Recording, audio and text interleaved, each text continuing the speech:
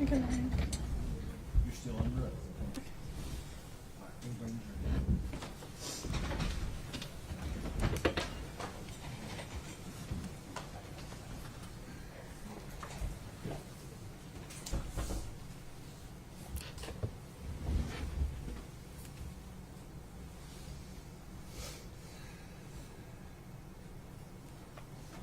One stand.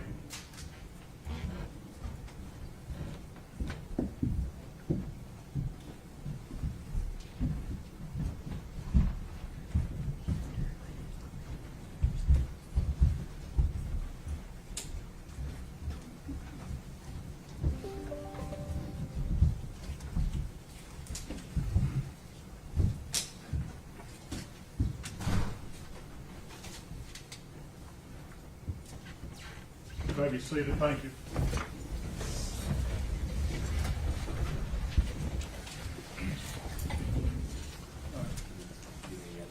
Oh, thank you. Ladies and gentlemen, yesterday when we left, I gave you certain admonitions. Does any juror have anything to report about those admonitions? If you do, raise your hand. Let the record reflect none of the jurors have raised their hands.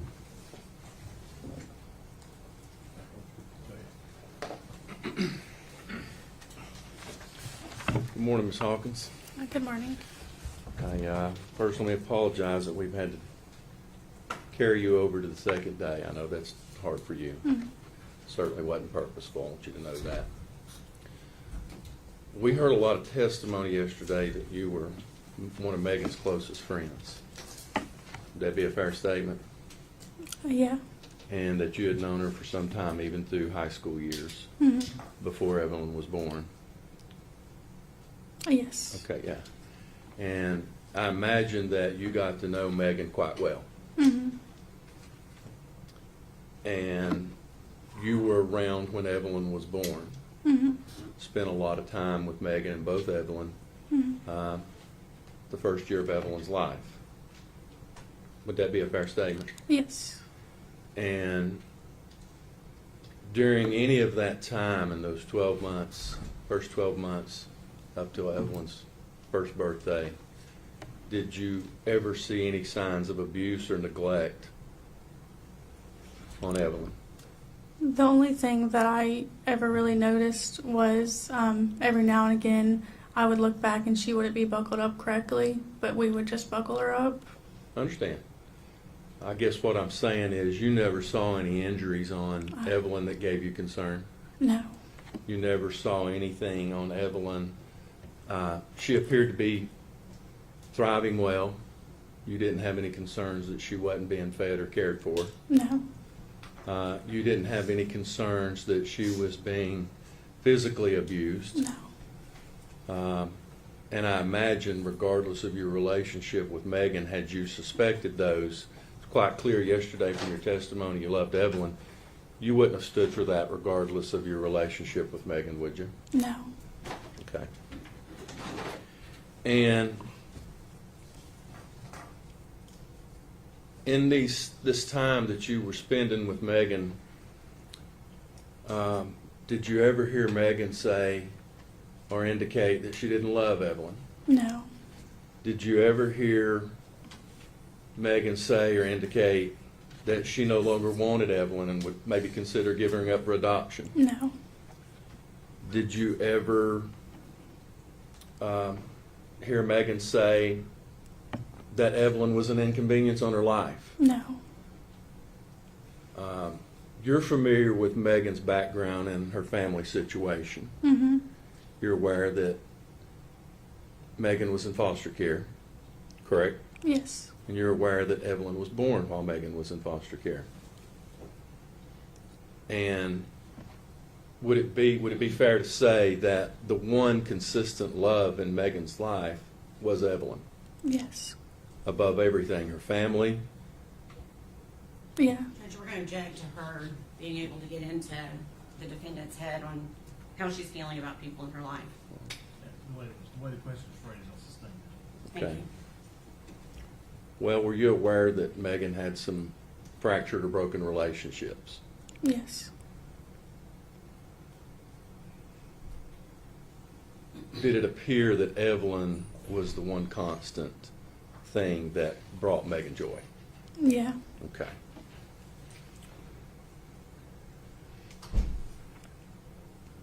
Now, were you aware that, do you know who Tommy Boswell, do you know who Tommy Boswell is? Yes. That's Megan's father. Mhm. You familiar with his girlfriend? Yeah. Do you have personal knowledge that Tommy's girlfriend wanted to spank Evelyn? Objection.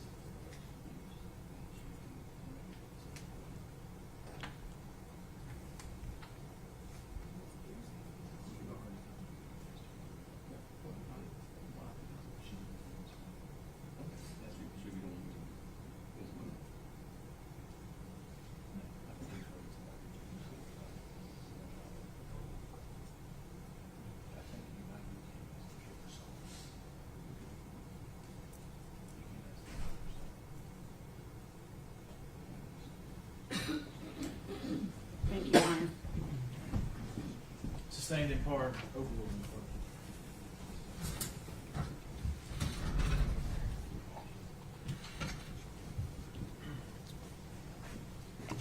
in part. Ms. Hawkins, in all the time that you spent together with Megan, Megan, did you ever see her spank or hit Evelyn? No. Judge, that's all the questions we have. Please direct. No, nothing, Your Honor. Is she free to go? Judge, I don't oppose that. I can have just 1 second.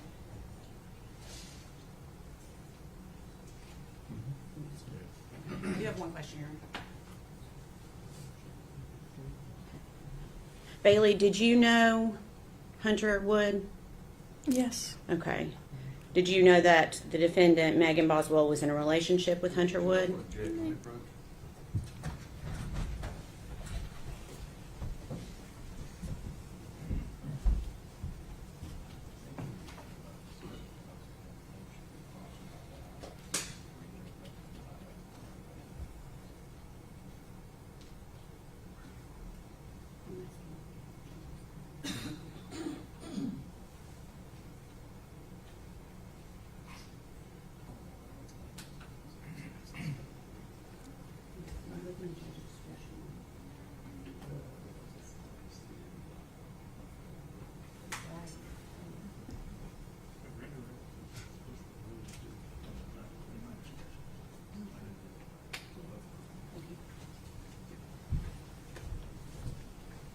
All right, objection overruled.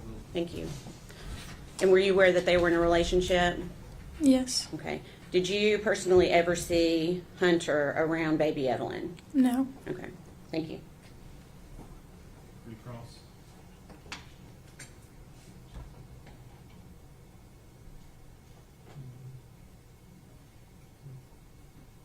None, Your Honor. All right. Is she released from her subpoena? Yes, Your Honor. Ms. Hawkins, thank you for your testimony. You're released from your subpoena. You're free to go now. Great. Thank you. Yeah, I'm under. All right, next.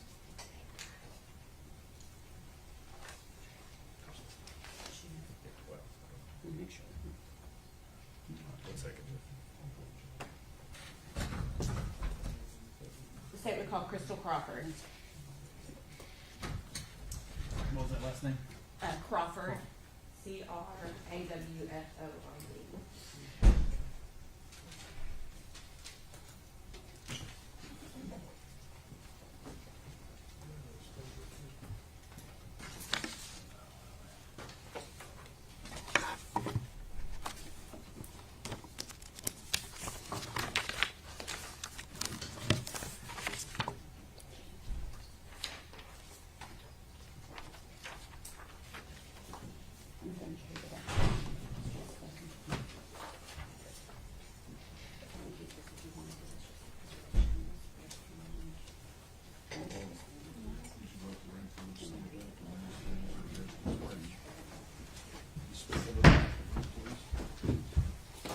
Raise your right hand.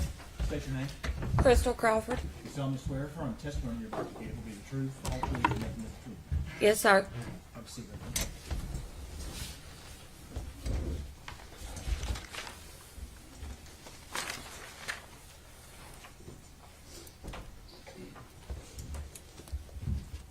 Thank you. Good morning. Good morning, Amber. Tell the jury your name and where you're employed. Crystal Crawford at the Econo Lodge in Kingsport, Tennessee. Okay. Is that located on Airport Parkway in Kingsport? Yes, ma'am. Okay. How long have you been employed there? I have been working there almost 10 years. Okay. What is your title there? Front desk clerk. Okay. Can you give us a brief description of your job duties at the Econo Lodge? Front desk, laundry, some days housekeeping also. Just whatever needs to be done. I do all his management paperwork and all that. Okay. So those duties include things like checking in and checking out guests. Yes, ma'am. Okay. And I'm assuming Econo Lodge creates records and maintains those records at the hotel? Yes, ma'am. Okay. And when you enter information to the hotel, is it into like a computer system that's maintained? Yes, ma'am. And are those records preserved for a certain amount of time? Yes, I believe up to 5 years. Okay. And when you create these records, is it essentially the same procedure each time? Yes. Okay. I'm going to pass you a document. Okay.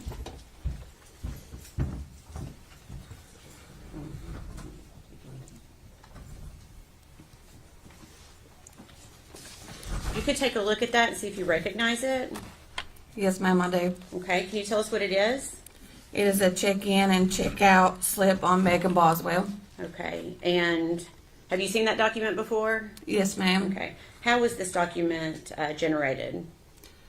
In order for this to generate, the guest has to come in and check in and provide ID, and then we give them the room keys and they sign a registration card stating that they were present at the property. Okay. And was this particular document run, a search was essentially run on Megan Boswell's name, is that right? Yes, ma'am. And is this part of your record keeping that was kept and maintained in the normal course of business at the Econo Lodge? Yes, ma'am. Your Honor, we'd be asked that made exhibit number 84.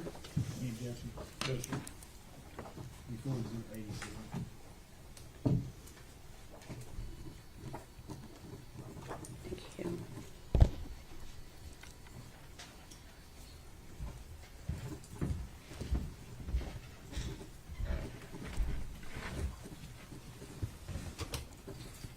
I'm waiting for this screen to, You're fine. sorry, Judge. That's fine. Permission to publish? Go ahead. Okay. And Ms. Crawford, you should be able to see this on your screen as well. Yes, ma'am. Okay. And is this the document you were just referencing that was produced at the Econo Lodge? Yes, ma'am. Okay. And you recognize Megan Boswell's name as having been at the Econo Lodge on 3 dates in 2019 and 1 date in 2020? Yes, ma'am. Okay. Can you tell the jury the dates that Megan Boswell checked in and out of the Econo Lodge in 2019? She checked in on 10/11/2019, checked out on 10/12/2019, checked in on 12/14/2019, checked out on 12/15/2019, checked back in on 12/15/19, checked out on 12/16/2019. Okay. And then she had one more, it looks like on January 6, 2020. Is that right? Yes, ma'am. And if I could please have exhibit number 83 passed to the witness, please. It's that at the Econo Lodge. Would you like to see Oh. that stuff? Let's see.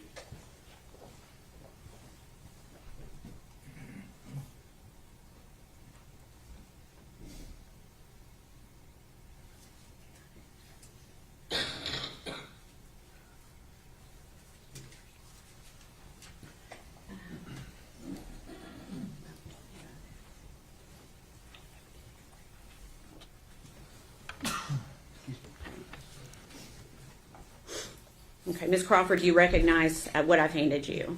Yes, ma'am. Okay, and can you tell us what that document is? It is a registration card for Bailey Hawkins. Okay, and what was the date of check-in and check-out on that? February 22nd of 2020, and checked out on February 23rd, 2020. Okay, all right, you can pass that back to the clerk, thank you. Do you know who the defendant Megan Boswell is? Not personally, no, just from coming into the motel. Okay, so you recognized her from coming into the motel. Yes, ma'am. Okay. Did you recognize her because of this case, or did you recognize her before Evelyn was reported missing? No, she came into the motel a few times before I ever even knew that her baby was missing. And of course, I didn't speak to her very much in the first couple of times she stayed. But after a couple of times, you know, the guests get familiar to you. So I did spark up a conversation with her. I think it was around the third time of her staying there. Okay. And do you recall her staying at the Econo Lodge during those months that we just went through of December 14th and December 15th, which would have been, I guess, that third day, December 15th Yes, ma'am. of 2019. And did you talk with her at all during that time? Like I said, about the third time, Okay. I spoke up, you know, a conversation with her probably for about 20 minutes or so, maybe a little longer than that. Okay. Were you aware that if she had a child? Not until the third time, Okay. And how were you made aware that she had a child that third time? because of the conversation we were having. I can't really remember a lot of details. It's been so long ago, but, you know, I can't remember if she brought it up or I brought it up. I really can't remember. Okay. And what did she say about her child? She told me that she was with her father. Okay. So is it fair to say you never saw Evelyn at the hotel with Megan Boswell? No, ma'am, I never saw her. Okay. Do you recall seeing Megan Boswell at the hotel with anybody else ever? No, ma'am. Okay. One moment.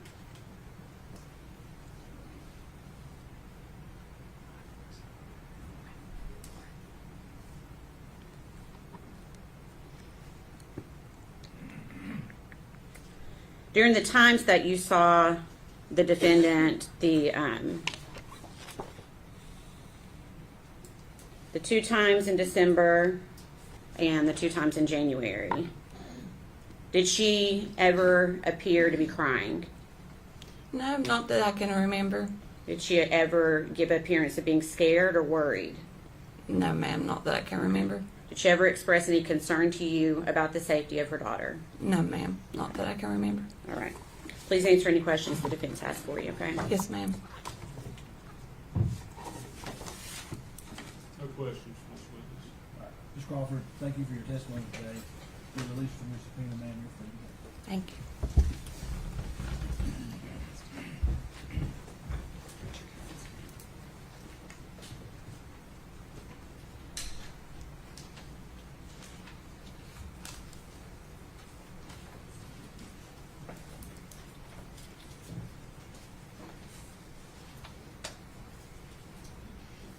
State would call Caitlin Jones.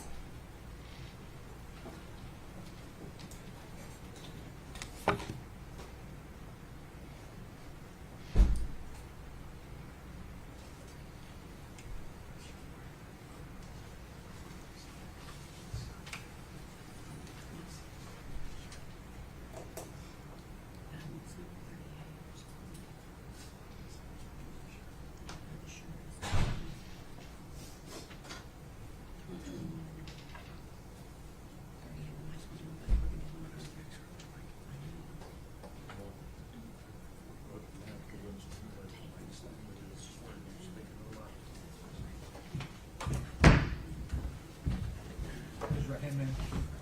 State your name. Caitlin Carter. You solemnly swear affirm testimony back here to be the truth, the whole truth, and nothing but the truth. Yes, sir. Scoot up close to the microphone. Good morning. Good morning. I just realized I called you Caitlin Jones. You are now Caitlin Carter. Is that right? Yes, ma'am. Okay, I apologize. Okay, so you told the jury your name. Where do you live? Kingsport. Okay. Do you know the defendant, Megan Boswell? Yes, ma'am. And how do you know her? We were friends in college. Okay. And if you can, I'm going to ask you to maybe pull that microphone just a little bit closer. There you go. Thank you. You were friends in college. When you were in college or when she was in college? When I was in college. Okay. And when did you first meet her? Middle school. Okay. Did you continue to stay friends from middle school until you were in college? No, ma'am. Okay. Did you reconnect at some point? Yes, ma'am. Okay. And that was when you were in college, I guess? Yes, okay. ma'am. So during that time, is that when you met Evelyn? Yes, ma'am. Okay. So that means you've met Evelyn in person? Yes. Okay. How many times do you think you have been around Evelyn? 4 or 5 times. Okay.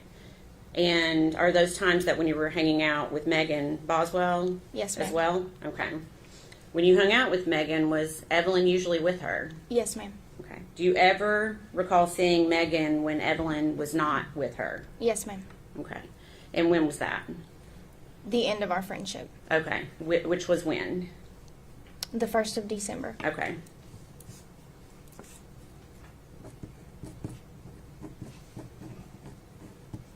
So then you're saying you saw Megan without Evelyn the 1st of December. Yes, ma'am. Okay.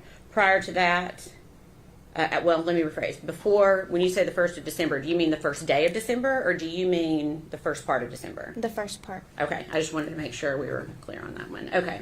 So prior to the first part of December, do you recall ever seeing the defendant without Evelyn? No, ma'am. Okay. Do you recall going to Chili's with Megan Boswell at one point? Yes, ma'am. Do you remember when that was? The end of my college semester. Okay. And do you know when that would have been? Around the 1st of December. Okay. Who was there when you went to Chili's that day? Me, Megan, and Evelyn. Okay. Anyone else? No, ma'am. Okay. Did you sit at a table or a booth? Booth. Okay. And did you sit beside anyone? No, ma'am. Okay. So Megan and Evelyn were on one side of the table and you were on the other. Yes, ma'am. What was your impression of Evelyn that day?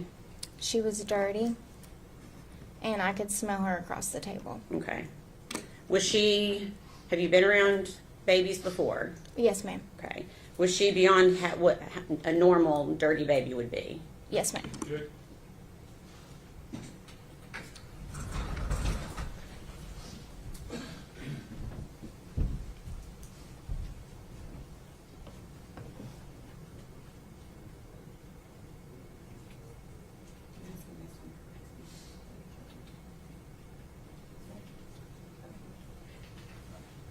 Sustained. You said you've been around other babies, is that correct? Yes, ma'am. Based on your personal experience with other babies, did you consider Evelyn dirtier than what your experience was with other children? Based on my personal opinion, yes, ma'am. Okay. And can you tell us how? Can you describe it for us? Her face and hands were dirty, and her clothes were dirty. Okay. Do you recall when Megan started working at the chicken shack? Yes, ma'am. Okay. And do you recall if she was dating anyone when she started working at the chicken shack? Not when she started. Okay. When did she start dating someone shortly after? About a week or 2 after. Okay. And who was that? Hunter Wood. Okay.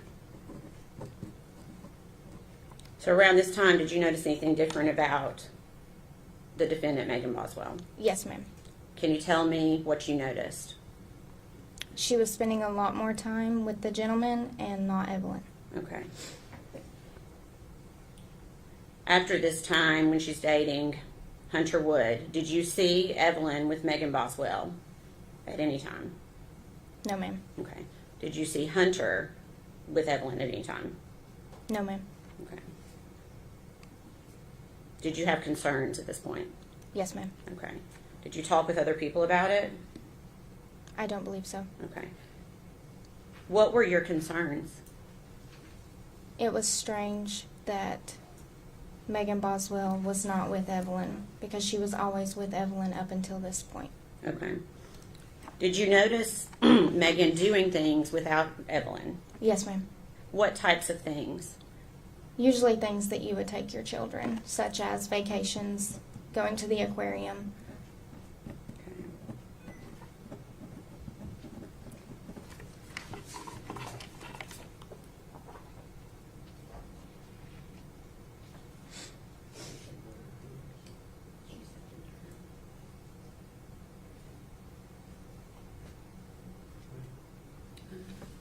December.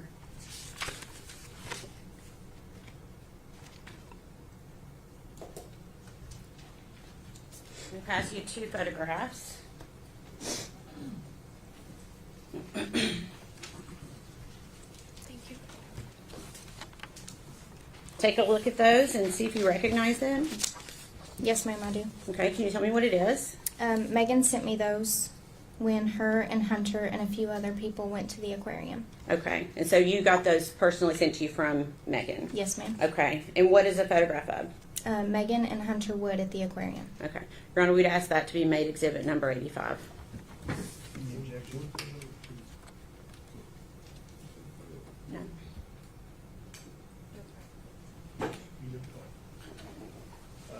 Judge, I would say that these photos are cumulative. They're essentially the same photos. If the court wants to admit them, I would note they're cumulative.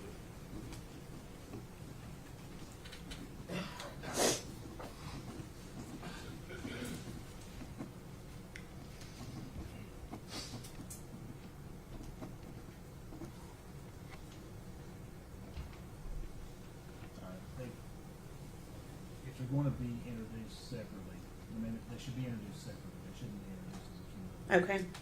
You want to do 85 and 86, Your Honor?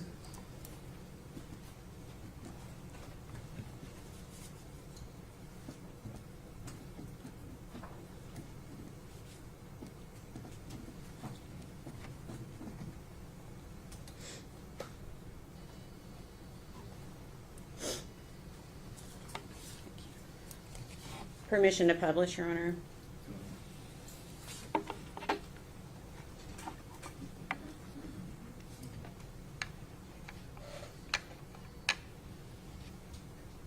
Caitlin, is this one of the pictures you received from Megan Boswell? Was it via text? Yes, ma'am. Okay. And did she indicate that Evelyn was with her that day? No, ma'am. Did she send you any pictures of her with Evelyn that day? No, ma'am. Did she seem to be upset at all that day when No, she ma'am. sent you these pictures? Okay. Did she also send you this photograph from that same day? Yes, ma'am. Okay, and can you tell me what the date is that's behind her on the photograph? Can you read that? On the top, Yeah. it says 2019. Okay.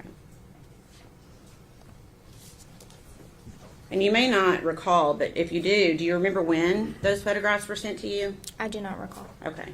Would it have been after early December? Yes, I mean, ma'am. because it would have been, you said, she started dating Hunter 1 to 2 weeks after the beginning of December. Is that right? Yes, ma'am. Okay. So is it fair to say it was at least 1 to 2 weeks after mid-December? Yes. Is that fair? Yes. Okay. So for mid-December is, well, let me say this. Prior to Thanksgiving of 2019, did Megan talk a lot about Evelyn? Yes, ma'am. Okay. Did you see her post a lot about Evelyn? Yes, ma'am. Okay. What about mid-December? Is she still doing that? No, ma'am. Okay.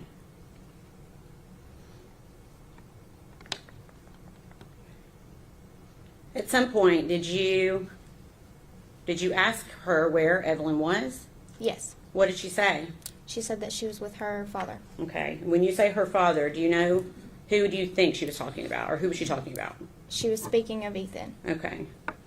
Did she say why Evelyn was with Ethan? Yes, ma'am. What did she say? She said that Ethan came home and got emergency custody. Okay. Did she ever show you any paperwork? No, ma'am. Okay. Did she ever say why? Ethan seen photos of Evelyn with a bruise on her head, and he used that. Okay. And the defendant told you that? Yes, ma'am. Okay.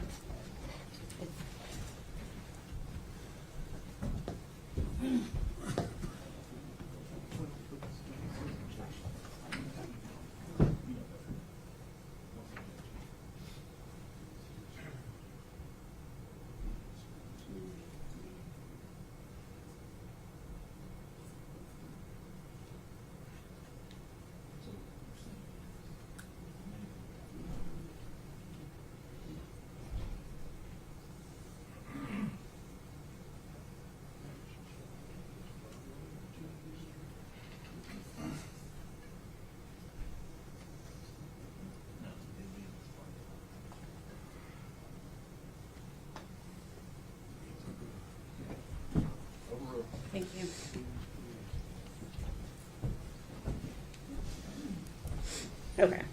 So we're going to go back to that.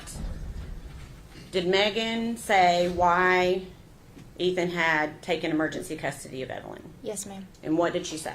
She said that Ethan had saw photos of Evelyn with a bruise on her forehead. Okay. You said she never showed you paperwork of custody. No, ma'am. Okay.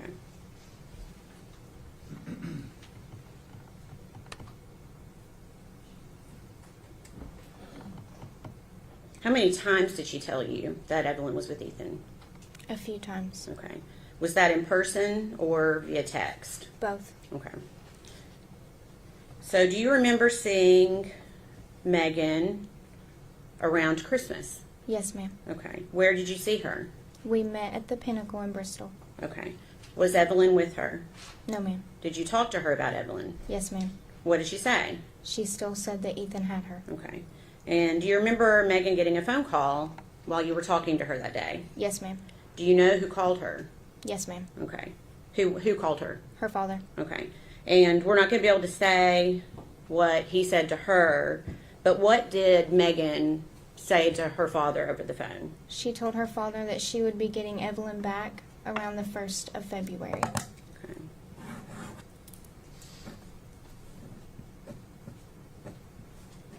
Okay. During this entire time, did Megan ever seem upset? No, ma'am. Did you ever see her cry? No, ma'am. Did she seem worried about Evelyn? No, ma'am. Did she ever seem concerned about Evelyn's safety? No, ma'am. Okay. Please answer any questions the defendant has, okay? Okay.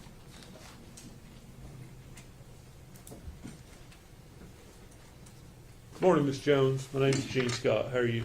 I'm doing well. It's Miss Carter. Oh, Miss Carter. Yes, sir. I'm sorry, I got it wrong. Did it used to be Miss Jones? Yes, sir. Okay. So how often were you around Megan, let's say in 2019? Would you consider yourselves close friends during that time period? Yes, sir. Okay. How often would you see her? About twice a month. Twice a month. And you described a meal, I think it was at Applebee's? Chili's. Chili's. When was that meal? Around the 1st of December. You say around the 1st of December. Can you be more specific? And let me ask you this way. You equated it to your college semester or your earlier testimony. Mm-hmm. Had you taken your exams? Were you waiting to take exams? What part of the end of the college semester were you at? She actually took me out to eat for celebration of finishing my exams. Okay. So the exams were in December. Yes, sir.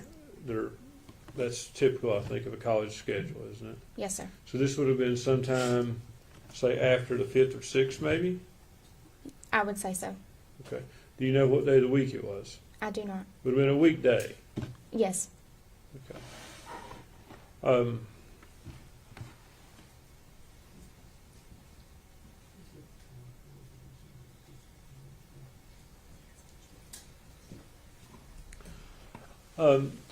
Ms. Carter, you described Evelyn as being dirty that day.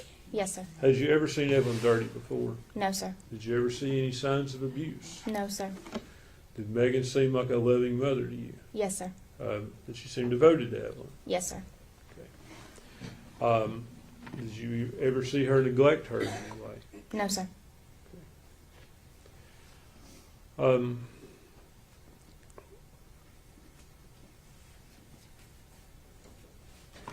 Would be fair to say that at some point your friendship with Megan ended? Yes, sir. When did that occur? Around the 1st of January. And did that have anything to do with Evelyn? No, sir. Why did your friendship end? She lost or misplaced her phone and did not have a way to communicate with me. Okay, so y'all just quit talking. Yes, sir.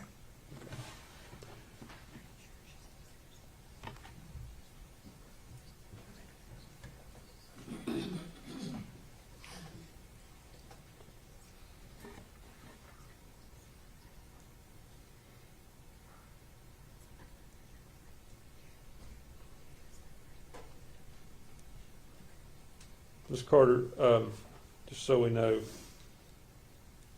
your exams, were they after Thanksgiving? Yes, sir. Okay. And in 2019, Thanksgiving, I believe, was on the 28th of November. Does that sound right to you? Yes. So your exams would have been sometime the first week of December. Monday was the 2nd of December. Does that sound correct? Yes. How many days would your exams been? That whole last week of college. Okay. So the last day of that week is the 6th of December.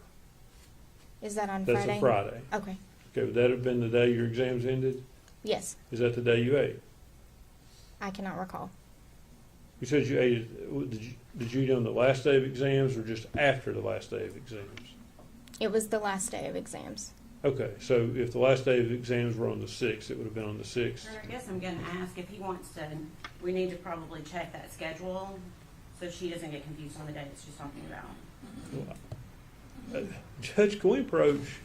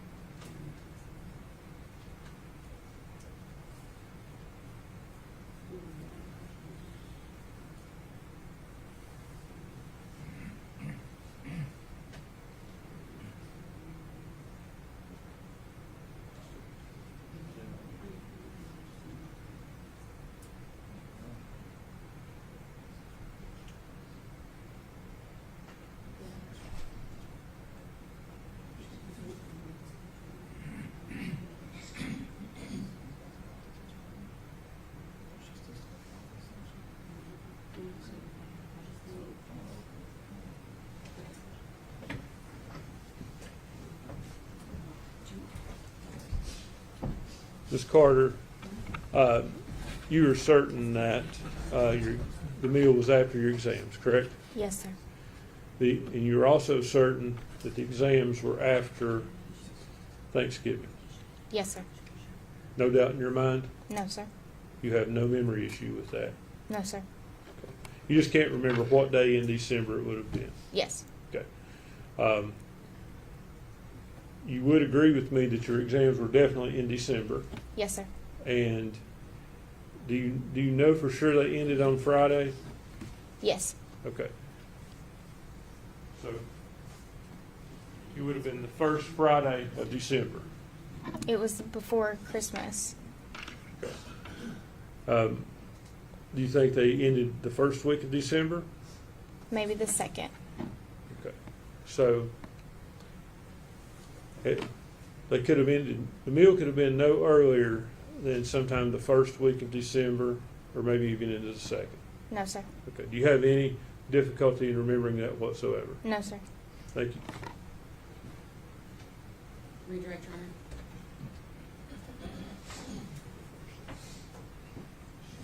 Do you remember giving an interview to law enforcement?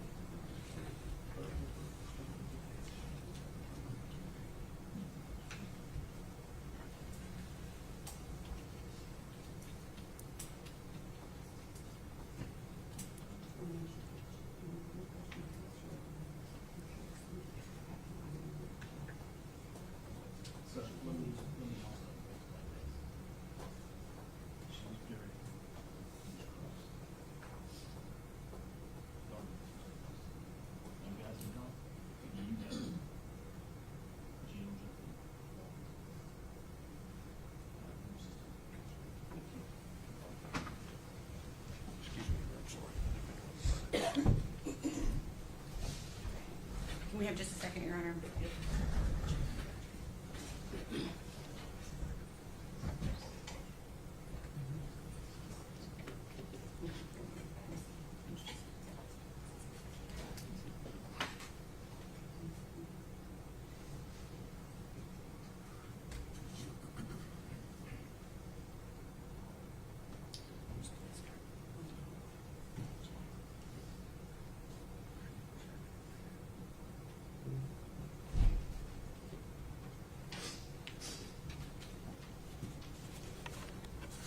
Caitlin, do you remember the last time that you saw Evelyn?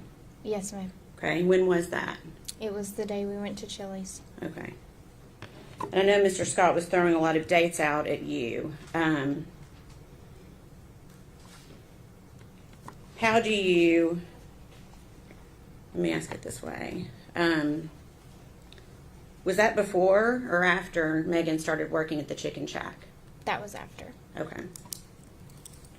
How long after? 3 or 4 weeks. Okay.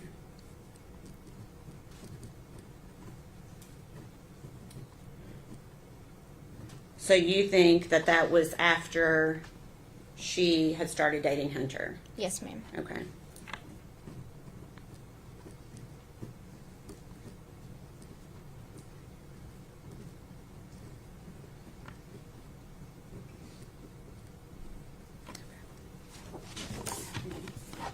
That's all the questions I have.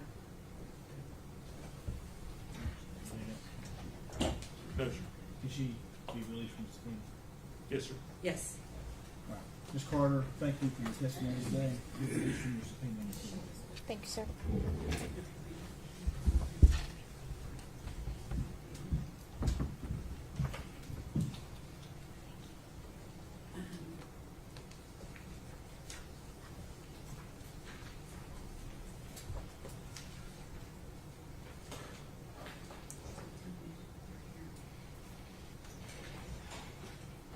Say it was called Gail Tide.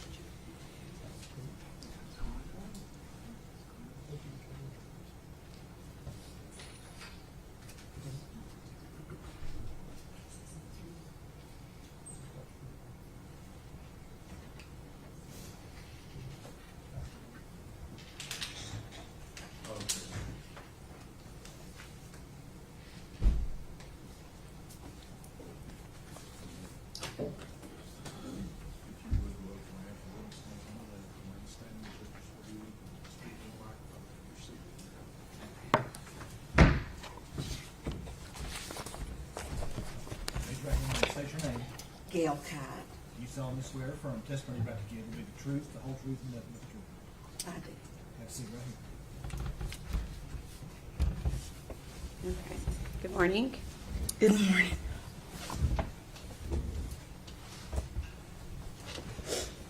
Okay, so we get that you're spelling your name spelling correct. Your last name is spelled Kyte. Is that correct? That's correct. Okay. And where do you live? Rome Mountain. Okay. And do you know Megan Boswell? I do. Okay. How do you know her? I was her foster mother for 4 months. Okay. Do you know what year that was in? 2018 to February of 2019. Okay. Do you know how old Megan was when she came to live with you? 17. Okay. And do you see her in the courtroom today? I do. Can you point her out to us, please? Okay. And I'm going to ask that you describe what she's wearing, please. Looks like a black and white shirt. Okay. We'd ask the record to reflect she's identified the defendant. Were you also living in Roan Mountain during 2018? I was. Okay. Was Megan pregnant when she came to live with you? She was Do you may not, but do you recall how far along she was? 7 months. Okay. And do you remember when Evelyn was born? I do. Okay. What month was that? November Of 2018? 2018. Okay. And did Megan and Evelyn continue to live with you during that time? They did. Okay. Did Evelyn appear to be developing normally? She did. Okay. I'm assuming you have children of your own. I do. Any concerns, based on your own personal experience, that you had with Megan caring for Evelyn? No, Okay. Everything seemed to be appropriate? it did. Okay. And did Megan take Evelyn to all of her pediatric appointments? Yes, How did she get there during the time she was living with you? I took her. You took her? Okay. To your memory, did you take her to all of those appointments? While she was living with me. Okay. Yes. Okay. And I think you've already said they lived with you about 4 months, and she moved out in February 2019. Is that right? That's correct. And do you know where they moved? To her father's home. Okay. That'd be Tommy Boswell? Yes, Okay. Did you continue to have contact with her after they moved out? I did. Okay. How did you keep in contact? Most of it was Facebook, texts, calls. Okay. And do you remember Megan bringing Evelyn to visit you in September of 2019? I do. Okay. And would Evelyn, so she wasn't quite 1 year old at that point, is that right? That's correct. Okay. Was Evelyn walking yet? She was toddling. Okay. So still occasionally holding on to things, but letting go occasionally, or did she wasn't letting go yet? She was letting go. She was taking a step or two on her own. Okay. And again, this is right before, 2 months before her first birthday. Did she appear to be developing normally? She did. Did she appear healthy? She did. Okay. After that visit in September, do you remember Megan contacting you regarding babysitting? She did. Okay. And do you remember when that was? What month that was? She reached out to me several times. The first time was in August. She was wanting to go to school. Okay. And then she reached out to me, I want to say again, towards the end of December. Okay. Let's see here. Okay. I'm going to show you a document to see if that helps you with your date a little bit.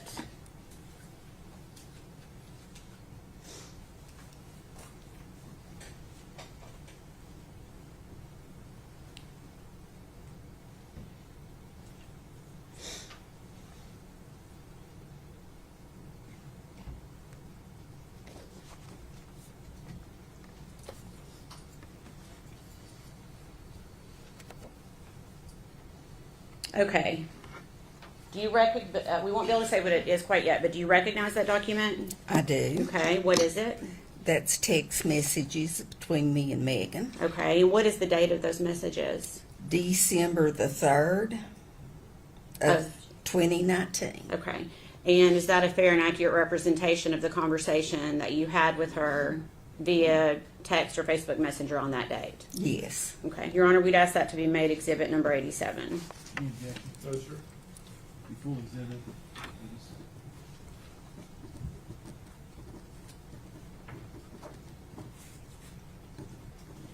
And permission to publish, Your Honor. Okay.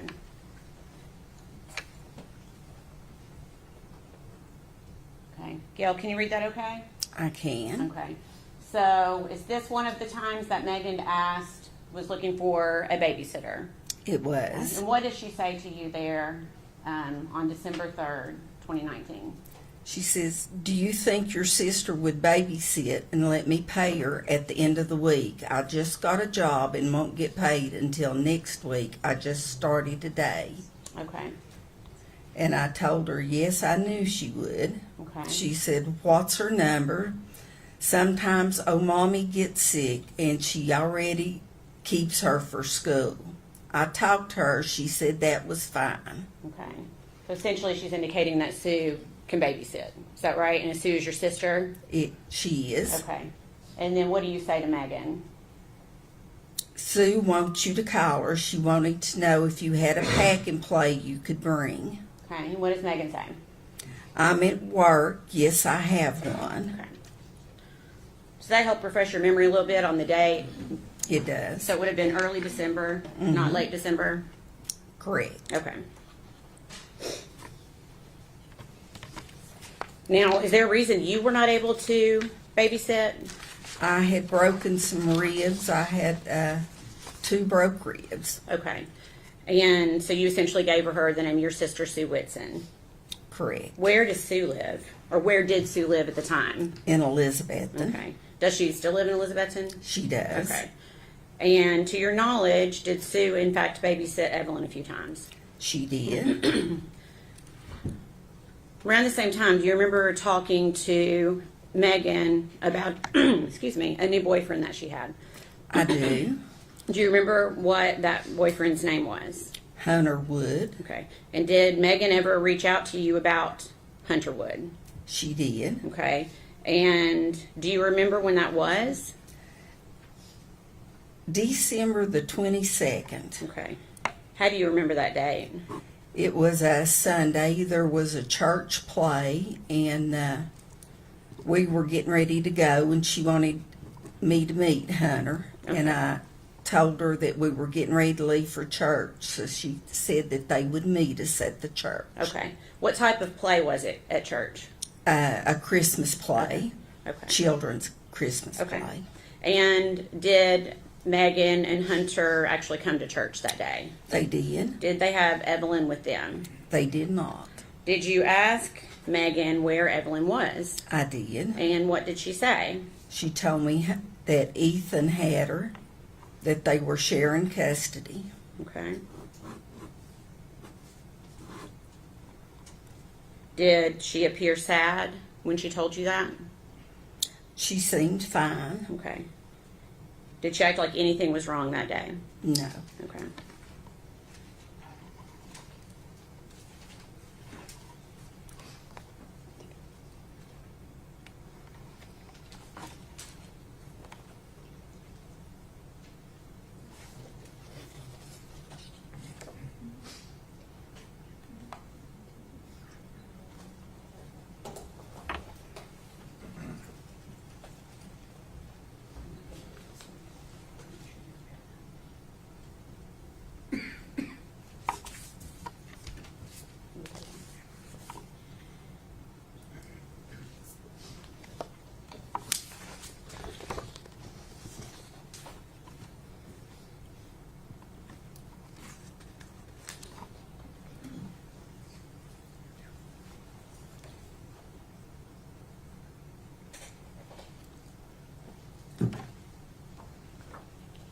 Do you have any objection?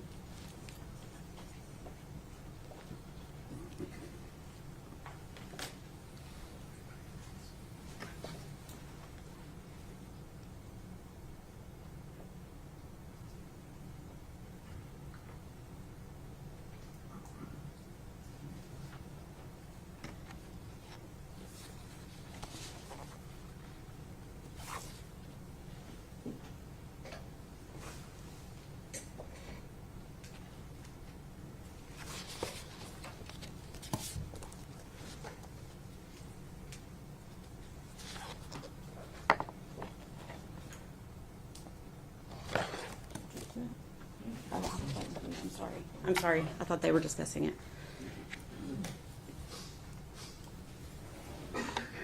Take a moment to look at that and see if you recognize it.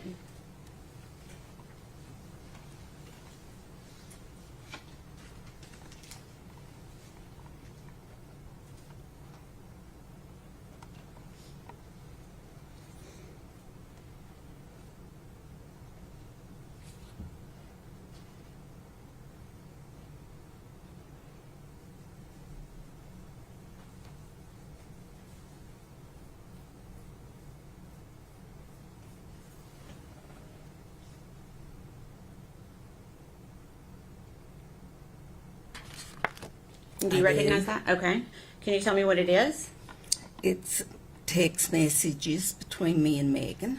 Okay, and what date were those messages sent? January the 13th. Of 2020? Yes, ma'am. Okay. Is that a fair and accurate representation of your conversation with Megan on that date? It is. Your Honor, we'd ask that be made exhibit number 88. Objection? No, sir. Full exhibit 88.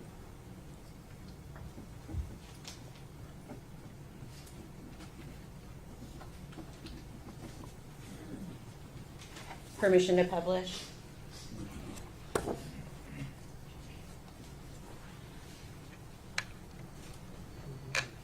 Okay. So it looks like you start this conversation by asking how she and Evelyn are doing. And what does Megan say in response? Good. Ethan has half custody now. Okay. And then you respond, I almost bought Evelyn a beautiful dress at Cracker Barrel, wasn't sure what size. And what does Megan say in response?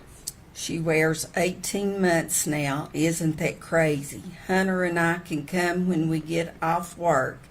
Ethan has Evelyn until Friday, though. Okay. And continuing the conversation, I told her wait until Thursday. We're having a DCS home inspection tomorrow, and I'm cleaning and getting ready. It makes me nervous. Okay. LOL. okay. And what does Megan say in response? Don't be nervous. You and Rick are hands down the best foster parents anyone could ask for. In a lot of ways, you are my family more than my actual family. Okay, and what do you say? Thank you. We love you and that baby. Is Ethan out of the Army? And then what does Megan say? We love you, and yes, he is. Okay.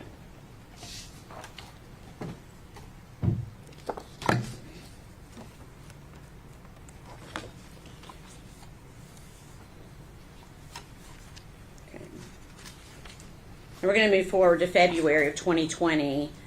We are not going to be able to say what somebody told you, okay? Do you remember, though, being contacted by someone named Shirley Boswell Lowry? I do. And who is this person? Megan's aunt. Okay, how did she contact you? First by Facebook Messenger, and then I asked her to give me a call. Okay, and give me just 1 second.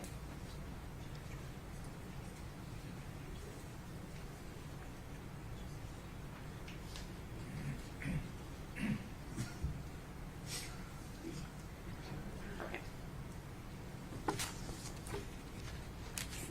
Had you ever been contacted by her before? No. Okay. Okay. So, again, we're not going to be able to talk about what she told you, but what did you tell her about what Megan had told you? I told her that I didn't know where Evelyn was. I also told her that last time I'd spoken with Megan that she had told me Ethan had half custody of Evelyn. Okay. And did you have Evelyn? I did I know not. that may be a crazy question, but you did not. No. Okay. What did you do? Based on that conversation, what did you do? I tried calling Megan. Okay. And did you call her phone? I did. Okay. And I got a hold of Tommy. Tommy, Megan's dad, Okay. had her phone. Okay. And what did you tell Tommy? I was looking for Megan, and then he discussed the same thing Shirley Okay, yeah, had we- discussed. And we won't be able to get into what he said. We can only essentially get into something that maybe Megan told you or something that you say yourself. I know it's a little confusing. Okay, so essentially you call Megan's phone, but Tommy answers. Correct. Okay. And you were essentially trying to get in touch with Megan. You didn't get in touch with her that way, so what did you do next? I texted her by Facebook. Okay. And did she respond to you? She did. She Okay. said she didn't have a phone. She couldn't talk. That it had to be by text message. Okay. And was that Facebook Messenger? It was. Okay. Did you contact anyone else that day? I did. Who did you contact? Constance Cole from DCS. Okay. And who is Constance? How do you, is that through the That- foster care stuff? It was. Okay. And were you able to get in touch with Constance? I could not. It was after hours, so I left her a message on her phone. Okay. And what message did you leave? I told her that Evelyn was missing. Okay.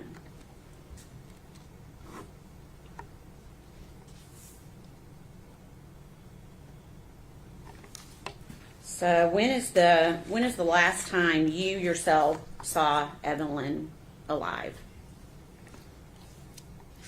When she brought her to my home in September. September. And that'd be September 2019? It was- Okay. Please answer any questions the defense has for you. Good morning, Ms. Scott. My name's Gene Scott. How are you? I'm fine. You? I'm good, thank you. I want to talk to you just a little bit about, you came to know Megan when she came into your care in foster care. That's correct. She was pregnant at the time. She was. Did you go to doctor's appointments with her, take her there and stuff? I did. Okay. How did her pregnancy go? Did it seem to go normal? It did. She was a little underweight, but she started putting on weight once she got there. Okay.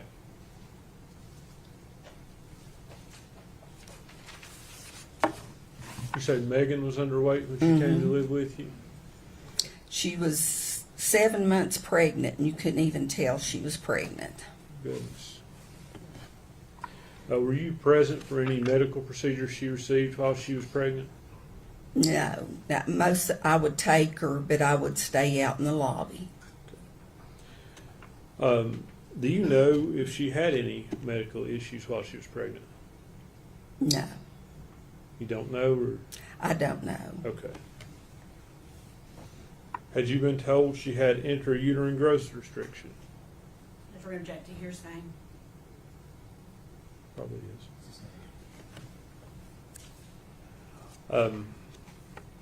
So you didn't witness any procedures? No, I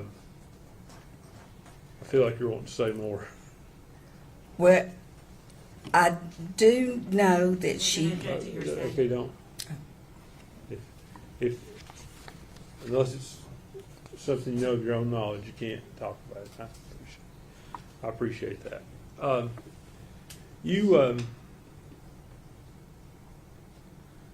How did she act while she was pregnant? Did you take an interest in being healthy and having a healthy baby? She did. Okay. And I guess you were with her when she had the baby? I was. Okay. Did she seem to take to the baby right away? She did. And I guess, basically you were helping her raise the baby when the baby was first born. That's correct. Was she loving to the child? Very much so. Was she devoted to the child? Yes. Did you ever see any issues of her neglecting or abusing the child? Never. After she went back to her, I guess she turned 18 when have aged out of foster care. Is that? She was getting ready to turn 18, but she had got her diploma, so they were letting her start trial visits, and then the trial visits led to her being going back to her father's home. And how did Megan seem to take that going back? She was fine with it. Did you keep in touch with her? We did. Okay. Up through, you said the last time you saw Evelyn was in September of 2019, right? Correct.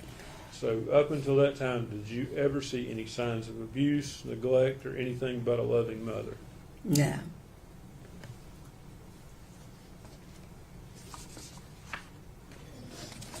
That's all the questions I have. Thank you, Ms. Scott.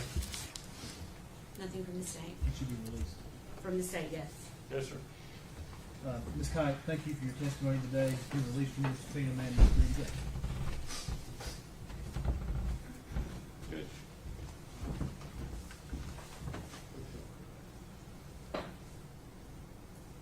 We approach. Yeah.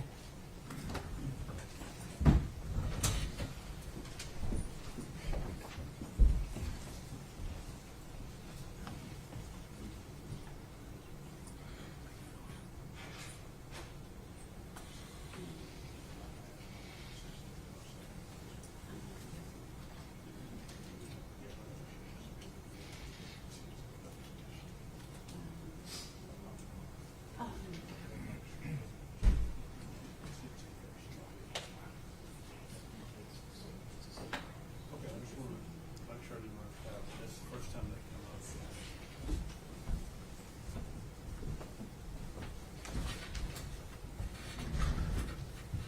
Okay, are you next? State will call, excuse me, Sue Whitson.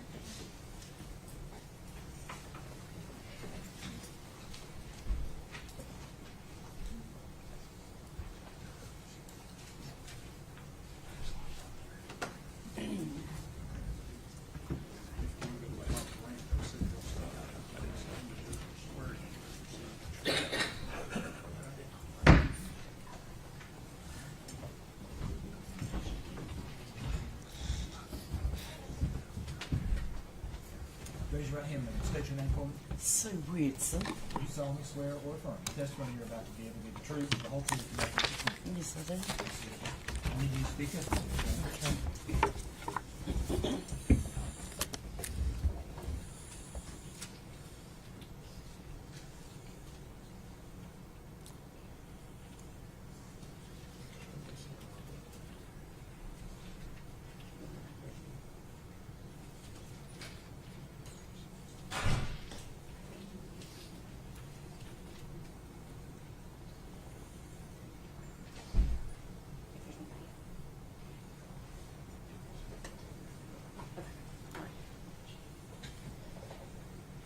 Good morning.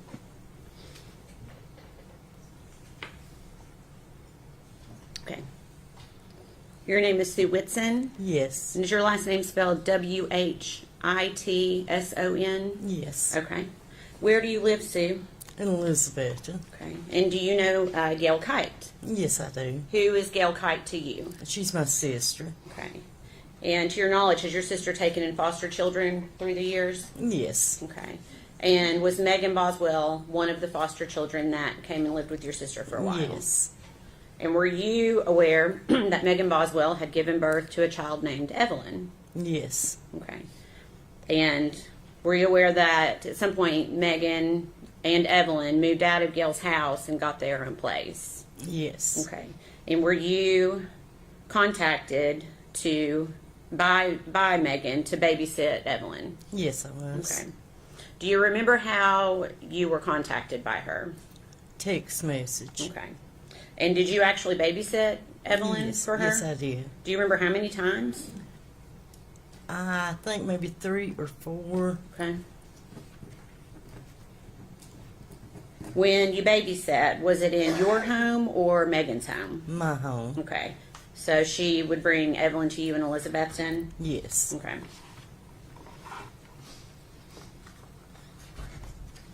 Do you recall when you babysat? I think maybe the last week of November or the first week of December. Okay.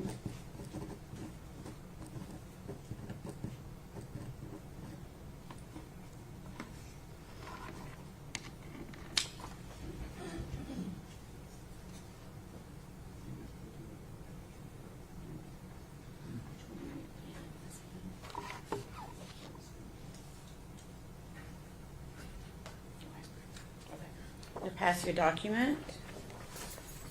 See if you can identify it.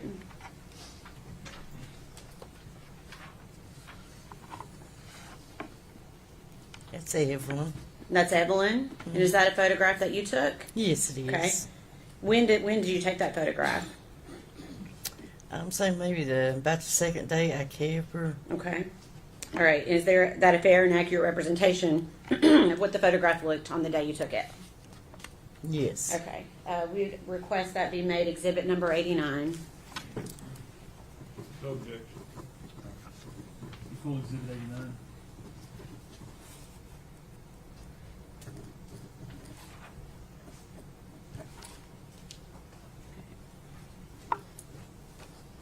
And permission to publish, Your Honor. Go ahead.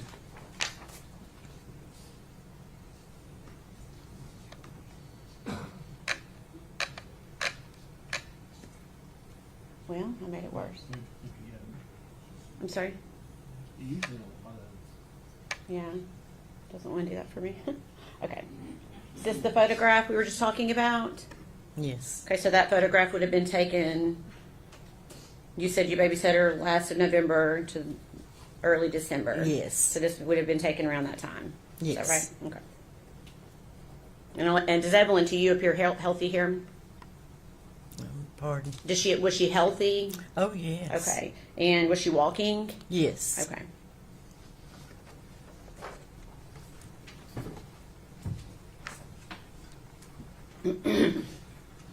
Do you remember the last day that you babysat Evelyn?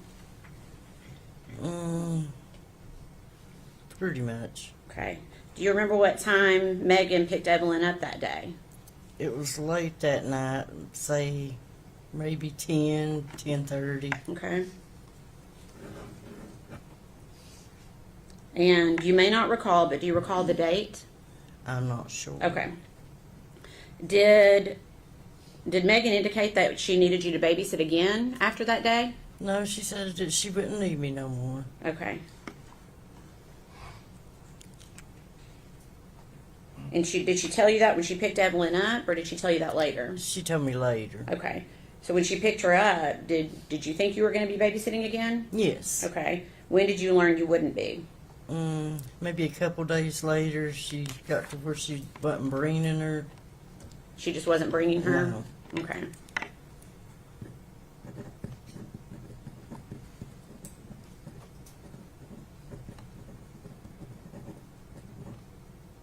Okay. During the days that you watched Evelyn, did you have any concerns? Yes. Okay. What concerns did you have? She had a terrible diaper rash. Okay. When you say terrible, can you describe it, please? It was just really like sore looking, had marks through it, maybe scratches. It was just really bad looking. Okay. Have you kept other children Evelyn's age before? Oh, yes. Okay. So you feel like you've got pretty good experience Yes. with babies and toddlers? Yes. Okay. Did that seem more than the average diaper rash? Yes. And how? It was just, I'd never seen a diaper rash look that bad. Okay. Did you tell anyone about this? Yes, I called Casey Kite, Okay. or Casey Schultz. Okay. And you won't be able to tell us what Casey said, but what made you tell Casey in particular? She worked in a doctor's office. Okay. Okay. When, for the days that you babysat Evelyn, was she clean and when Megan would drop her off? No. Okay. Can you tell us what Evelyn was like when she would be dropped off by Megan? She was dirty. She smelled like urine. I would give her a bath and clean her up. Okay. And was that every time that you babysat was like Yes. that? Okay. What about her clothing? Was her clothing clean? No, it was dirty. Okay. What about her face? Was her face clean? No, it was dirty. Okay.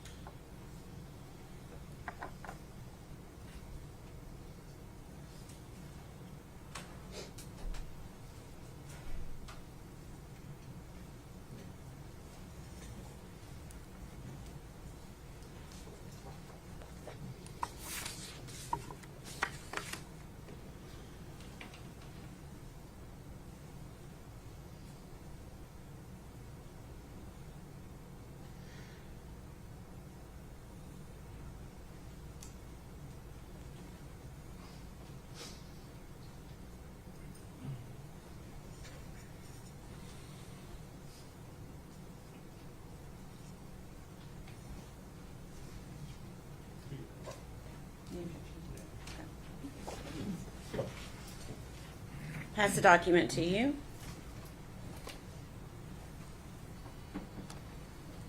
Take a moment to look at it, see if you recognize it. Yes. Okay, what is it? Text between me and Megan. Okay, what's the date of that? December the 21st. Of 2019? Yes. Okay. Is that a fair and accurate representation of the conversation between you and Megan on that date? Yes. We'd ask that be made exhibit number 90. Any objection? No, sir. Full exhibit 90.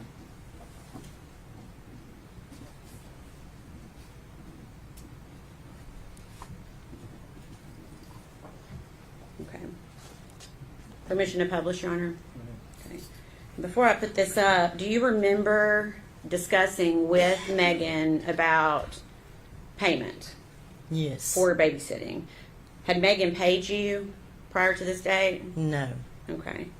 Why not? Did she say why she wasn't paying you? She was supposed to be in a custody battle with, I guess, the baby's daddy. Okay. Did she eventually pay you? Yes, she And did. how did she pay you? She put it in a mailbox and sped out. Okay. You said sped out? Yeah, Okay. sped in her tires. Oh, okay. Okay. All right. I'm going to show you this conversation.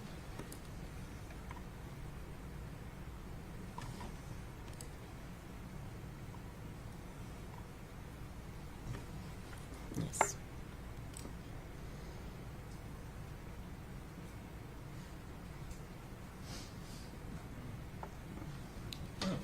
It's okay. Okay. I was hoping it wasn't me. That's okay. Okay. Can you see that okay? Get a little bit bigger. Let's see here. There we go. Okay. So we've got the date of December 21st, 2019, and you're saying to her, I don't know why you don't want to pay me. I could sure use the money. I'm broke, out of gas. Please pay me. I hope I didn't do something to make you mad. And what does Megan say to you? She said, I'm sorry. My baby's daddy is taking me to court. I guess that's supposed to be a lot of problems lately. I'm on my way. I'll put it in your mailbox. Okay. And what does she say after that? Sorry, I've been crying, or I would have stopped and talked. I'm sorry it took me so long. It just been a process, and he has temporary custody of her. I've not gotten to see her in days. Okay, thank you. Okay. So you please answer any questions that the defense might have for you, okay?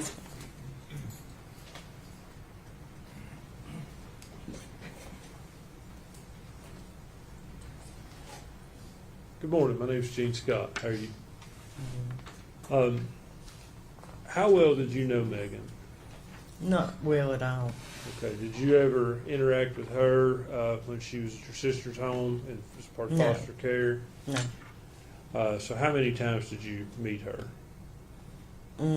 Maybe 3. Okay. And the picture you took, you said was the last time you kept Evelyn. Yes. When was that? In, I realize you may not have the exact date, but you know in the month? December, I think. Okay, was it fair to say it was after Thanksgiving? Yes. Okay, do you remember the day of the week it was? I'm not sure. Okay. Now, there was some talk, testimony you said Megan later after that had told you that she wouldn't need you anymore. Is that right? Yes. Do you know, was that a week, 2 weeks, 3 weeks? I'm saying maybe 2 weeks. Was it up around the time she paid you? Yes. She ultimately paid you, I think, for that babysitting in December. Yes. Was it around the 22nd maybe? Does that ring a bell? I'm thinking it was maybe the last week. Up close to I Christmas? mean, first week of December. That's when you said that, okay. Oh, that's what I was supposed to. Yeah, I'm not quite sure. Not trying to confuse you, but your testimony was that you last watched her sometime in December. Yes. Okay? And then we've seen your text messages here. I think they were, can I withdraw the last exhibit, please?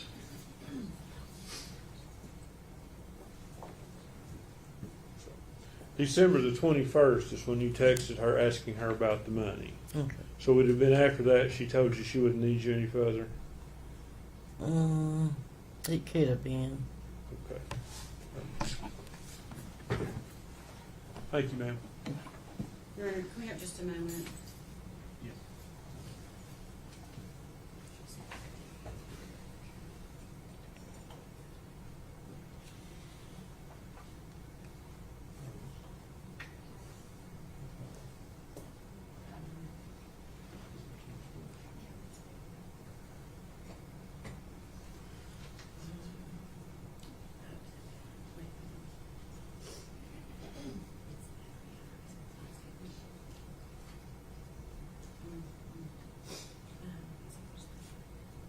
We don't have any other questions, Your Honor. May she be released.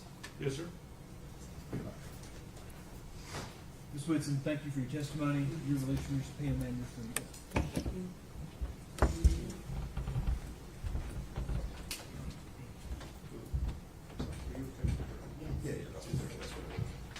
We'll take about 15 minutes. One stand, please.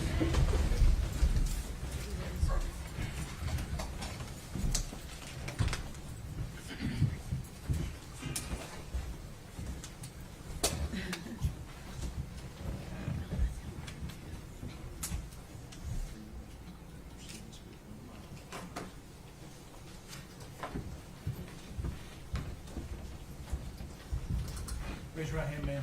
You solemnly state your name, sir. Erica Stacy. You solemnly swear or affirm the testimony you're about to give will be the truth, the whole truth, and nothing but I do. the truth. Speak up and speak in your mind. Okay.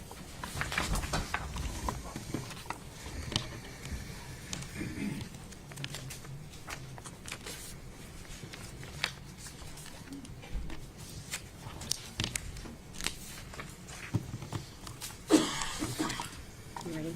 Okay, good morning. Good morning. Okay.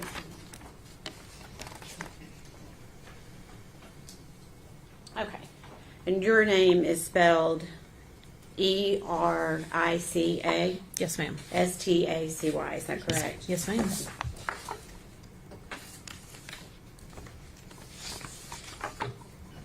Miss Stacy, where do you live?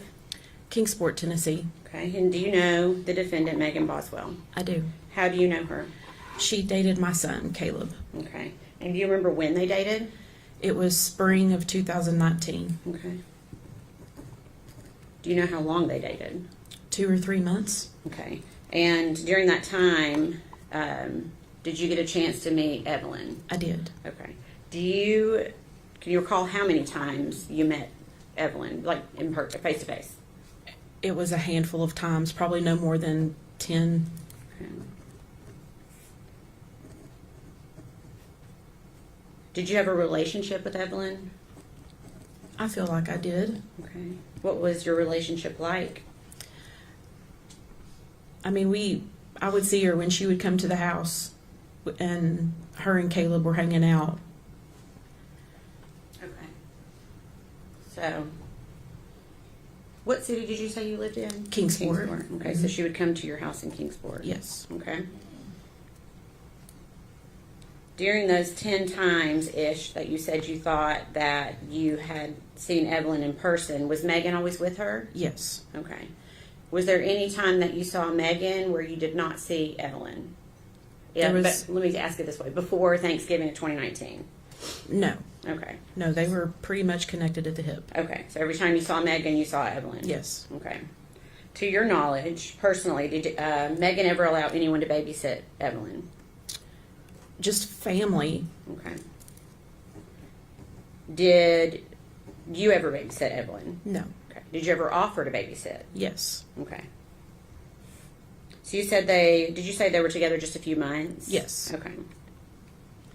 When they broke up, did you continue your relationship I with did. Megan? And why did you do that? I wanted to help her. Okay. Did that include Evelyn? Yeah. Okay.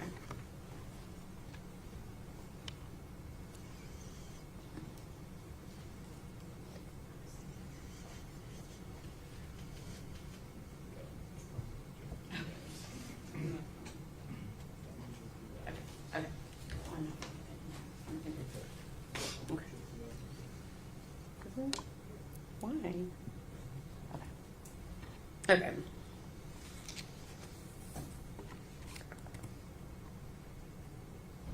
Okay, do you remember Megan bringing Evelyn to your house in September of 2019? Yes. And do you remember why they came by that day? I was putting decals on Maggie's car. Okay. And just so the jury understands, you occasionally make things on like a machine? Yes, on a Cricut. Okay. So you'd made like vinyl stickers? It was like a Chevy decal. We were covering her Chevy emblems. Okay. And was Evelyn with her that day? Yes, that was the deal, that I wouldn't charge her for the decals if she brought Evie with her. Okay. And so you just said Evie. Is that what you would call That's what we Evelyn? called her, yeah. Okay. And did you ever see Evelyn again after that date? Not that I remember. Okay. September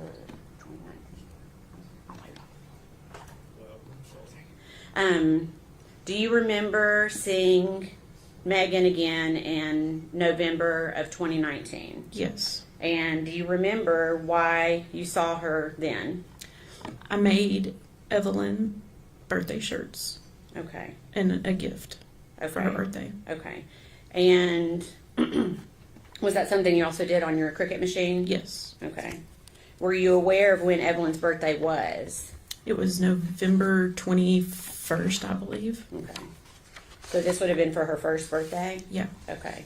And did you meet up with Megan to get those things to her? I think she come by the house to pick them up. Okay.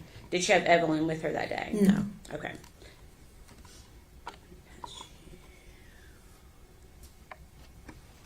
I'm going to go ahead and pass.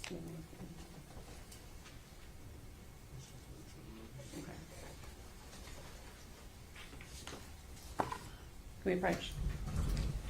Okay.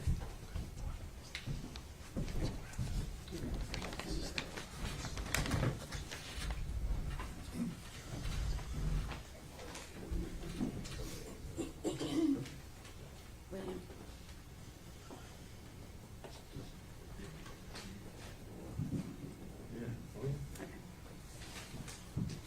Okay.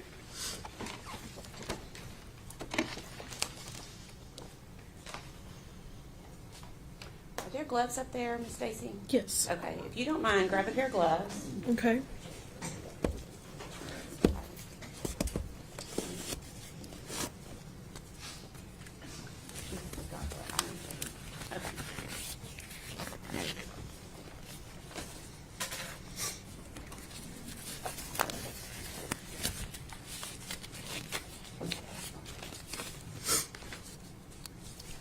Okay, I'm going to pass up what has been labeled as a piece of evidence that was Okay.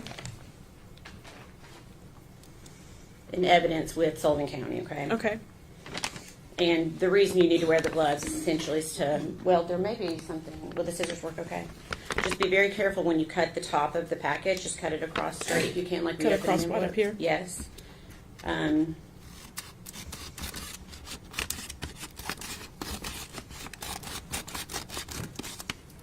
Take And it then, out? yes, if you can go ahead and just take out what's in the envelope, and don't show it to the jury yet, but see if you can identify that. Yeah. Okay. Can you tell me what it is? It's the shirt that I made for Evelyn for her birthday. Okay. Your Honor, I guess at this point, we would ask for it to be made Exhibit 91. One moment. For identification.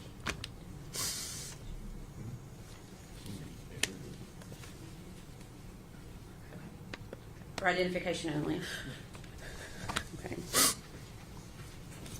Maybe if you could place it back inside the envelope for me.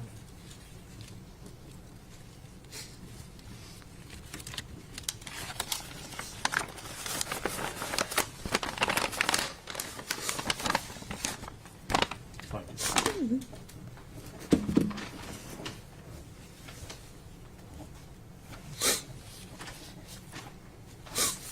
Erica, because of the rules, the way the rules are laid out, we can't yet show that. But I'm going to ask you, if you could, to please tell the jury what it looks like. It was a blue long sleeve shirt that had the yellow baby shark on it. That was her favorite one. Okay. And did you put anything personalized on it for? It just talked about it being her first year, her 1-year birthday. Okay. Okay. And you personalized that for? I did. You had put that I on did. to the. Okay. Yeah. Okay. All right. I'm going to pass you again. We're going to do the same thing. This is the last one. Okay. Okay.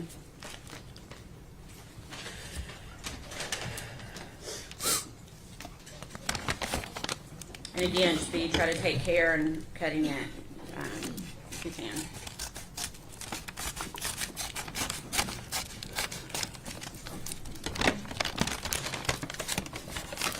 Pull it all the way out.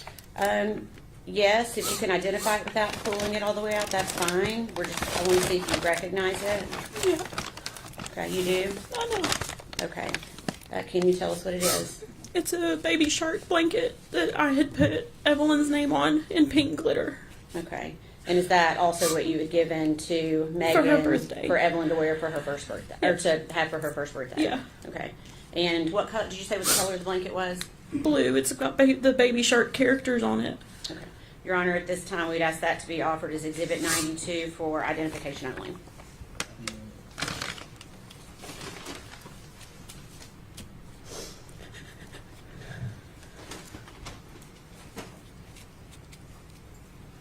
So those two items, are those the two items that you gave to Megan before Evelyn's first birthday? Yes.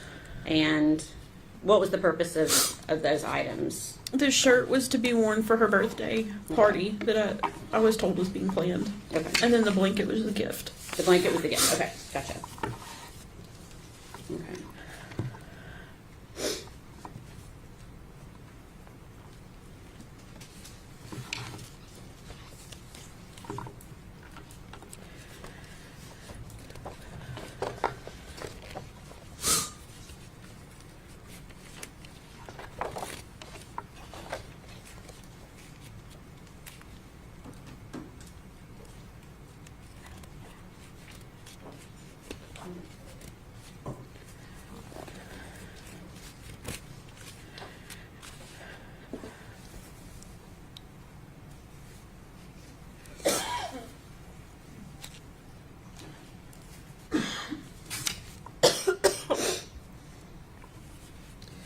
During this time that you were around Megan, did she ever say anything about Evelyn that surprised you? She would always say that Evelyn was mean as crap. Okay. And is that the word she used, crap? No, she would say mean as shit. Okay. Did she say that more than once? Yes. Okay. And that would have been around the time that Evelyn was a year old? Yes. Okay. Why did that surprise you? I was raised, you just don't say that about a child. Was Evelyn a mean baby? Not that I ever saw. Okay. What type of baby was Evelyn? Very happy, very smiley. Okay. And do you recall trying to reach out to Megan to continue to try to see Evelyn again? Yes. Okay. And would Megan respond to you? She did for a little bit, and then there was a time that she didn't respond. Okay.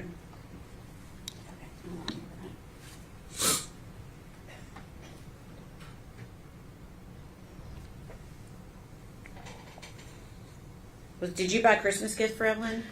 I did. I bought gifts for Maggie and Evelyn. Okay. And did you reach out to I did. Okay. And did she acknowledge when you reached out? She did.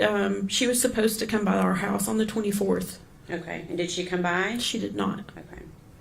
Did you see Megan again after Christmas? I saw her in January. Okay. So January of 2020? Yes. Okay. Where did you see her? Her and Hunter came to my church twice. Okay. And who was Hunter? Hunter was her boyfriend at the time. Okay. So she came to your church twice. Were both of those times in January? Yes. Okay. Did she have Evelyn with her either of those times? No. Did you find it strange that Evelyn was not with her? Yes. Why? Because anytime I saw Maggie, for the most part, Evie was on her hip. Okay. Did you ask Megan where Evelyn was each Yes. time you saw her in January? Yes. And what did she tell you? She told me she was with her father, Okay. And did you know what his name was? Ethan. Okay. Do you remember when you saw them at church asking Megan what Evelyn thought about Hunter, Megan's new boyfriend? Yes. What did she say? That they had not been around each other. Okay. Did you ask that question both times that you saw her? Yes. And what did she say? That they hadn't been around each other. Okay. When you saw Megan at church those 2 times, did she ever seem to be upset about Evelyn not being around? No. Can you describe her demeanor? She seemed happy. Okay. Did she ever verbally express worry for Evelyn or her safety? No. Okay. Did she give you any indication that anything was even wrong with Evelyn? No. Okay. At some point, did you learn that Evelyn had been reported as a missing child? Yes. They detectives just showed up at our house Okay. wanting to know where I was, and I was on my way to Knoxville taking my daughter to an appointment. Okay. And is that how you learned that Yes. Evelyn was missing? Okay. Mhm. So not from Megan. No. Okay. So during the time that Evelyn's missing, did you see Megan Boswell again? I did. Okay. And do you remember where you saw her? I picked her up at the Walmart in Bristol. Okay. Do you remember what month that was?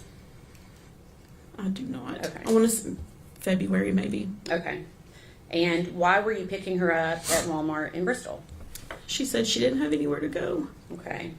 And I thought maybe she would talk to me if it was just me and her. Okay. Because you felt like you had that kind of relationship? I did. Okay. What was your purpose in talking to her that night? To see if she could tell me where Evie was, who had her. Okay. And are you doing this while you're driving Yes. with her? Okay. I'm assuming you asked her those questions I did. when you got in the car. What was her response to you about where Evelyn was? She didn't know. Okay.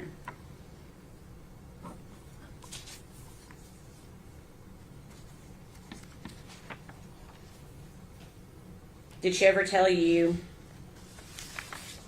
did she mention Ethan? Because she told you about Ethan before. Did she mention Ethan that day? It was that Ethan had her. Ethan had quit answering her calls, her text, wouldn't answer the door. Okay.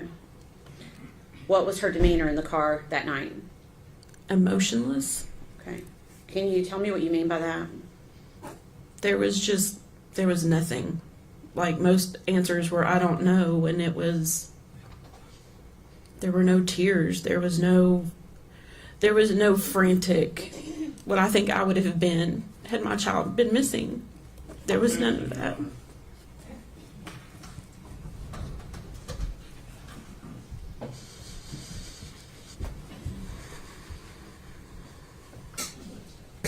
Overruled. Thank you.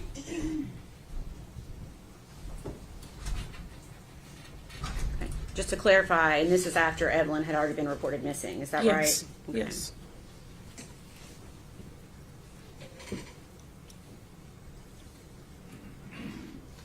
During the time that you knew Megan, do you feel like you got to know her fairly well? As best as I could. So that would be from the time she started dating Caleb. Mm-hmm. Okay. And you said that was in spring of 2019. Is that right? Yes. Yes. Did you see Megan on the news interviews that she gave? I did. Okay. Did you watch those interviews? Of course. Was the Megan that you saw in those television interviews the same Megan that you knew? No. How was she different? It almost seemed rehearsed, practiced. She just, Okay. I don't know how to describe that. Okay. We can stop with that.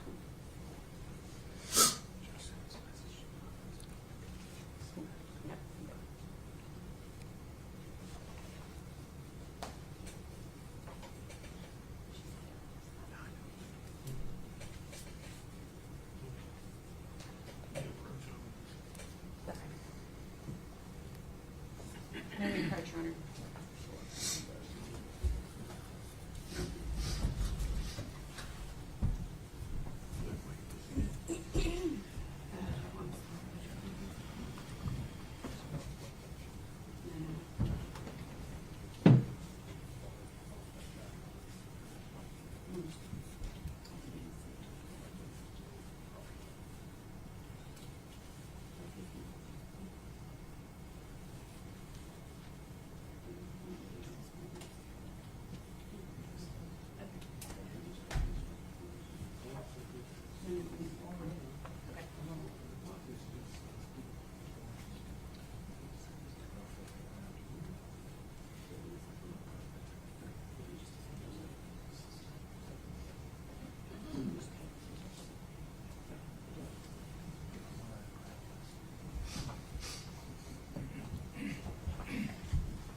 Miss Stacy, give me just a second.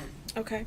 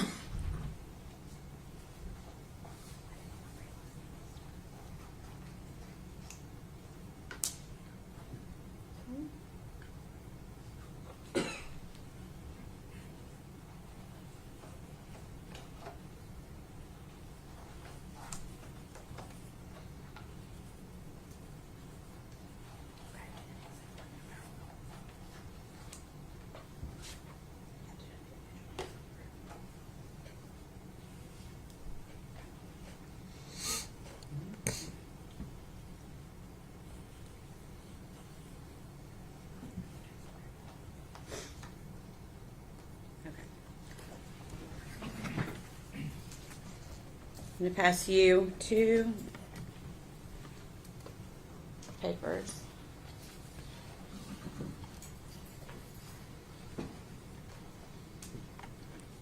And ask if you recognize them. I do. Okay. What is it? It's messages between myself and Maggie. Okay. For what date?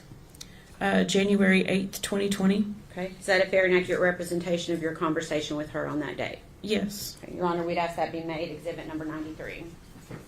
Any objection? No. Equal exhibit 93.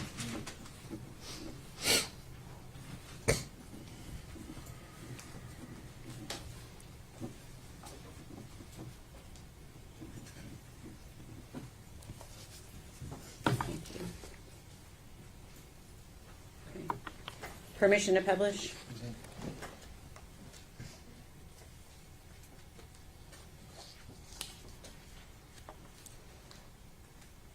Okay. First one. You stated, I've been worried to death about you. Are you okay? Why did you send that message? I mean, that's right in the midst of people looking for Evie. And I hadn't heard from her. Okay. So Evelyn had not been reported missing yet at that point. So Then that was if I've not heard from her, because we talked quite a bit. okay. And then you asked her, did you and Evelyn have a good Christmas? And what did she say in response to you? She says we did. Did me read all of that? Actually, that's not verbatim. One moment, Your Honor. This is not.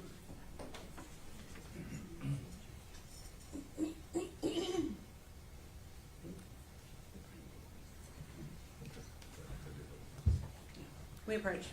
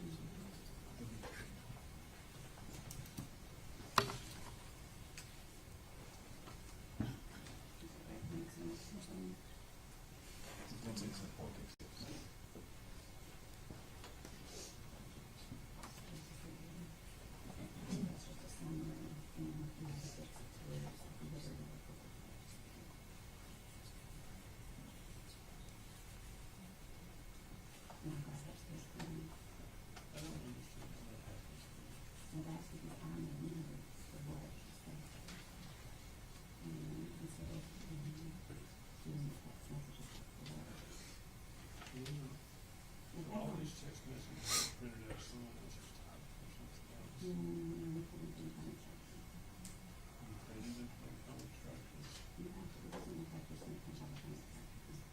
these are all been typed out, right?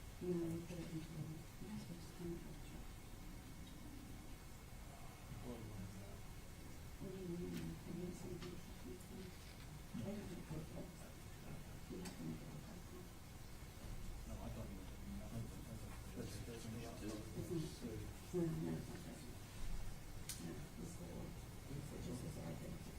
Can we take a break?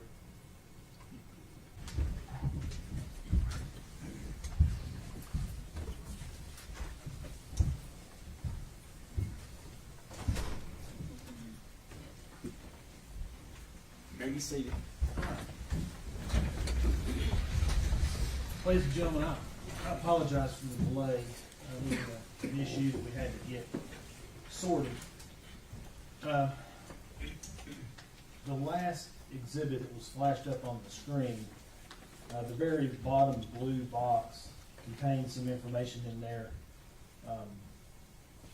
that shouldn't have been put up. I'm instructing you not, if you read it, it wasn't there long, if you read it, I'm instructing you not to consider it for any purpose during your deliberations. Does each and every juror understand that instruction? If you do, raise your right hand. Let the record reflect that all the jurors have raised their right hand. Now, the other thing I want to talk to you about, just very briefly, and I'm not commenting on the evidence at all. Some of these exhibits appear to be screenshots of conversations, either text, Facebook, Instagram, whatever other social media platform that they're on. It is. And they're not actual screenshots. They are snippets of conversations taken from a phone extraction that was done. Okay? And I just want you to understand that. Which means that it's not necessarily a sequential stream of conversations back and forth. Does everybody understand that? No? All right. I think that's it. I believe Miss Stacy was on the witness stand. You will come up, Miss Stacy?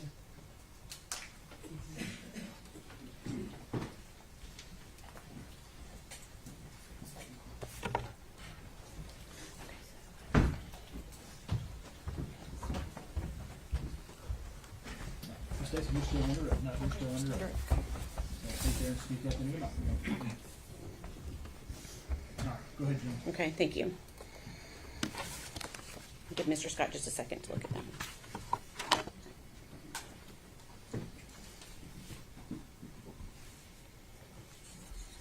Okay, I'm going to pass you a document to see if you recognize it. Okay.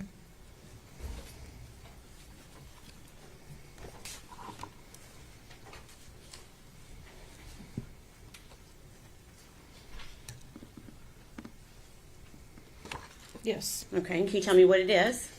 Messages between Maggie and myself. Okay, and when you say Maggie, are you talking about Megan Boswell? Megan, yes. Okay. Sorry. And what is the date of those messages? January the 8th, 2020. Okay, and is that a fair and accurate representation of your conversation with her on that date? Yes. Okay.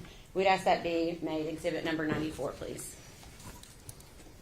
Mr. Scott. No objection.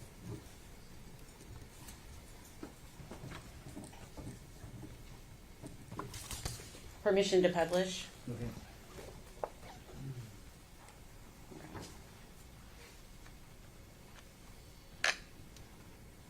Okay, see if I can make that a little bit bigger. Okay. So what does Megan tell you at 4:34 on January 8th, 2020? That her and Hunter are for sure coming tonight, meaning church. We tried to come on New Year's, but there wasn't a service. Okay, and what did you say in response? I've been worried to death about you. Are you okay? Okay, and then what did you say after that? Did you and Evelyn have a good Christmas? And then what did Megan say to you? My phone is broken. LOL. We did. Did you all? Okay. And the second part of that. exhibit. And then how did you respond to Megan? We sure did. I'll bring your presents tonight and give them to you. So are you and Hunter a couple? And what did Megan say in response? More or less, LOL. Ethan's leaving to go home tomorrow, so I won't have Evelyn tonight, but I'll bring her next week. Okay, and what did you say to Megan? Okay, what does Evelyn think of Hunter? And what does Megan say? She's not really been around him much because Ethan's in and has had her a lot. He won't get another break until he's out in September.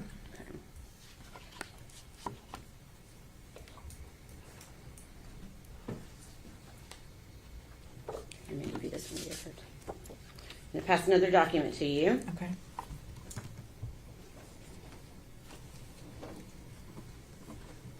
And ask if you recognize it.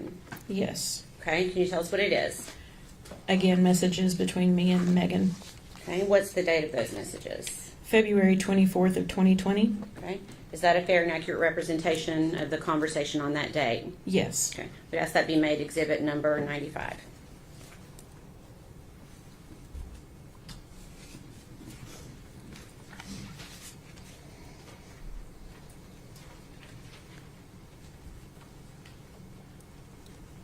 Permission to publish.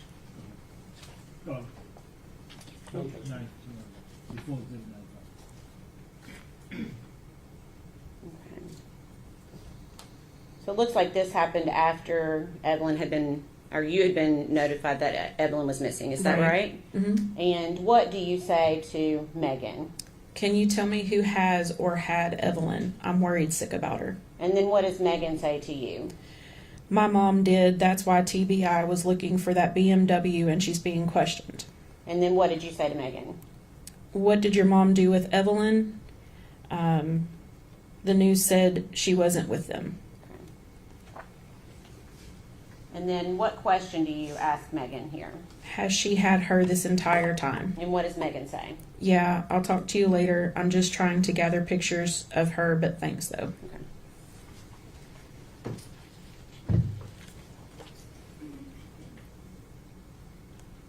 Is that the first time she told you something different than Ethan Yes. having Evelyn? Okay. Please answer any questions the defense has for you. Okay.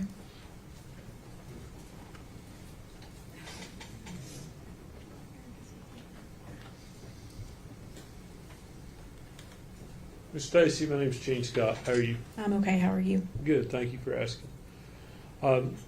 It's my understanding you knew Megan through her dating your son, Caleb. Yes, sir. When did they date? It was spring of 2019. Okay. So, how old was Evelyn the first time you met her? Oh, goodness. I honestly do not remember. It was early spring, Okay, so sometime around March. Is that a fair estimate? March or April. Yeah. Okay. So she'd have been somewhere 4 to 5 months old. Yeah, I was going to say 5 or 6, maybe. I don't know. Because she was born in November, so if it Right. were 6, that would put the relationship into May. Was it that Okay. late? I want to say they started dating somewhere around April. Okay. So, how often would you see Evelyn with Megan? Anytime I saw Megan, Evelyn was with her. Okay. And I'm assuming when you saw Evelyn with her, you never saw any signs of abuse or neglect. Is that fair I to did say? not. Were you able to ascertain the relationship between the two of them? Did Megan come across you as a loving mother? It seemed perfectly normal. Most babies that age tend to cling to mom, and Evelyn did that. Okay. What was Megan's personality like back then? She was usually kind of quiet till she got to know us a little bit better, and then she would come in and she would just have normal conversations with us. Okay. But at that point, she wasn't unfriendly. No. You described her earlier as being unemotional. The one time that we were in the car together, yes. That was different than her normal personality. Yes. You think you described her as unemotional? She could have been withdrawn.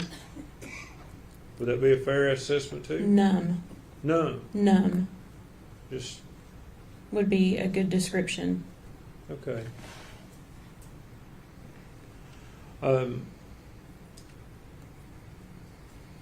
just want to make sure I'm clear. Did you ever see any interaction with Megan and Evelyn where Evelyn wasn't dressed appropriately, she was dirty, or anything like that? Mm-mm. No, sir. Okay, so I'm assuming you thought she was a good mother. I did. When is the last time that you saw Evelyn? September 11th, 2019. Okay. Ms. Stacy, I thank you for being here and for your testimony. Yes, sir. Redirect. No, Your Honor. May she be excused. Yes, yes, sir. Yes, sir. Ms. Stacy, thank you for your testimony you. today. You're released from your subpoena. Thank you. All right, next. State would call Randy Wood.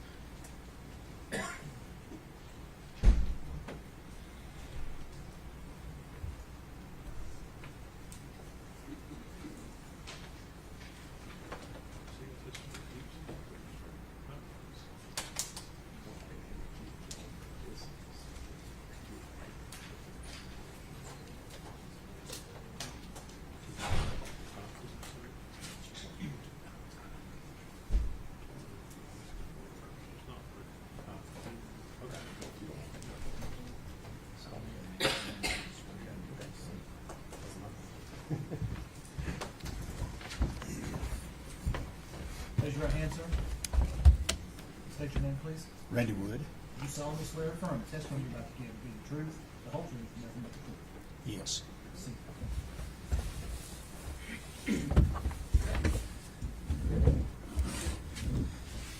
Go ahead, Jim. Thank you, Judge.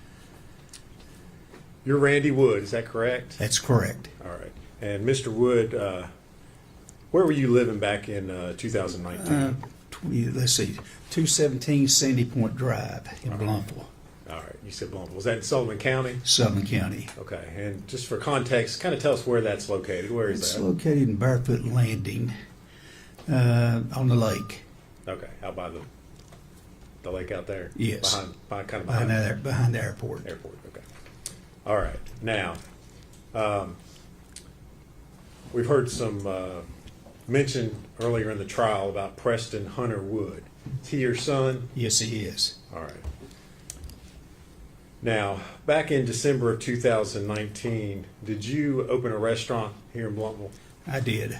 All right. If you would, kind of tell us what it was and what you were serving. The name of it was Hunter T's Chicken Shack.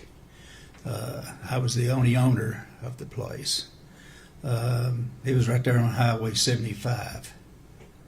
All right. Where? I sold chicken, roasted chicken. Okay. Was it a sit-down restaurant? No, or it was a drive-through, just like Pal's. All right.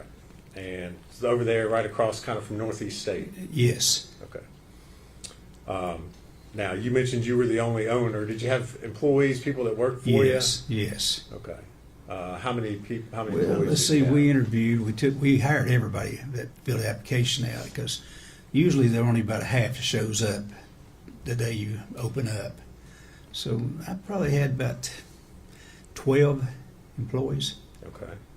And who made the decision as far as who was being hired or not? I did. Okay. And one of those employees that showed up to apply for a job and work there, did you know Megan Boswell? I didn't know her till she filled the application out. That's the first time I met her. Okay. And did she apply for a job with you? Yes.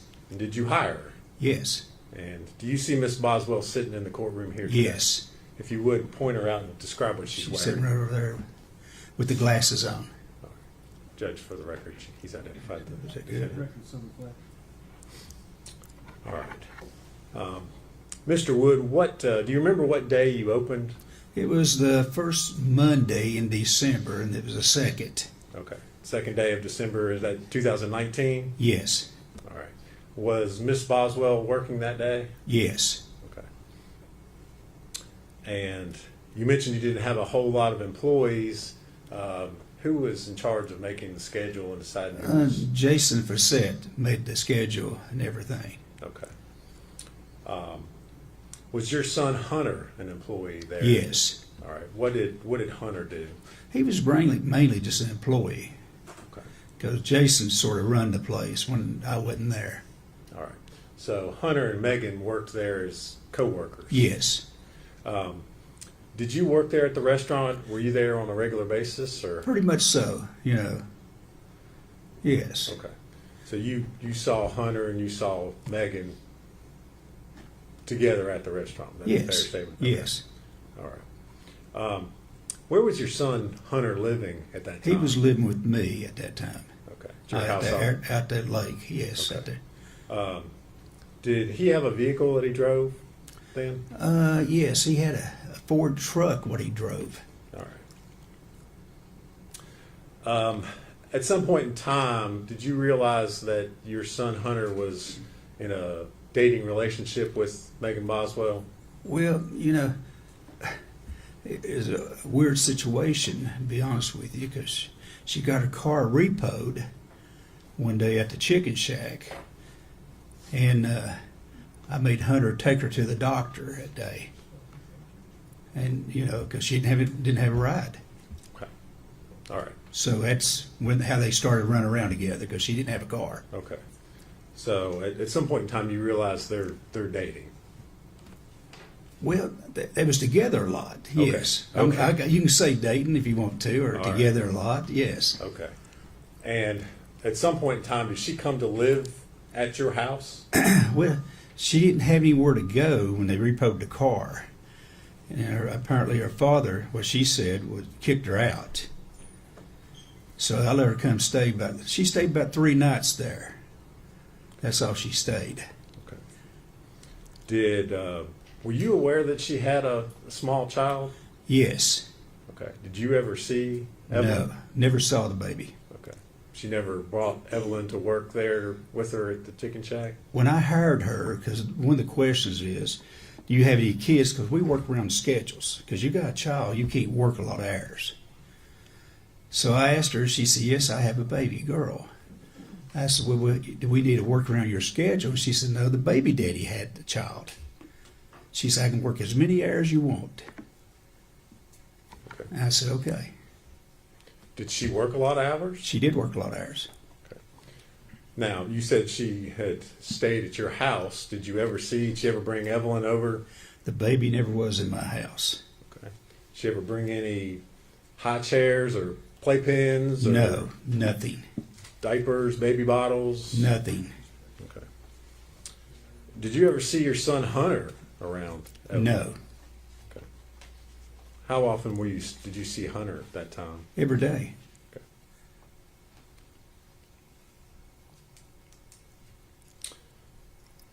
Now, your son Hunter, does he still live with you? No, he started living with his mother, but he's at hospital at the moment. Okay. He's at a hospital. Where is he in a hospital? Marion, Virginia. All right. Is that a mental hospital? Yes. How long has he been there? 2 months. Okay. What have you been up there to see him at that facility? Yes. What is his mental status this time? Well, some days he's pretty decent. Other days he don't know who I am. Okay. Would he be able to come into this courtroom and testify? No. Okay. You mentioned that he'd been there for about 2 months. Yes. Had he had mental health problems prior to that? Yes. Okay.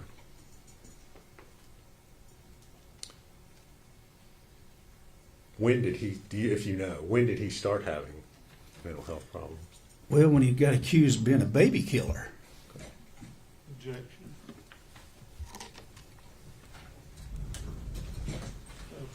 I'll just draw it, Judge. I would draw it.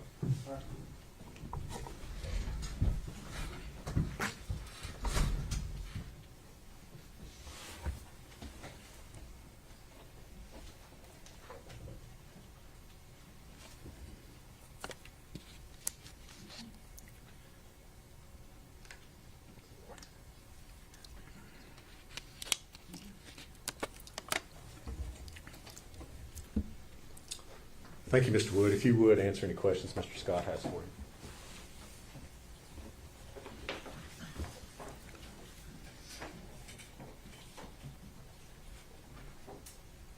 Mr. Wood, my name's Gene Scott. How are you?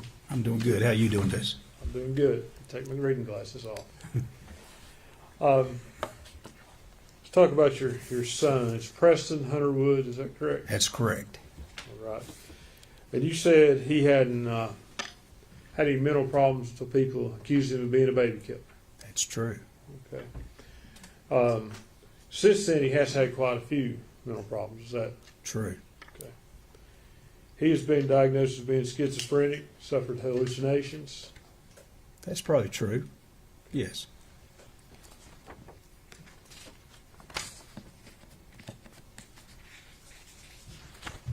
Has he been violent towards you or his mother?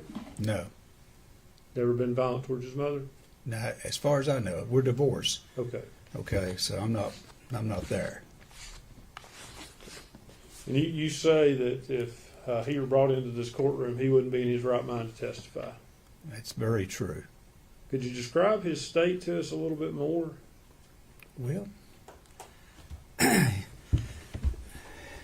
he talks about things you sometimes you don't really know what he's talking about.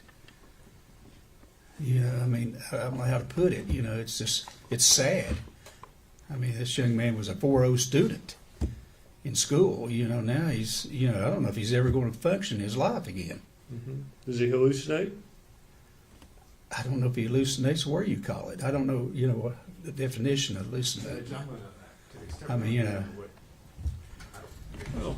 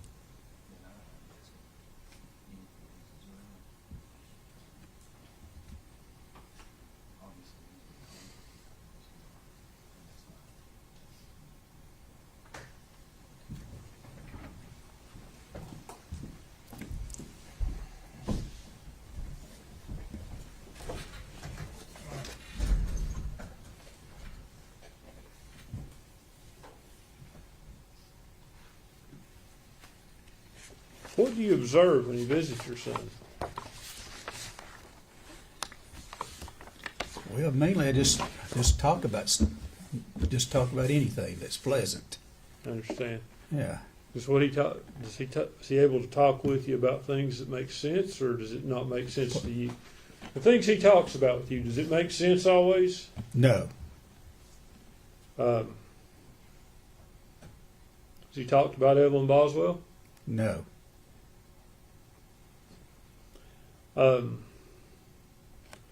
Are you aware that he has in the past been diagnosed with violent threats, hallucinations?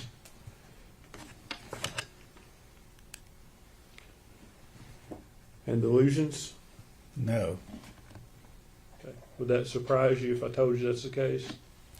It'd give me a little shocker, yes. Because I'd never seen it. So you don't know about that? I've never seen that before. Okay, I'll move on.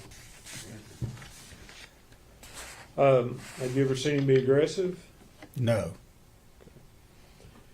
Are there any security measures about, as far as when you visit with him, that requires him to be restrained or anything? No. Okay.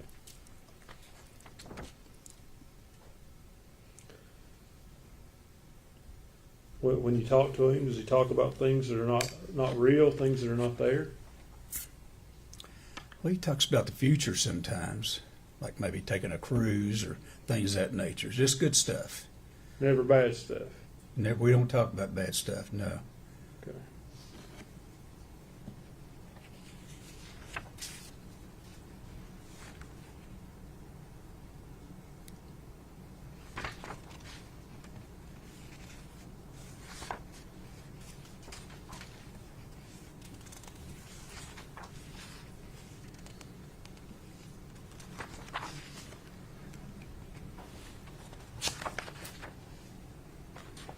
Have a minute, Judge.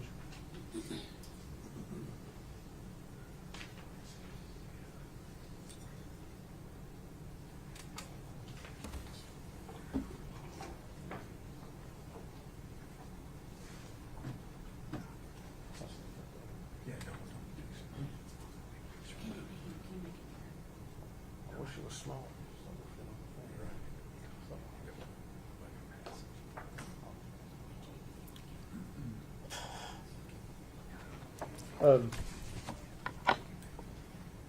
Has Hunter ever discussed anyone stealing his thoughts with you? Pardon me? Has Hunter ever discussed anyone stealing his thoughts with you?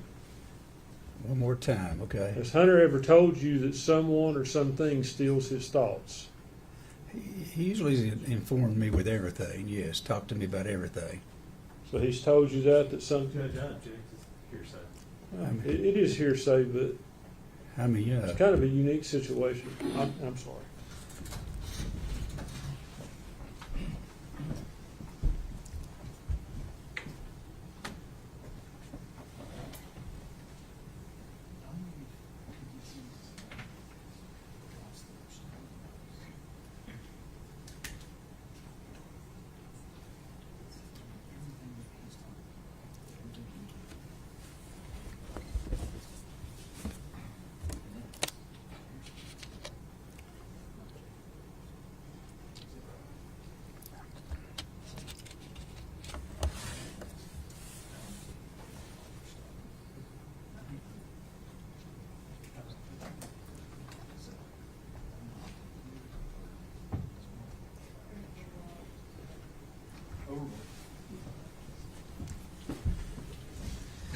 Mr. Wood, can you hear me okay? sometimes I can hear you, but at the very beginning you go real low and then you get higher. Sorry about that. That's okay. Let me ask you this. Has Hunter ever talked to you about someone or something stealing his thoughts?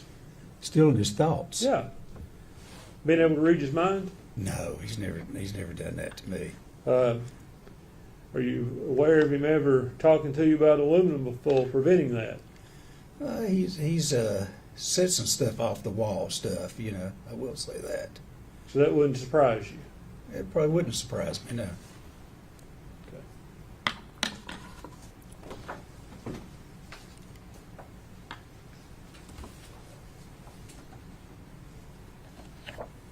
Sir, I've handed you a photograph. Could you identify that photograph? That is my son standing in front of the Hunter T's Chicken Shack. You say your son, Hunter Preston Hunter Wood. Preston Hunter. Yes. Judge, we would offer that as the next exhibit, and I don't think it will fit on the projector to publish to the jury. I'll just ask that it, okay, we'll give it a try. Sorry. It would be, generally objection. No objection. Full exhibit 9-6.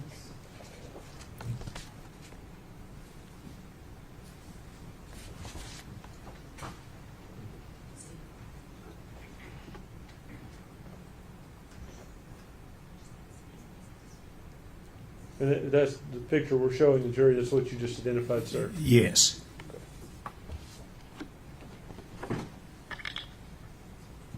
If I have just one moment, Judge.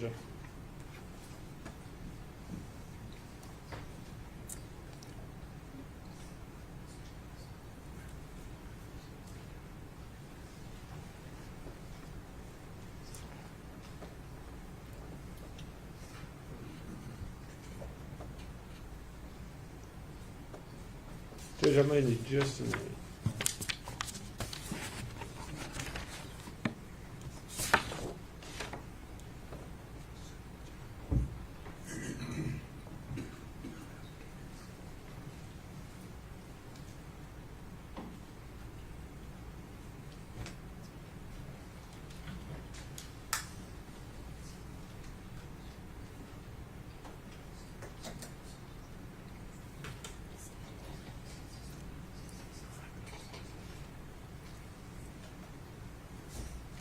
Sir, answer this only if you're aware. Are you Okay. aware of anything in his medical history about his thoughts about people or things stealing his thoughts? I'm not aware of that. Okay, so you're not aware that it's there. No.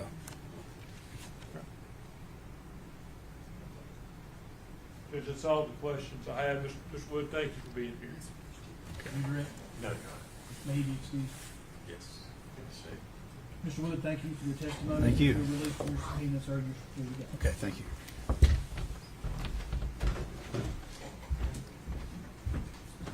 May we approach for a second?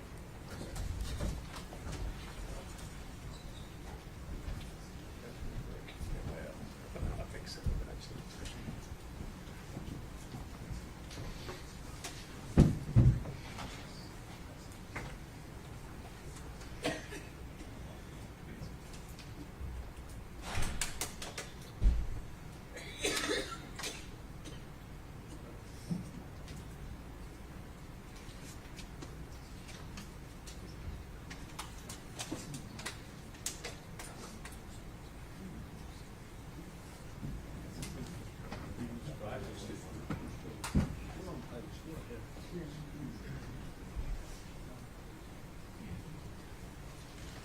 All right. We'll go with the officer. Everyone, please stand.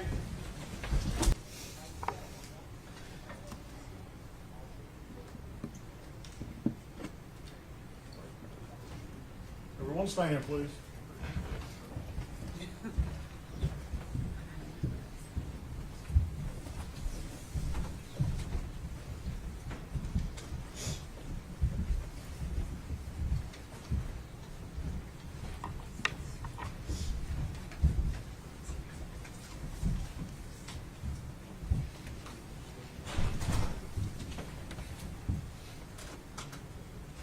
You may be seated. Thank you. Okay, Jim, call your name.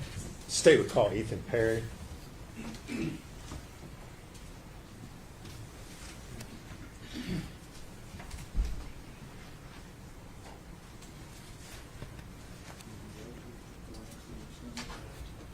Stand to be sworn. Raise your right hand, sir. State your name. Ethan Perry. You solemnly swear affirm the testimony you're about to give be the truth, the whole truth, and nothing but the truth. Yes, sir. Have a seat, please.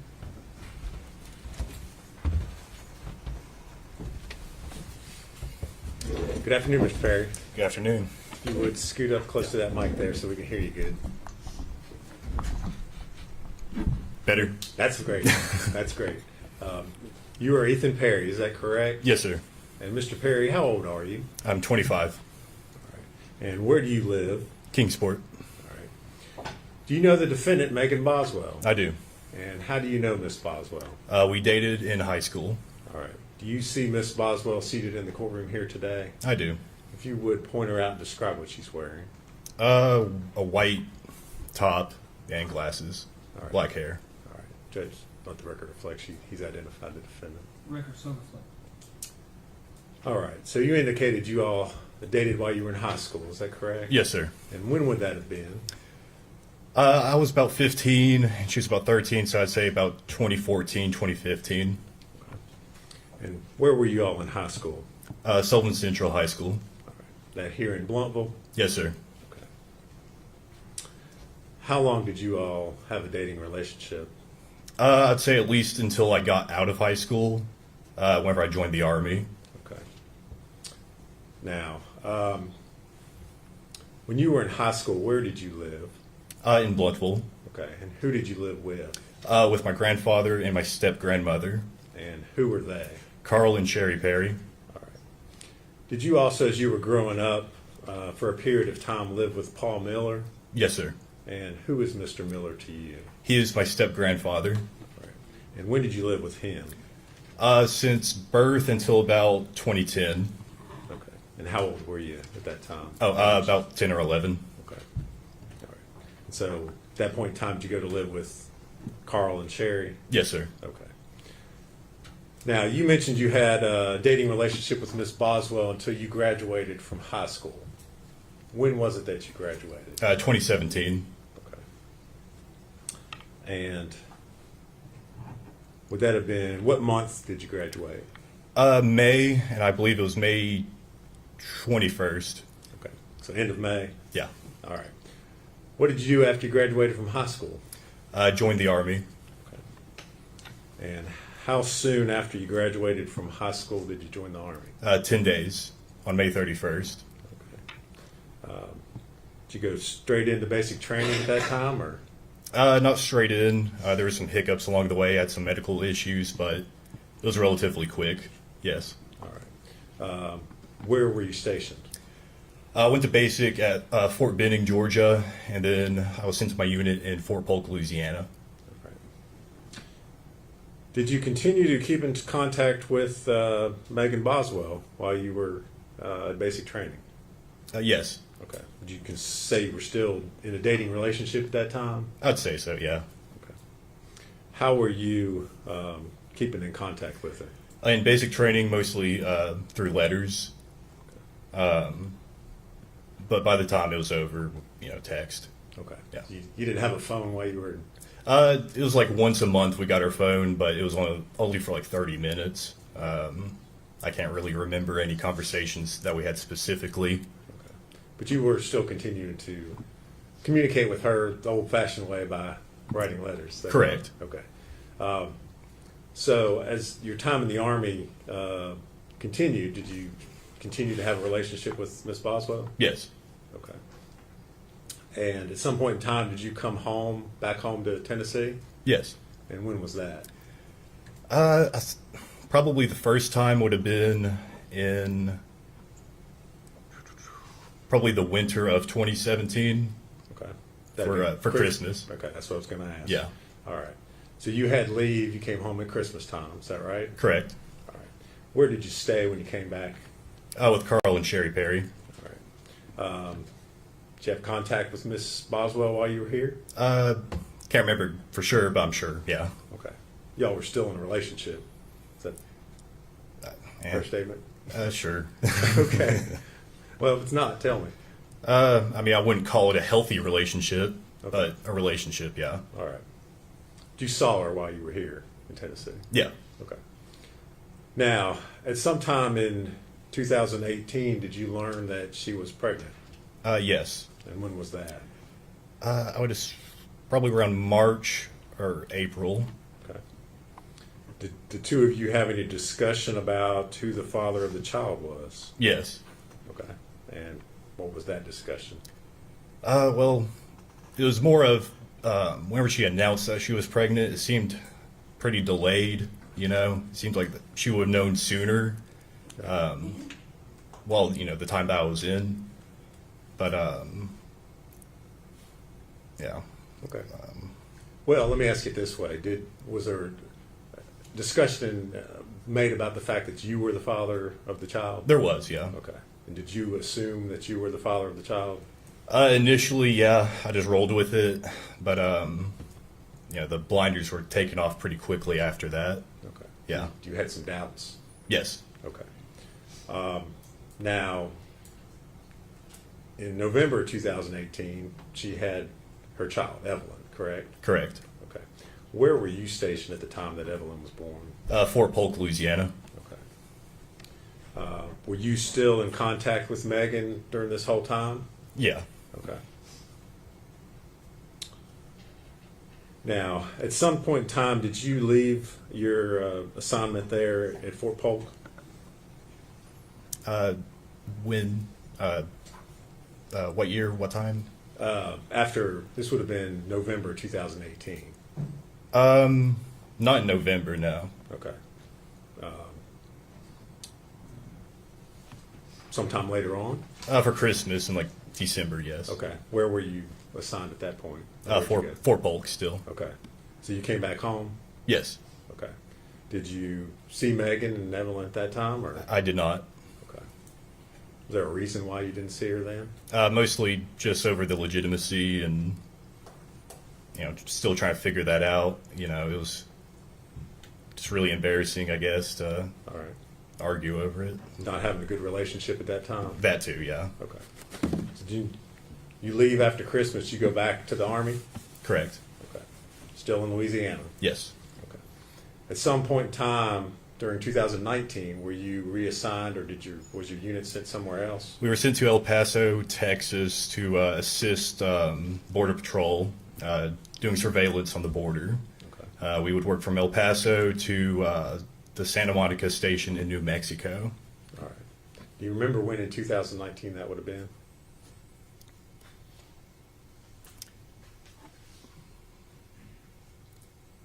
I'd guess March through September. Okay. That's my guess. All right. Now, at some time later on in 2019, did Miss Boswell show up to visit you while you were stationed in El Paso, Texas? She did. Okay. Was this a planned visit? Did you know she was coming? No, it was hasty. It's a hasty visit. Okay. Well, if you would kind of tell us how that happened, or how it was that she ended up showing up down there. Well, the conversation started with her wanting me to take leave to go up to come back up here to Bluntville, and I told her no. You know, we have a mission here in El Paso. I can't just get up and leave. You know, and so she decided to, on her own, to drive from here all the way to El Paso, and it took her I'd say about 2 days to get there, and all of a sudden. One morning while because we were staying in hotels, we weren't on a base or anything. I just get a picture from her.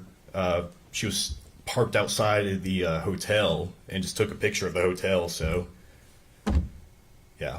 You knew at that point she was in Texas? Yeah, it was pretty obvious at that point. Okay. So, what did you do?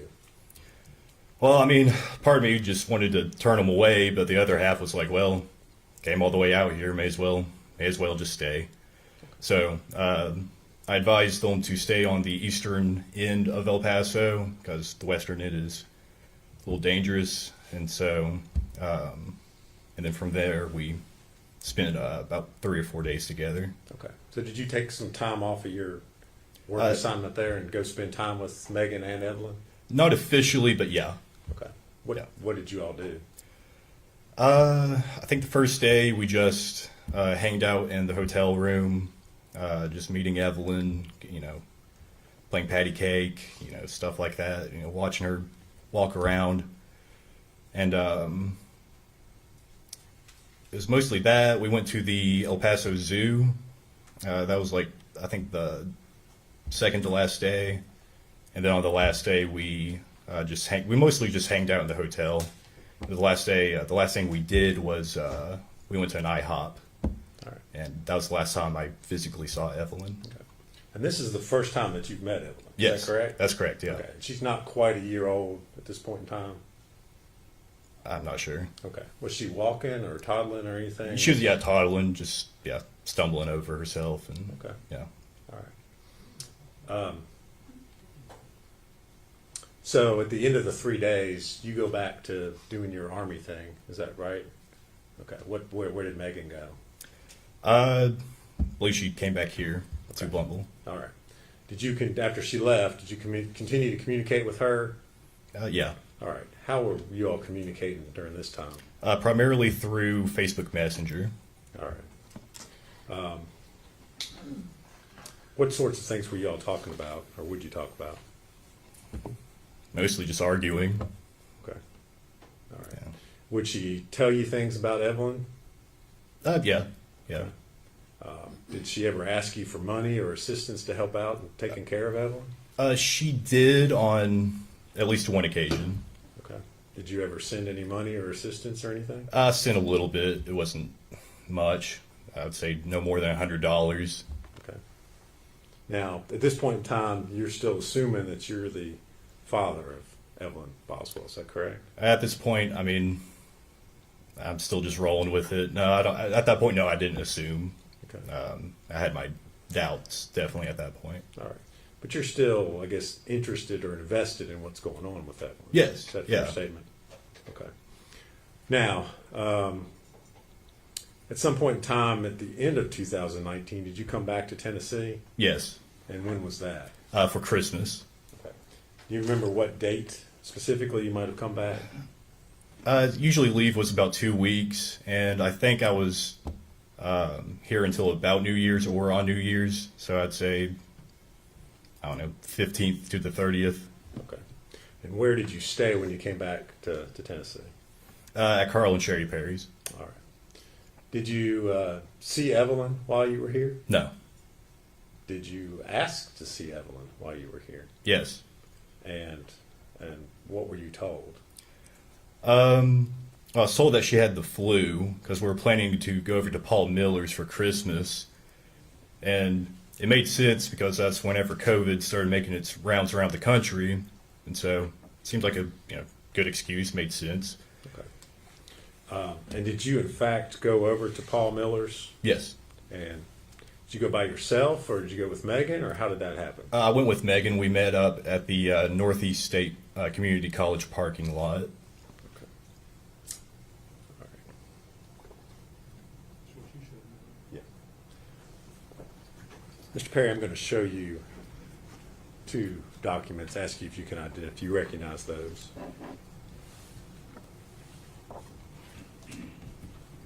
Yeah.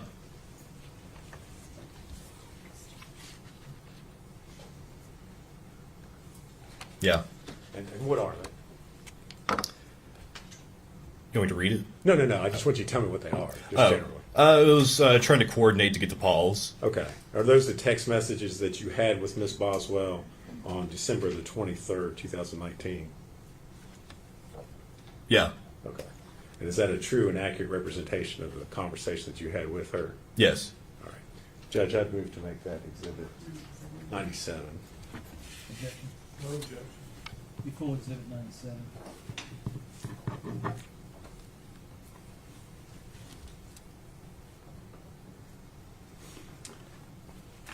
Asked to publish those to the jury.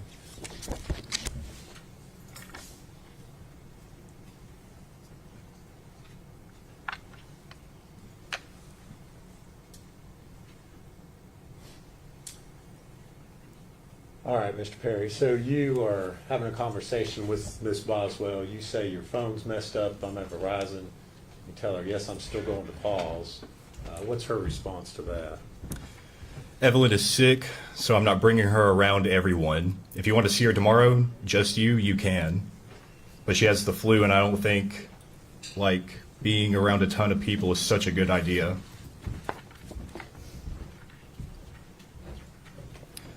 I took her to the doctor. They gave her some medicine. And then you say, okay, sounds good. My grandpa and would like to see her soon, though. Sherry's about to go into hospice soon. She stopped taking her chemo just whenever Evelyn feels better. You ask, is she okay? What's her response? Okay. Yeah, she's fine. All right. And you say, everyone has the damn flu around here. And then, She's just sick, and I don't want her around everyone. You want to meet me, and we can ride together?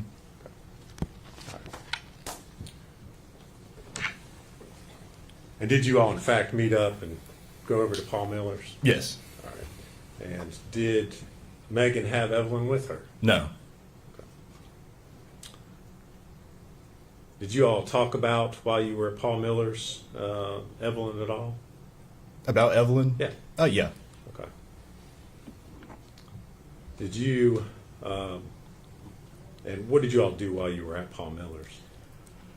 Just mostly just sat around. I believe we ate dinner, opened some presents, and it was relatively quick. I'd say we were there for no longer than 2 or 3 hours. Okay.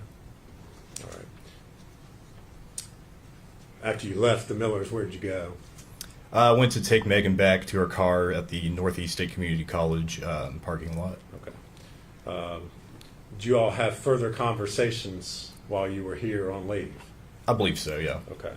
And again, were you trying to see Evelyn while you were here? Yes. Okay. Were you, in fact, ever to see Evelyn? Able to see Evelyn? No. Okay.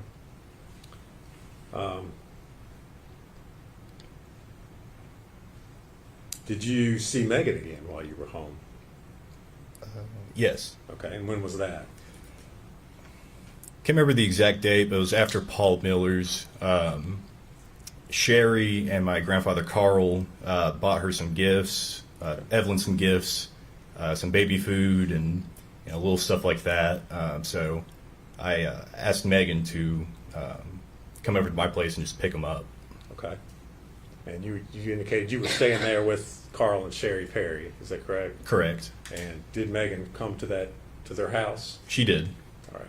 And did you talk to her? Did you give her those items you just described, or? Yeah, the conversation was relatively short. I just gave her the gifts, and she told me that she was going to go to, I believe it was Pigeon Forge with Hunter Wood.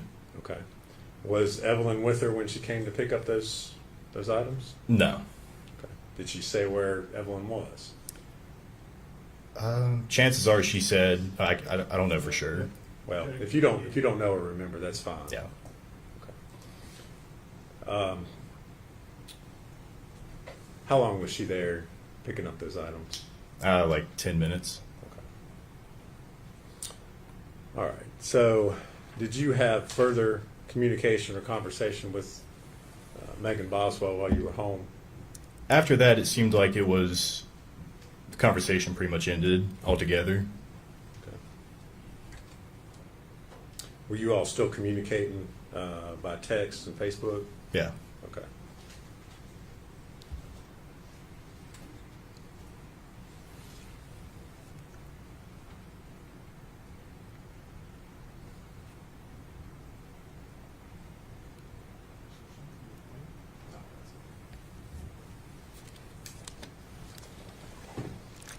Mr. Perry, I'm going to hand you another document, ask you if you recognize that.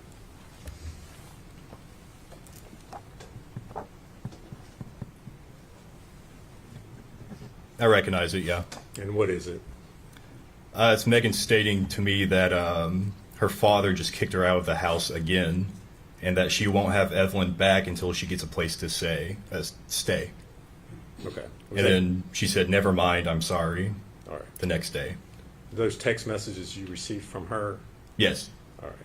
And is that a true and accurate copy of text messages you received from her on December 26th and 27th? Yes. All right. Judge, I'd move to make that Exhibit 98. Bill 26.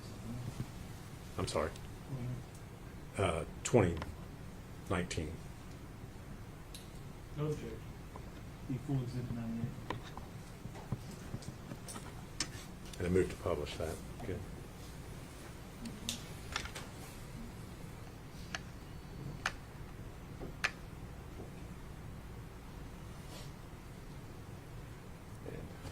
Mr. Perry, she sent those messages to you. You did not respond to them. Would that be correct? Correct. Okay. Is that somewhat normal for you sometimes? Yeah. Okay.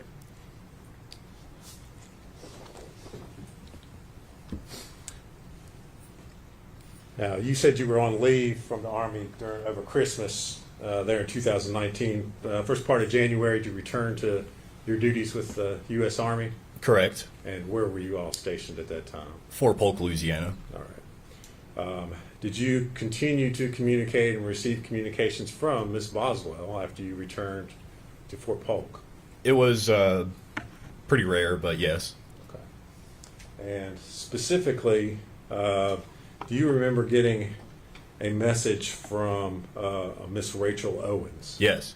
And without telling us what she said, did you, as a result of what you were told, communicate with Miss Boswell? Yes. Okay.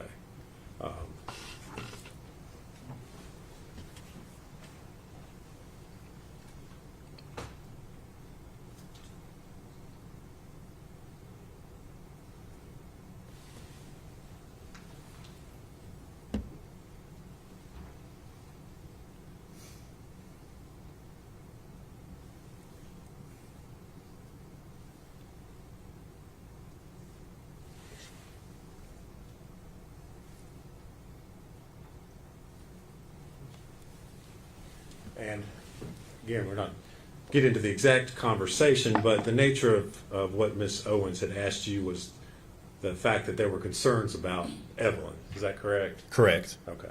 And so then would it be fair to say you asked Miss Boswell what was going on with Evelyn? Correct. Did you have communications with her about that? Correct. All right. I'm going to hand you a document and ask if you can identify that.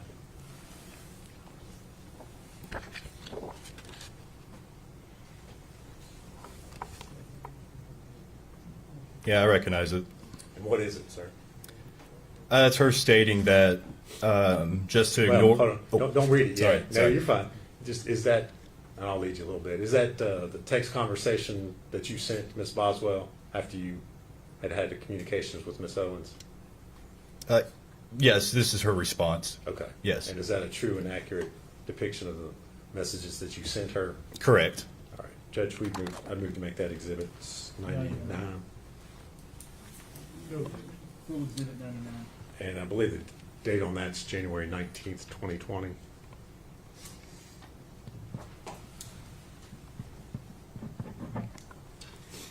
I'd move to publish that at this time, Judge. Okay.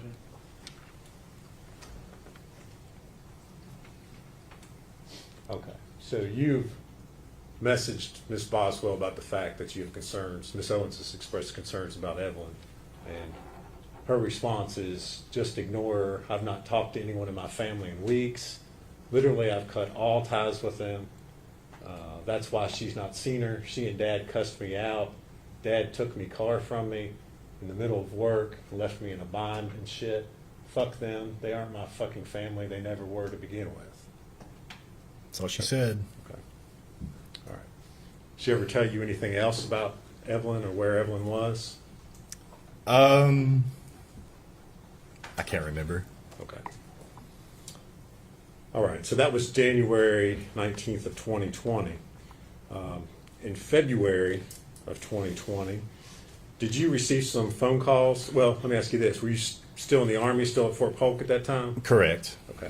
Did you receive some phone calls from family members?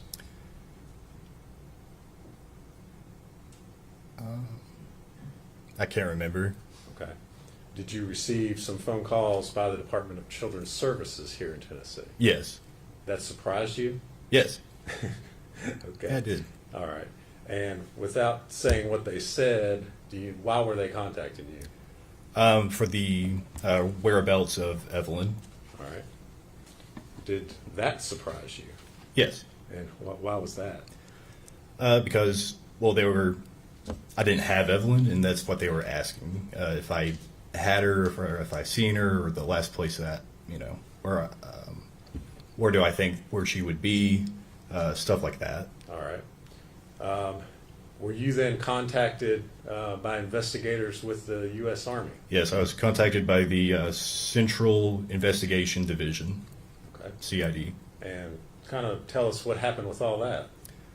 Well, initially, I got my officer of my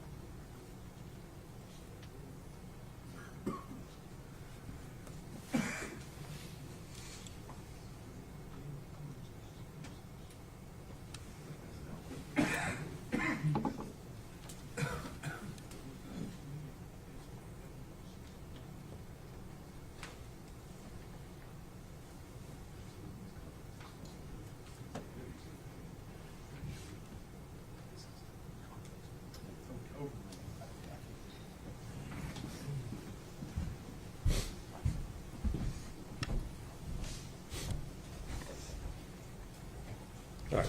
Mr. Perry, Mr. Perry, if you would go ahead, in the middle, telling us what happened as far as your investigation there by the Army.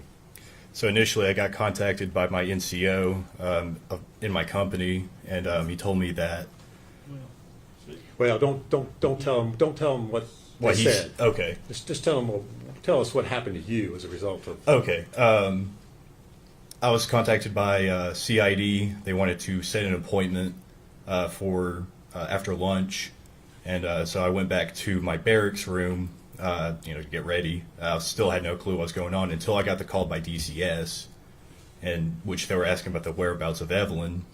And so, which I gave the response, I don't know, all that. Were you interviewed by interrogators there? Yes. For hours? Yes. Okay. Did you cooperate with them fully? Yes. Did you allow them to search your cell phone? Yeah, search my cell phone, take DNA, search my barracks, and search my car. Okay. So investigators searched the barracks looking for Evelyn Correct. in Fort Polk, Louisiana. Correct. Okay. Was Evelyn there with you at your Army base there in Louisiana? No. Has she ever been there? No. With you? No. Okay. Did you cooperate fully with law enforcement in providing consent to search, provide DNA, anything else that was needed? Absolutely. Everything that I could. Okay. The only time you ever saw, well, when was the only time you ever saw Evelyn? Was in El Paso. Okay. That one time when Megan showed up?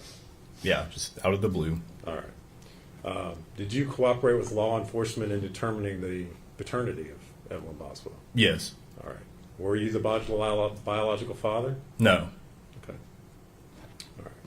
So the one and only time you see Evelyn is in 2019 before you came home for Christmas. Is that right? Correct. Okay.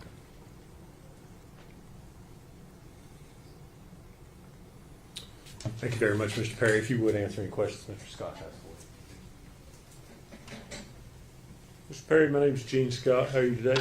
Doing good. How are you doing? Good, thank you. I have just a few questions for you. How many times did you actually see Evelyn?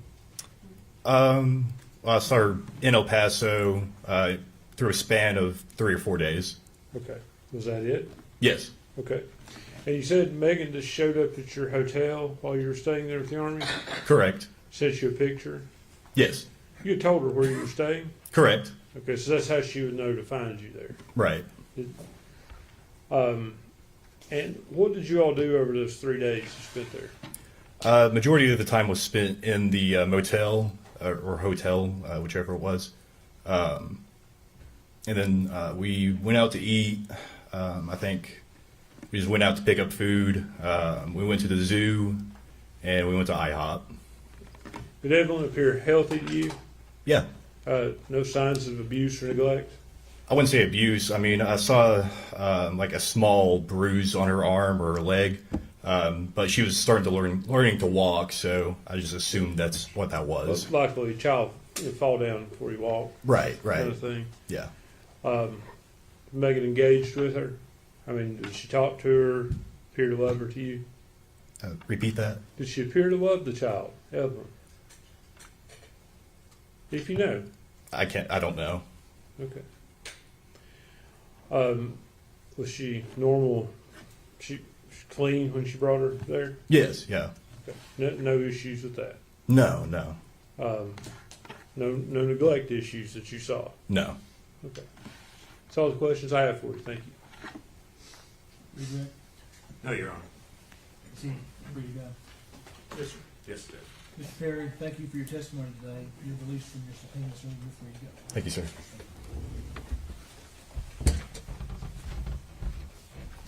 All right, Nancy. So we call Carl Perry.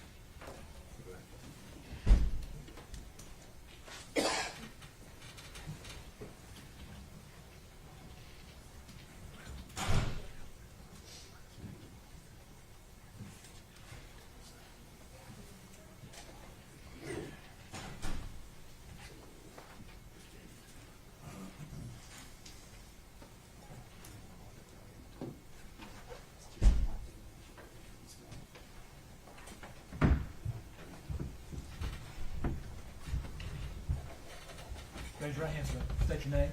Carl Perry. Mr. Perry, do you solemnly swear or affirm that your testimony you're about to give will be the truth, the whole truth, and nothing but the truth? I do. Have a seat right there and speak up into the microphone. Good afternoon. Your name is Carl Perry, is that correct? Correct. What city do you live in? Elizabethton. Okay. And do you know Ethan Perry? Yes, that's Who? Okay, go ahead. My Who is grandson. He is your grandson. Okay. And at some point, did Ethan live with you in your home? yes. Okay. And was that also in Elizabethton? No, at that time, it was at 280 Lester Road, Blumpville. Okay. Okay. And how old was Ethan when he lived there with you? Let's see, he came to us in about the 8th or 9th grade, and he lived there until, well, he spent 3.5 years in the military up until he went in the military. And then when he came back another year or so, then he went out on his own. Okay. So he came to live with you in about the 8th grade? Yes, Okay. Did anyone else live there with you? yes. Okay. And who was that? But my wife, Sherry. Okay. And was Ethan living with you when he graduated from high school? Yes. And do you recall when that was? No. Okay. Did he have a career plan after high school? We encouraged him to go in the military. Okay. That was about it. Okay. Did he do that? He did. I took him to the recruiters. You took him to the recruiters? Mhm. Okay. Which branch did he enlist in? In the Army. Okay. And how long after he graduated from high school did he then go into the Army? Pretty immediately. Okay. He had a buddy, and that was their plans. And Okay. he run in. Okay. And do you know where he went for basic training? Yes, Fort Benning, Georgia. Okay. And was Ethan still in the Army in 2019? Yes, Okay. Do you know where he was stationed at that time? yes. Where was he stationed? Fort Polk, Louisiana. Okay. And do you know what type of housing he was in there? I don't. I know he stayed in the barracks with the rest of the guys. That's about all. Okay. Did Ethan come to visit during the holidays that year of 2019? 29. The Christmas holidays? Yes, Christmas. Okay. It seems like they come in. Okay. And do you remember how long he got on leave from the Army to stay? I don't. It seemed like it might have been a week or 10 days or Okay. something. I don't know. You think maybe 1 week to 10 days? I'm not sure if it's Okay. that long or not. Okay, that's okay. And then after his leave, then did he go back to Louisiana? Mm-hmm. Okay. While on leave, where did he stay? He had a buddy that they'd went in with, and I think they'd planned their leaves together. Mhm. And I think he might have stayed a day or two with his buddy. Okay. And I can't. And then the rest with us a few days. Okay. So a day or two with a friend, and the rest of the time Yeah. with you at your house. Mhm. And Sherry was there at that time as well. Is that Mhm. right? So would he have been there on Christmas Eve? I couldn't. I don't remember specifically. And that's okay. Do you remember celebrating the holiday of Christmas itself with him? I don't. Okay, and that's okay if you don't. A lot of time has passed. I think that usually we had a few people in, but I can't remember. It seemed like that one. They just wasn't a lot there. They were in and out. But Okay. During that 2019 holiday, do you remember seeing the defendant, Megan Boswell? no, Okay. Did Megan Boswell come to your house during that Christmas holiday? no, Okay. Do you know who Evelyn Boswell is? yes. Okay. Can you tell me who she is with regards to Ethan? During that time, I think that there was a conflict. They weren't sure, but I know that the only time Megan Boswell was on our property was in high school, Okay. way before that, but I know that Ethan had spoken to my wife Sherry about Megan Boswell Okay. and Evelyn. Okay, let me stop you there for just a second. Okay, we can't talk about what somebody else has said, okay? But essentially, to help you out, it was alleged that maybe Evelyn was Ethan's child. Is that right? Right. Okay. And I remember telling him to get a DNA. Okay.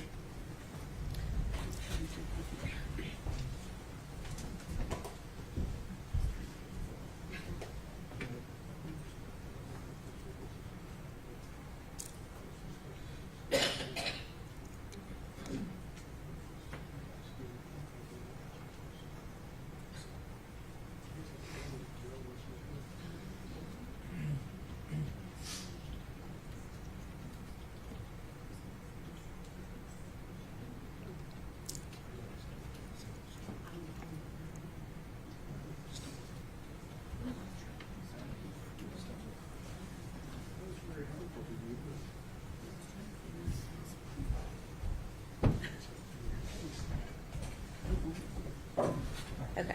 Go ahead, Jim. Okay. And did you know that Evelyn was Megan's daughter? Yes. Okay.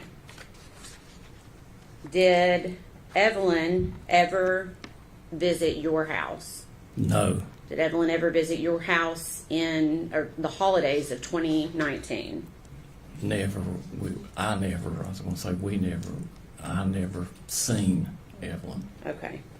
Did you ever babysit Evelyn? Absolutely not. Did Evelyn ever spend the night at your house? Absolutely not. Did your wife Sherry, to your knowledge, ever babysit Evelyn? Never. Okay. She'd never seen Okay. Evelyn. Have you ever met Evelyn? No. Okay. Never. Okay. We you know, if I Okay. we watch the news at night, and that's how we learn to love this. Okay, I'm sorry. child. Yeah. So you'll just Non-responsive. yes, just try to answer the question I asked you. Okay. I'm sorry. I know, and I know this is new for you. Okay. Were you there? Were you present the day that Ethan left to go back to Louisiana? No. Okay. And do you remember when you first learned that Evelyn Boswell had been reported as a missing child? Yes. And how did you find this out? By watching the news. Okay. Did anybody ever come to your home? Yes. Okay. Who came to your home? After this allegation was made. Well, no. Who came when you learned Evelyn was missing? Did anybody come to your No. home? Okay. No one ever came to ask you any questions about No, Evelyn? not until this allegation was made. Okay. What happened then? Who came to your home? Just reporters from all over Okay. would come in. Okay.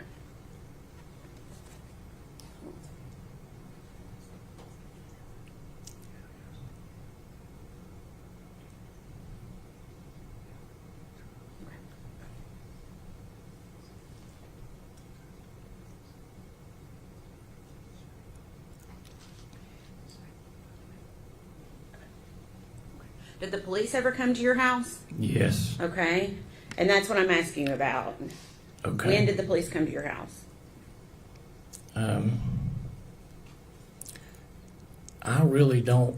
I don't know that date, but they did come. Okay. And were they kind when they came? There were in the first two police officers that came. It was a lady and a man. Is late at night and not late. It was Well, dark. It was dark. Why were they there? They were, as he said when I let him in, he said, You can't say what he said. "Oh." You can't say what they said, but When why you were asked they me there? If he was kind, and Okay. I wanted to tell Why you were what they? they. Okay. Just try to. I'm going to rephrase it a different way. Okay. Okay. Why were they at your house that day? They were there for to see what we knew about Megan. Okay. Not Megan. I'm sorry, Evelyn. Okay. Were they looking for Evelyn? I'm sure they were, but they didn't, Okay. once they seen my wife, they, Okay. What do you mean once they saw your wife? her physical condition. Okay. What do you mean by that? Why would that? She had cancer with metastasis to her left arm, Okay. her left scapula, both Okay. lungs, brain, and voice box. Okay. And what did that have to do with the police coming? I think when they glanced at her, they knew that That Evelyn was she not at your house? wasn't no babysitter. Okay. Okay. All right. Please answer any questions the defense has for you. No questions. Siegfried? Mr. Perry, thank you for your testimony. You're released from your subpoena, sir, and you're free to go. Sir, may I ask? I thought that said she might have made that allegation that I could. Sir.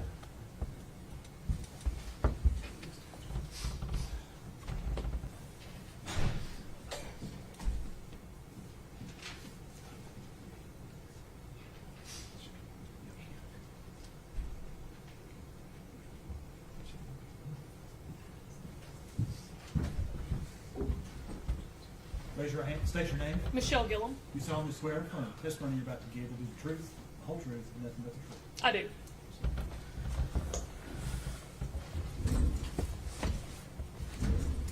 All right. Good afternoon. Hello. If you would state your name for the record, please. Michelle Gillum, And where are you employed? the Sullivan County Sheriff's Office. All right. And what is your current assignment there at the sheriff's office? I am a lieutenant over internal affairs. All right. Lieutenant Gillum, back in February of 2020, what was your assignment at the sheriff's office? I was a detective in our criminal investigations division. All right. And within the criminal investigations division, did you have a particular set of crimes that you worked or investigated? I did. During my 7 years in the detective division, I worked the child abuse and child sex abuse crimes. All right. And so on February the 18th of 2020, a report came into the sheriff's office regarding a missing child by the name of Evelyn Boswell. Were you aware of that call? I was. All right. And were you in the office at the time that call came in? Yes. Okay. If you would kind of tell us what you did as an investigator on that particular day. On that day, another detective met response when the call come in, which means that they just went out to the residence to check on the child, to check her well-being, see if she needed any attention, anything like that. And then I met response actually in the office with Megan Boswell. Okay. And the detective that met response, would that have been Tracy Harraz? It was. Okay. And do you all work with the Department of Children's Services when these referrals first come in? Yeah, so when a DCS referral first comes in, the Department of Children's Service investigator is the one who initially gets it and then sends it to law enforcement. And we team up with them and we meet response together, which in that case was Jimmy Lewis and Tracy Harraz. They went to the residence of Megan Boswell to check on Evelyn. Okay. At some point in time, did Detective Harraz and Jimmy Lewis arrive at the sheriff's office? They did. After they went to Megan's residence, they came back to the sheriff's office with Megan for her to be interviewed, and then that's when I met up with her. Okay. Now, were you involved? Did you interview Megan initially?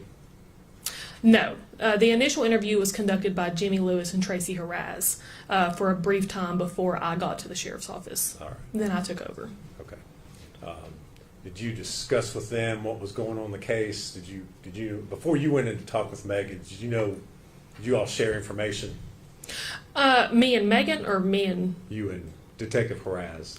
we did briefly, and pretty much all that conversation looked like was that Evelyn is missing. Okay. So I guess when you went in to talk to Megan for the first time, what was your approach to interviewing her? What were you trying to? I didn't have much information, so I just started from the very beginning, as I would with any case, with the basic info of names, addresses, and things like that. All right. And this interview, where was it conducted? In our sheriff's office, the interview room. All right. And is your interview room, is that equipped with audio, video recording devices? It is. And was your interview, in fact, recorded over there? It is. Okay.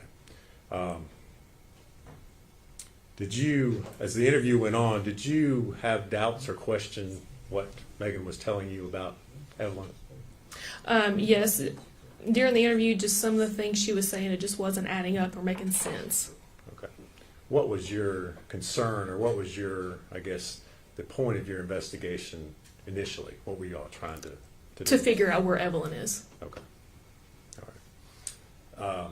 This interview that you had of Miss Boswell, did you have an opportunity to review that interview and watch the recording I did. before coming into court here today? All right. And the recording that you watched, was that a true and accurate copy of your interview that you had with the defendant? It is. All right. Judge, I would move to introduce that. I believe we are Exhibit 100. Objection? No, sir. Be full exhibit 100.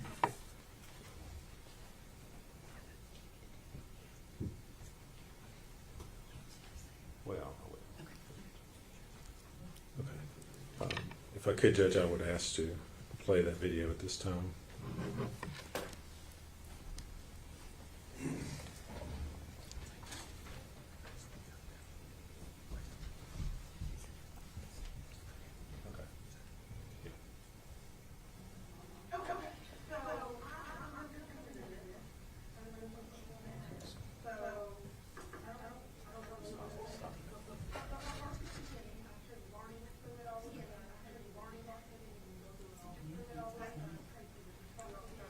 Hold on a second. Hold on. Pause it.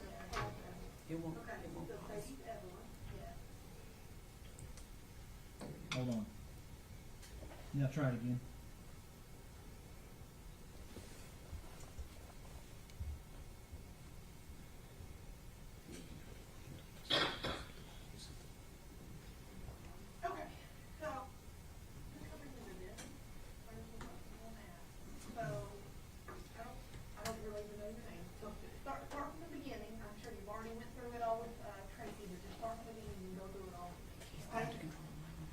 Can y'all hear?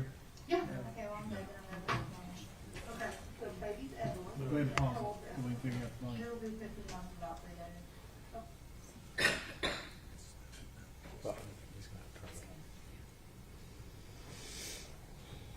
That's the only volume control that I have.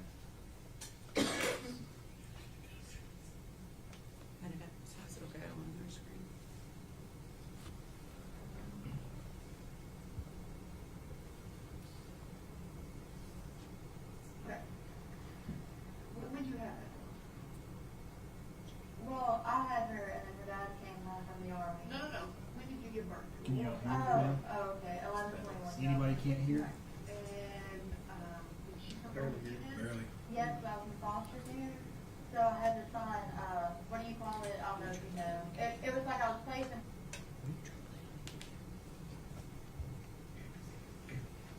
I don't know what, there's no master volume switch up there that I have, that I know of.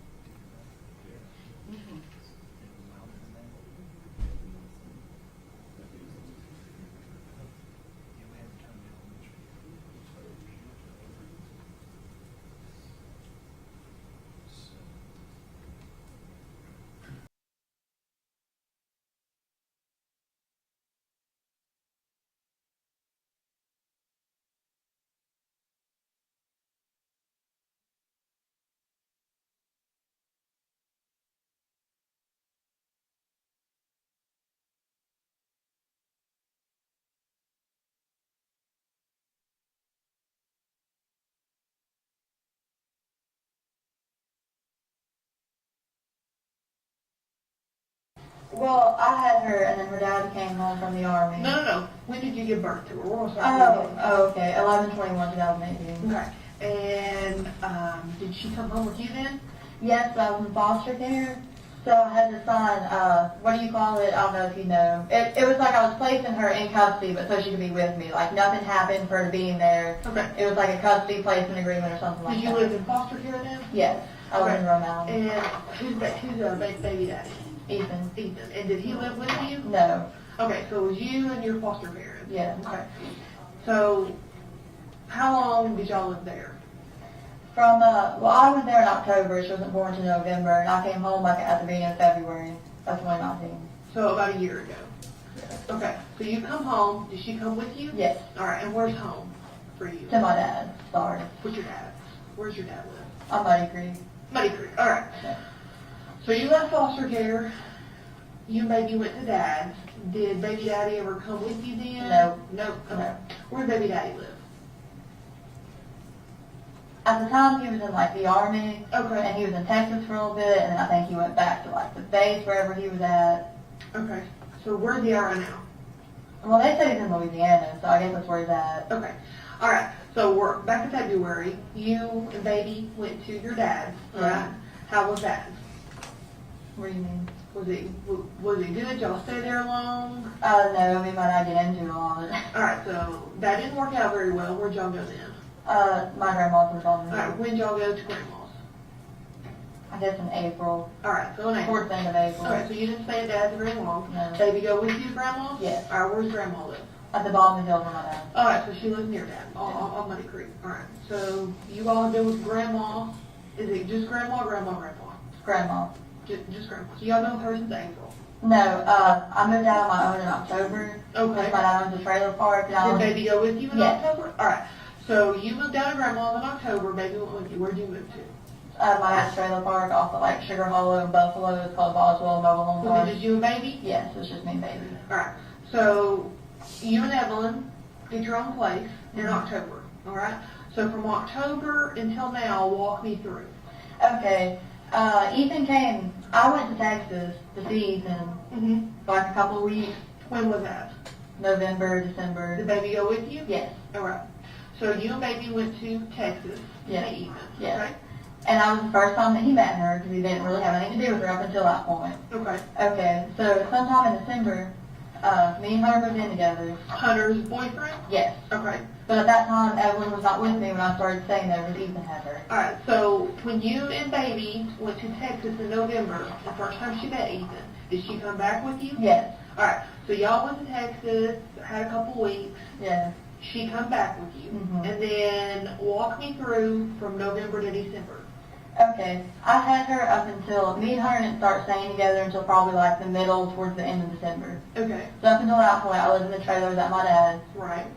I know it wasn't any longer than like December 25th because I was with Hunter on Christmas, and also that's when the lights got cut off because I just completely like had moved all my stuff out. Okay. Okay, and then Ethan got her. When? On Christmas Day, me and Hunter, we came back from Pigeon Forge because on Christmas Eve, me, my dad, Hunter, like everybody took a trip to Pigeon Forge, and then Christmas morning we came back and he got her then. Did he come up and get her? Did you take her to him? No, we took her to him. Where did you take her? Wherever his grandparents' house is, got like a long gravel driveway. It's off part of town, Bluntville. Okay, so it's local. All right.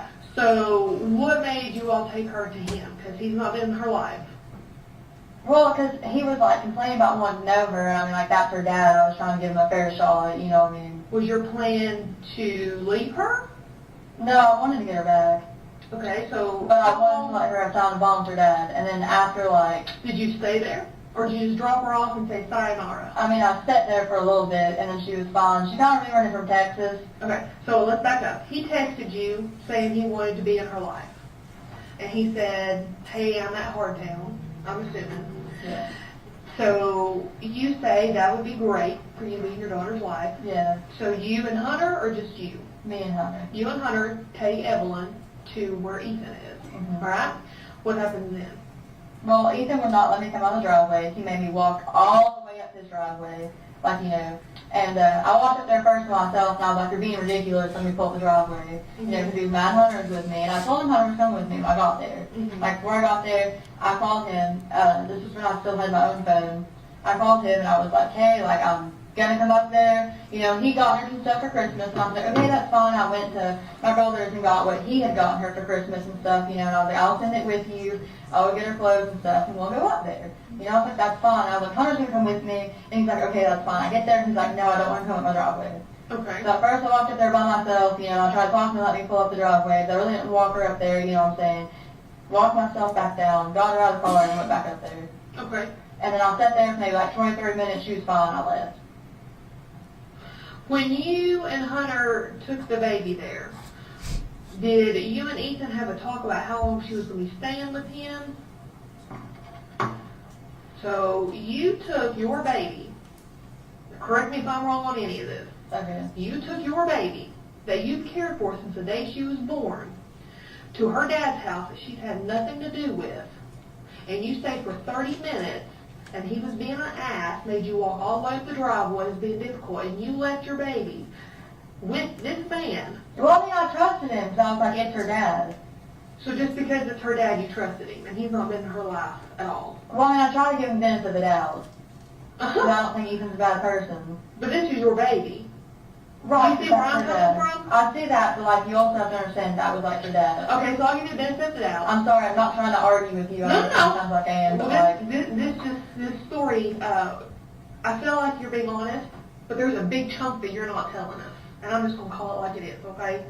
Something within this story has happened. There's a huge chunk that you're just not telling us. I think you took her to him, probably around that time. But there's something missing, and we've got to find that missing piece, okay? And just looking at you, I can tell something ain't making sense. Can you gather that? Okay. She gathers it too. So you leave her with Ethan on Christmas, all right? Walk me through from Christmas till now. okay, he talked to me like the next day, and then he just kind of stopped like talking to me, but not answering the phone. You know, and then he got mad, and he got drunk, and he told me he was going to come kill me, because he does that. When was this? New Year's, I think. All right, so he had the baby. Did you try to get the baby back? I went by where I picked her up, and she wasn't there. Okay, so I'm trying to wrap my head around this again. You're a mom who's dropped your kid off with a dad that she don't know. Well, then I tried to... And now you can't find her, but you don't notify us. You just have a good New Year's and carry on with life? Well, I mean, he told me he was going to his friend's house. Okay, what friend? I don't know their names, but I kind of know around about where they live. So now this man that don't know your child is taking your child to someone's house that you don't even know their name? Well, it was his friend.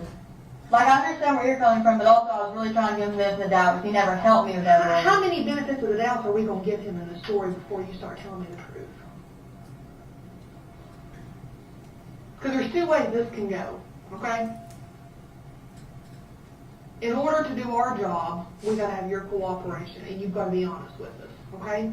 But if you sit here and you continue to lie, which I know you're doing, it's not going to end well, okay? Because at the end of the day, we're going to figure out what happened. We are. Okay? So,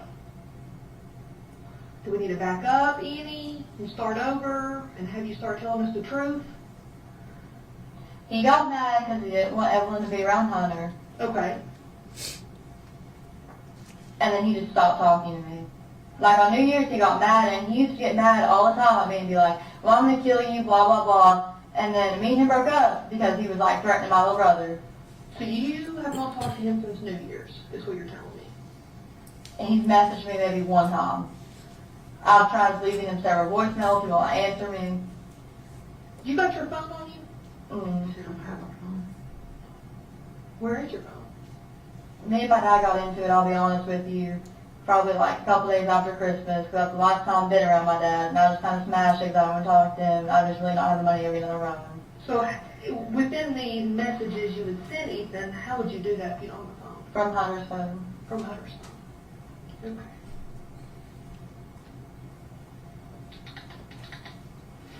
I tried to call him several times. He has not returned my calls. So when were you going to notify us about your baby?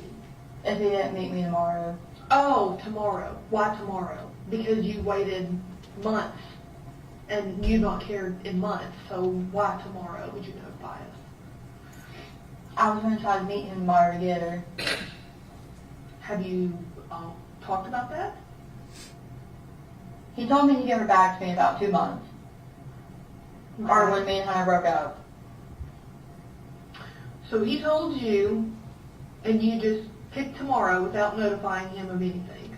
Well, tomorrow would have been 2 months. Oh, well, have you talked to him to verify a date? So then what would you want to notify us of? Because how would he know to come meet you? Because that's what he said, 2 months. Where was y'all going to meet at? Ingles at Glen Holly. So where do you think your baby is right now? I have no clue. I thought she was with him. Is this your only kid? You ever had a kid before? No, it's my only kid. She got confused with the records and thought that I had 2 kids, but when I was in foster care, I had to place Evelyn in an agreement with Holston Homes so I could keep her with me at the foster care place because they would not let me keep her any other way. So where do you think she's at? I don't know. You seem totally unfazed by this. That tells me that you know where your baby's at. No, I don't. Megan, I've been doing this a long time. I've talked to a lot of mothers. I've talked to a lot of girls. Okay? What you're telling me very well could be partial truth. But like I said, there's a piece that you're not telling me. We're going to figure out what happened. We always do. Okay? Are you connected in any way? No. I'm going to straight up ask you, did you have anything to do with you not knowing where your daughter's at? I mean, I dropped her off at Ethan, so I mean, in a way, yes, but as far as like anything else, no.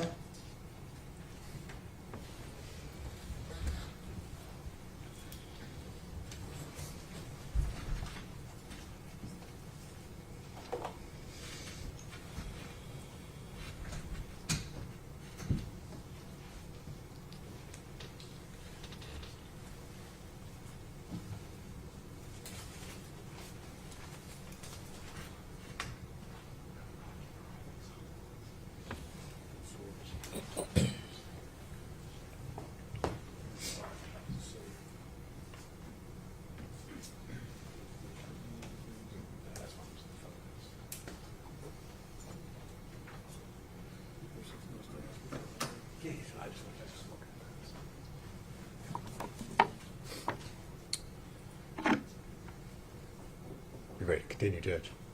Lieutenant Gillum, in addition to interviewing the defendant on February 18th, 2020, did you continue to work on the investigation into the missing child? Yes. Okay. And on March the 6th of 2020, were you present when investigators learned that there was evidence that had been located at the residence of Tommy Boswell? Yes, I was on scene. Okay. And so did you go to his residence? I did. Okay. Where was that located? Off Muddy Creek. Okay. And what was it that you did once you arrived there at Tommy's property? We received consent from Tommy to search a storage shed and connecting dollhouse type structure. Okay. And were there other officers that assisted you in searching that property? Yes, there was 3 others. Okay. And did you in fact search that shed area? We did. All right. And what types of things did you find that were of evidentiary value there? Within the storage shed type structure, it was just various baby items, some medicines, clothing, bottles, just car seats. I mean, anything you could imagine that you would need to care for a child was inside that storage shed. Okay. How did it look or appear? I mean, how were they placed in there, or how were they in there? No, it was very disorganized, just not in any sort of organizational structure. It was just kind of thrown in there. Things were upside down, boxes turned over, clothes just appeared to be thrown in there. No sort of structure at all inside. All right. And did you photograph what the condition of the shed, that outbuilding, before you searched it? Yes. Okay. And did you all remove anything or any items from that shed? I believe most of the baby items got removed that night, yes. Okay. And did you take photos, or someone there take photos of the evidence and the items that you removed from the shed? Yes. All right.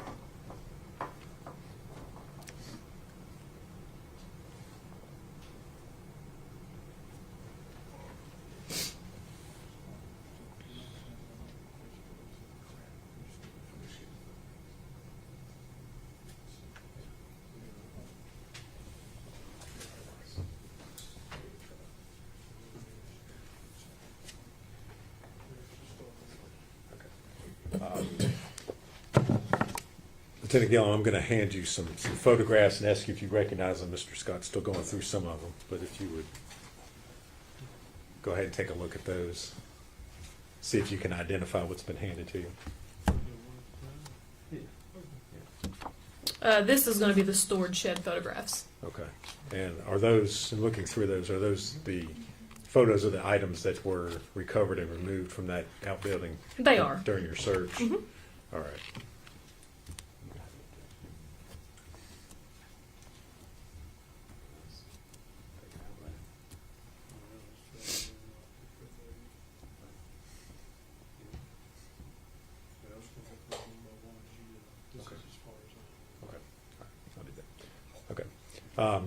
If you would, okay.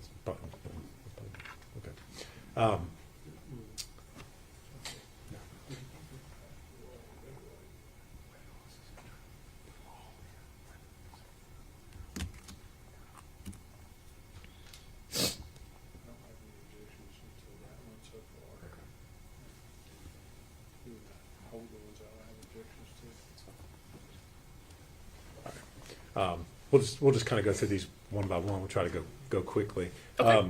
The first photograph that's there on the top, what is it a photograph of? This is the outside of the storage shed, just with the door open, showing the contents inside and how they looked before anything was touched. Okay. And is that accurately depict the shed, that outbuilding there, before you all removed any of the items? It does. Judge, we'd move to make that Exhibit 101.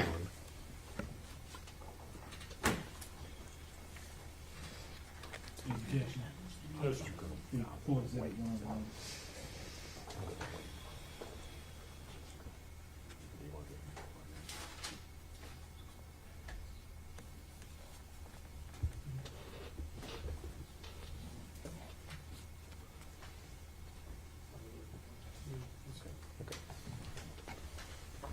All right. And the next photograph, what is that a photograph of?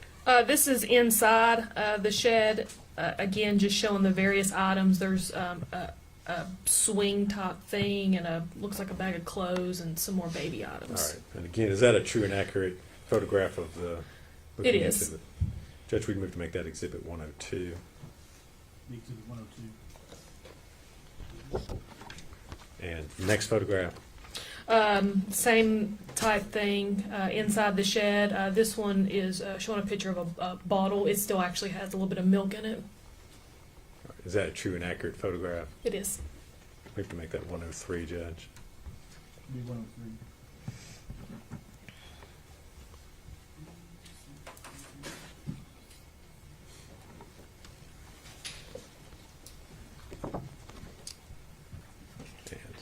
Next photograph. Inside the shed, there's a box. It's got clothing, a ripped bag, a drink that looks like it's half drank. Okay. Is that a true and accurate photograph of It is. Move to make that 104. Full 104.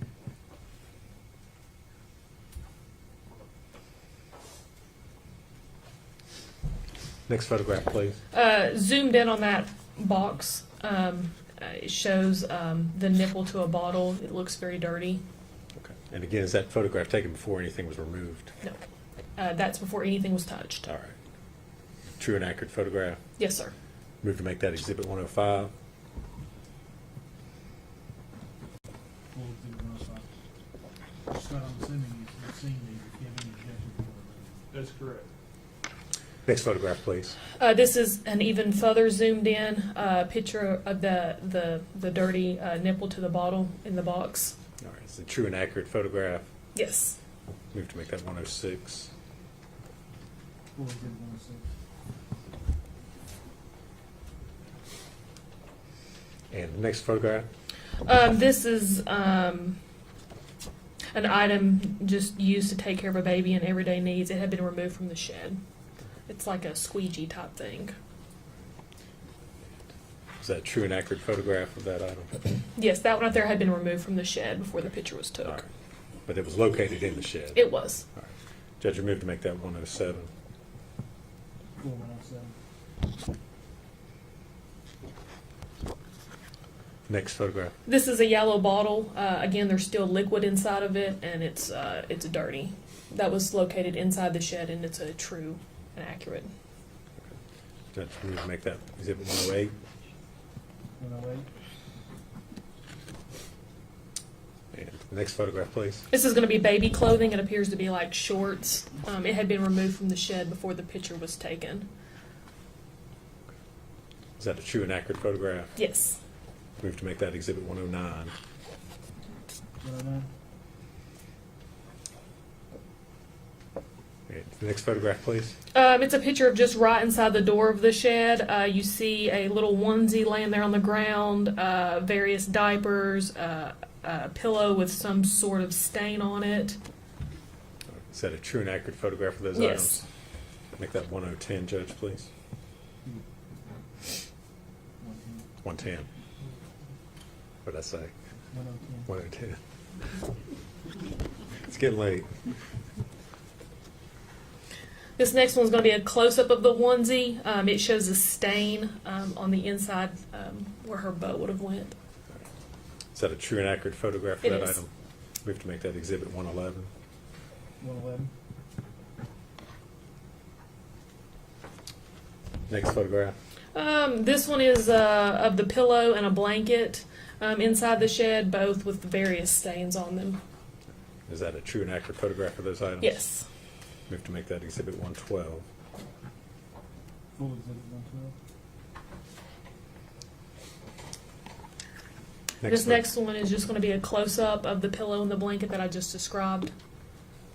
Is that a true and accurate photograph? It is. We have to make that exhibit 113.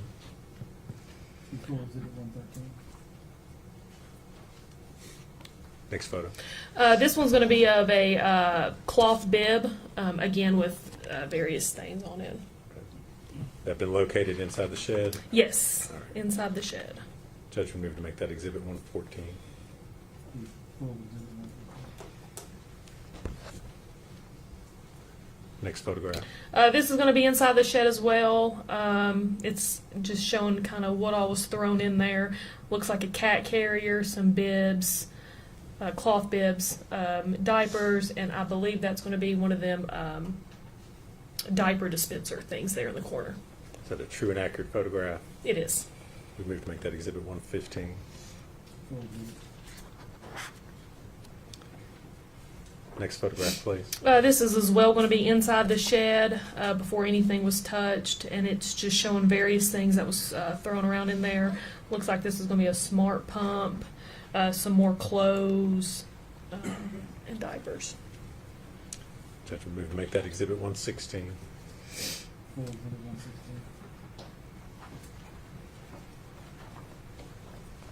116. Next photograph. This is as well going to be inside the shed. There's a picture of a ladder, some more clothes tossed around. Is that a true and accurate photograph? It is. Move to make that 118. 118. 117. I'm sorry, 117. Is it 117? I'm sorry. 117, sorry. I'm ahead of myself.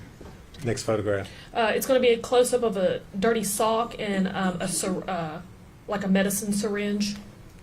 And were they located inside the shed They as well? were, yes. They were within the ladder. Make that 118, Judge. 118.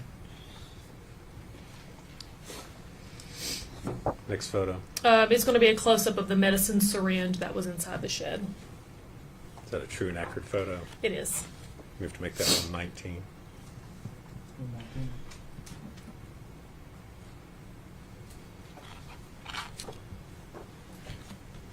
Next photograph, please. These next couple are taken from outside the shed once they had already been removed, and this is a picture of a baby swing, and it's got just a whole bunch of stains on it. All right. Is that a true and accurate photograph of what it looked like? Yes. We have to make that Exhibit 120.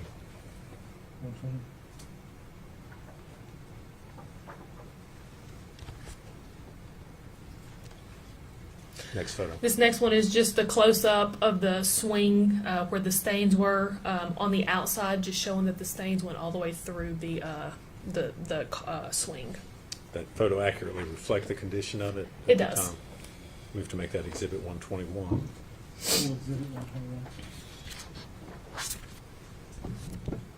Next one. The next one is going to be a Mickey and Minnie bottle with what appears to be milk still in the bottom of it, and it had been removed from the shed when the picture was took. We have to make that Exhibit 122. And that is an accurate state or picture.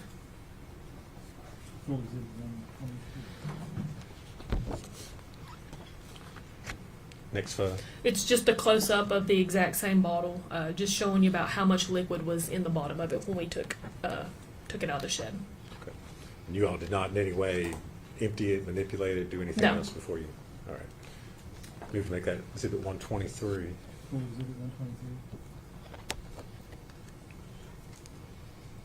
Next photograph. This is the onesie that I was talking about at the beginning. I don't know if y'all remember me talking about a onesie that was laying on the floor of the shed. This is going to be a close-up of the onesie once we removed it from the shed. It shows that there's brown stains toward where her butt would have been, and there's yellow, orangish stains toward the collar of the onesie and the sleeve. We have to make that Exhibit 124.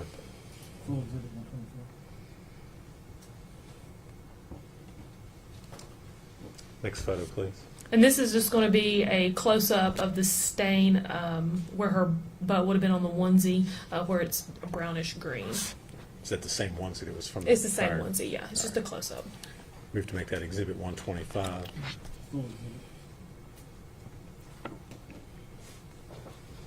Next photograph. Just various baby toys that was found from inside the shed that we removed. Is it a true and accurate photograph? Yes. We have to make that Exhibit 126.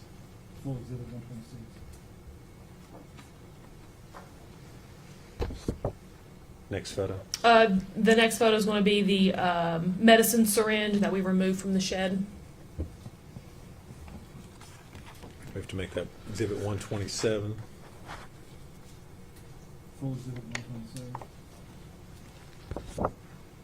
Next photo. It's going to be a bottle that we removed from the shed, and it's discolored with some sort of brown substance. All right. Is that a true and accurate photograph? It is. We have to make that Exhibit 128.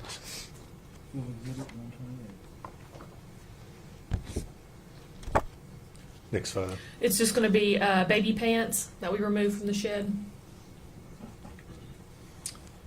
We have to make that Exhibit 129.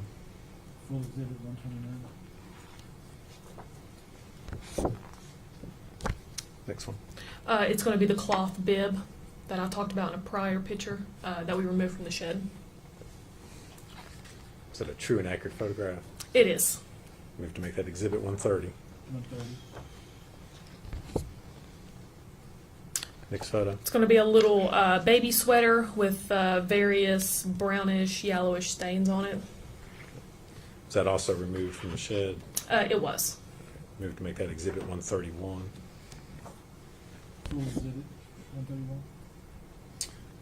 Next photo. It's going to be a close-up of the baby clothing. Same item as in the previous. Yes, same item. We have to make that Exhibit 132.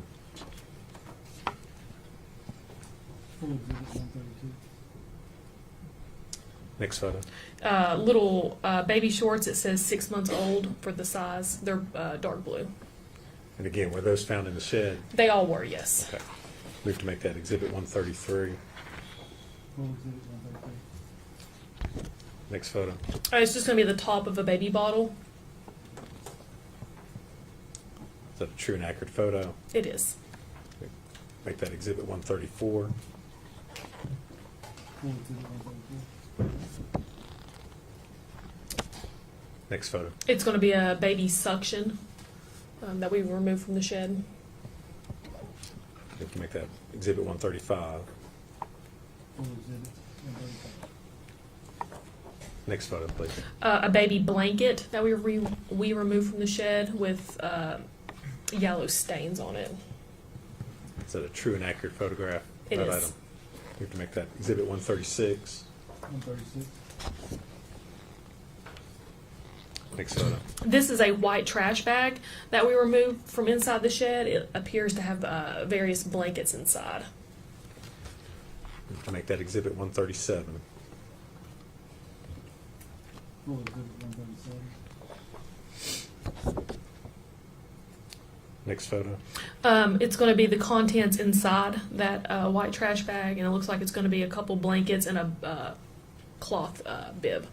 And have those items been removed from the bag that they were originally in? Yes, they were removed from the bag. Move to make that Exhibit 138. 138. Next photo. It's going to be a child's toy. It's a little pink bear we removed from the shed. Move to make that Exhibit 139. Full exhibit 139.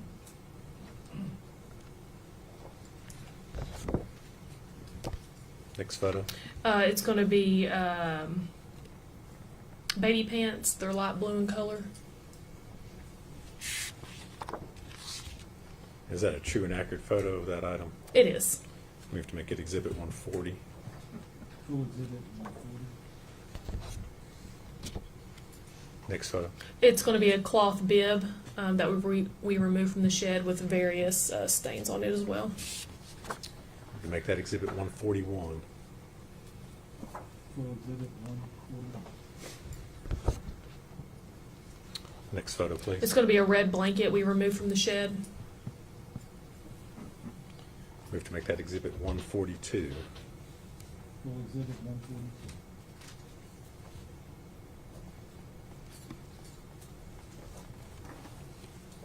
Next photo. That's it. That's it. Okay.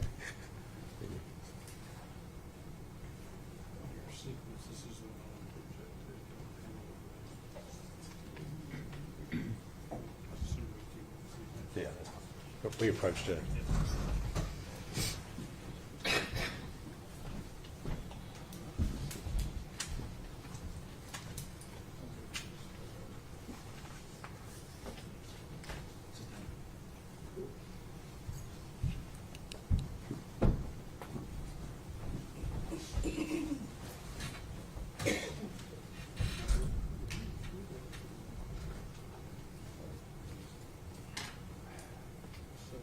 Okay, I'll try to think how many more there are.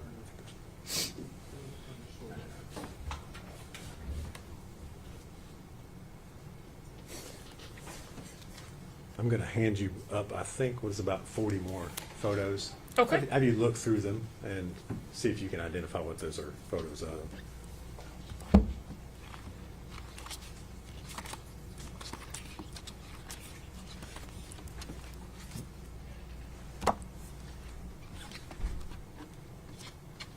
These all appear to come from inside that storage shed. Okay. Are they true and accurate photos of the items that you all removed and took from the shed out at the Boswell property that night? Yes. Okay. Judge, introduce them individually. I think that will take us numbers 143 through 181.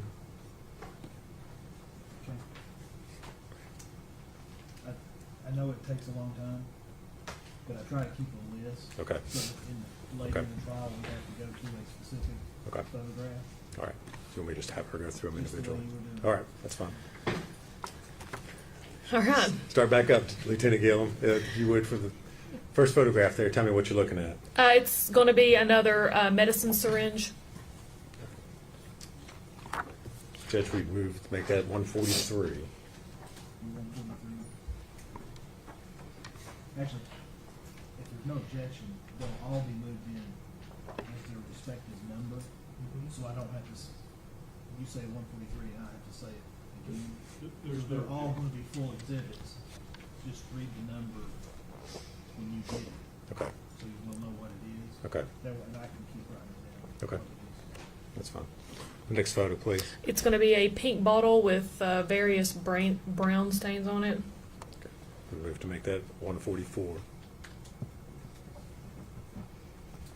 Next photo. It's various baby clothing, cloth bibs, and a toy rattle. We move to make that 145. This next one's going to be just a closer view of those exact items I just described. The The items same, in- yeah, the in same picture, 145. just zoomed All right. in. And we move to make that 146. Next photo. Just various bottles and the caps of bottles. Move to make that exhibit 147. Next photo. A little Mickey and Minnie sweatshirt for a baby. Move that in as exhibit 148.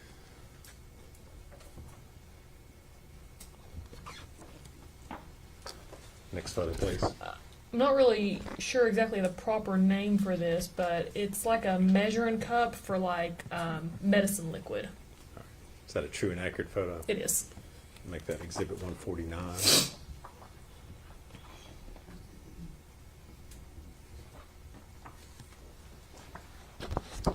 Next photo. A little jumper, a little onesie. Move to make that 150.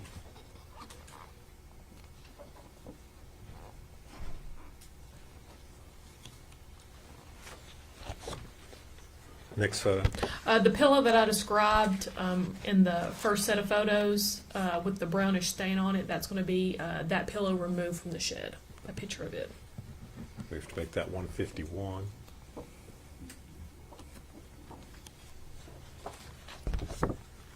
Next photograph, please. Another little onesie. Move to make that 152.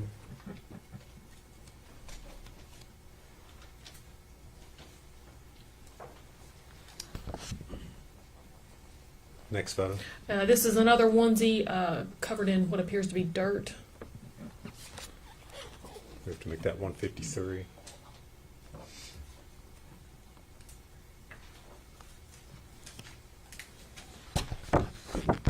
The next photo. This is another onesie. It's got some various stains on it. Move to make that 154.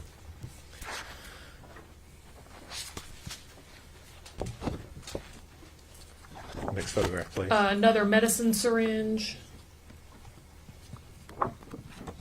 Make that 155.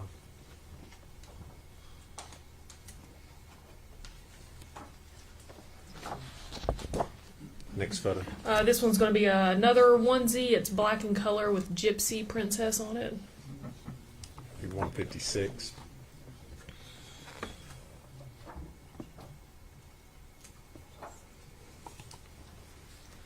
The next photo, please. This is going to be medicine. It looks like it's prescribed to Evelyn M. Boswell, and it's some sort of ointment. I can't pronounce that the name of the ointment. All right, is that a true and accurate photograph which It you is. collected? Be exhibit 157.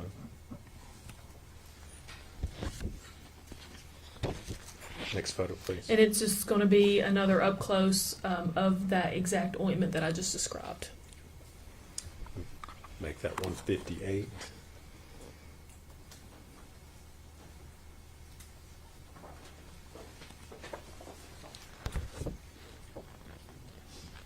Next photograph, please. The tube of the ointment was brought out of the packaging, and that's what this is going to be a picture of. It looks like it's supposed to go in the eye.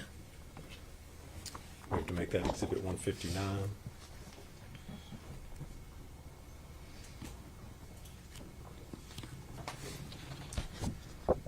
Next photo, please. It's going to be a sippy cup. Move that as 160.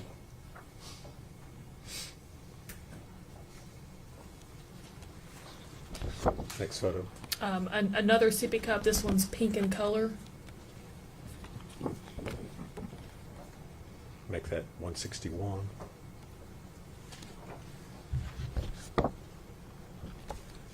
Next one, please. It's going to be a close-up of that pink sippy cup that I just described. Move that as 162.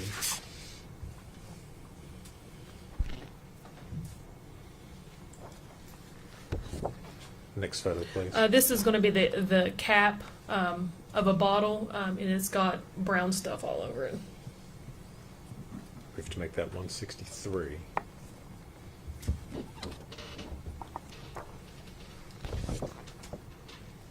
Next photo. It's going to be a passy. Exhibit 164.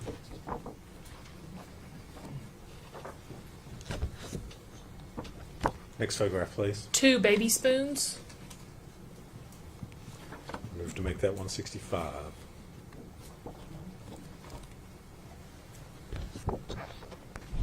Next photo.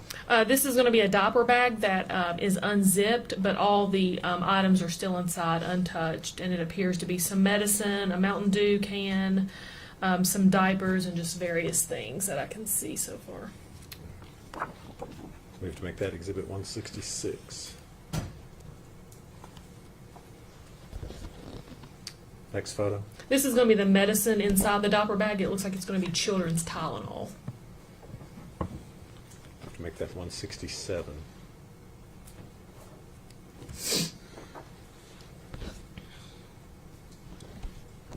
Next photo. It's going to be close up of the children's Tylenol in the diaper bag, and it looks like it's got some food and a cloth towel around it with some stains on it. We have to make that 168.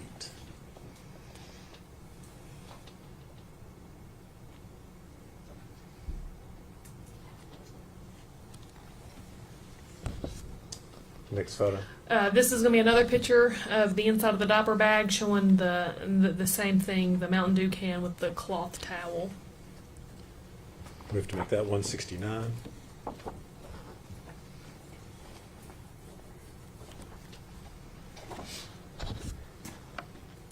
Next photo, please. This is going to be a children's spoon, and on one end of the spoon it is got black residue on it. We have to make that number 170.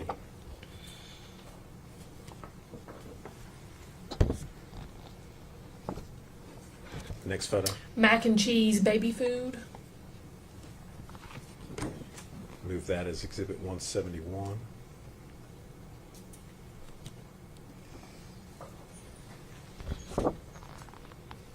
Next photo, please. This is going to be some sort of tissue paper with brownish red stains on it. Move that as exhibit 172. And next photo. It's just going to be another angle of the tissue paper with a brownish red stain. Move that as exhibit 173.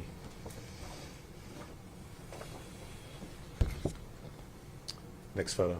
It's going to be a suitcase with various clothing items inside. Move that as exhibit 174.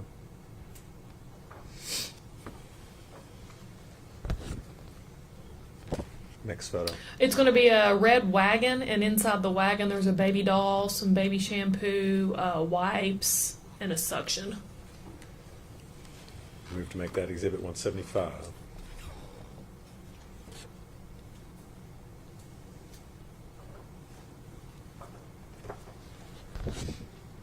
Next photo. This is going to be a picture of the items beside the wagon inside. And it's got clothing, a car seat. It looks like a little bunny rabbit, teddy bear type thing. Move that as exhibit 176.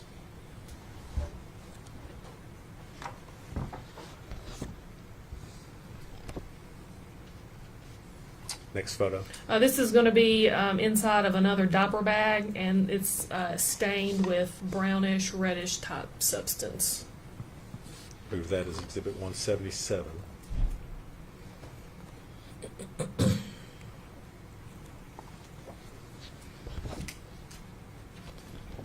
Next photo. This is a cardboard box, and inside the box is several white bags.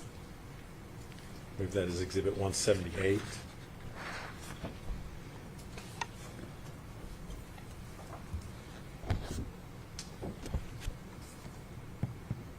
Next photo. And this is going to be a big black trash bag, and inside of it is clothing, toys, all things for a baby. Move that as Exhibit 179.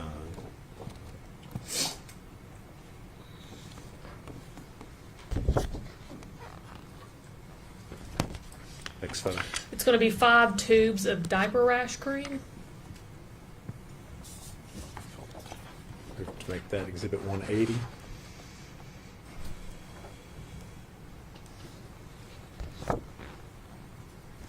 Next photo. It's going to be a Mickey mini blanket with a brownish red stain in the middle. Move to make that Exhibit 181.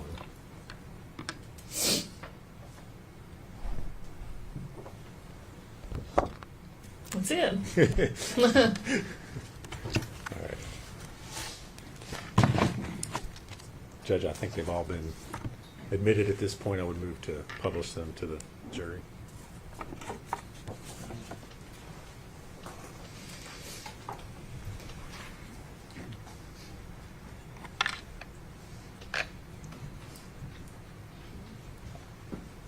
Take the Gil, I put up what's been introduced as Exhibit 101. What are we looking at there? That's going back to the very first picture. It's going to be outside the shed when the door was opened, exactly how the contents were when the door was opened, untouched. Okay.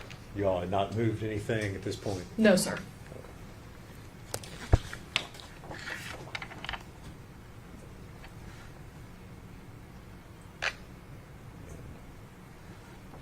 .102. Contents inside the shed. I believe that's a swing type thing and some various clothing items.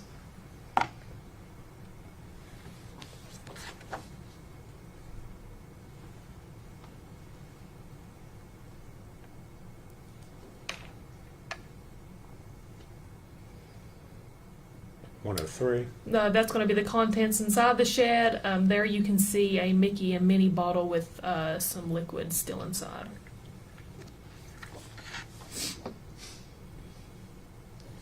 .104. And that's going to be a cardboard box with clothes and a bag on top.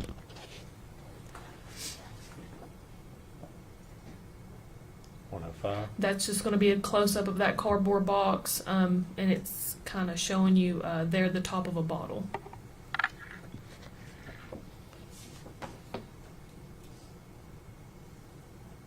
.106. Again, it's zoomed in on the top of the bottle.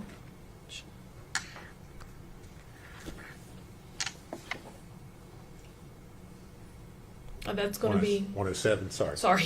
That's going to be the suction thing that we removed from the shed.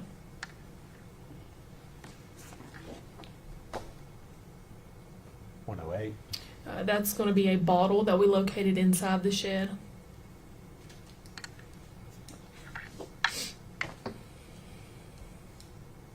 .109.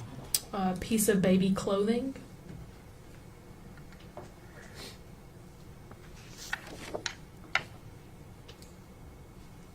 .110. And that's going to be a onesie on the floor of the shed, along with a pillow there on the left-hand side. Are those the items that are sitting below the pillow? Can you tell what those are there? Looks like diapers. Or are you talking about right below the pillow? Yes. Yeah, those are diapers. All right.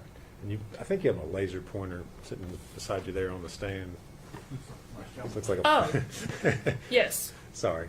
If you could, on the screen up there, point out where we're talking about. Oh, right here, diapers. All right. And that's going to be the pillow, and then there's the onesie. All right. Thank you. And Exhibit 111. That's the onesie I described, and these are the stains that I talked about. 112. It's going to be the pillow with the brownish stain, and then a blanket.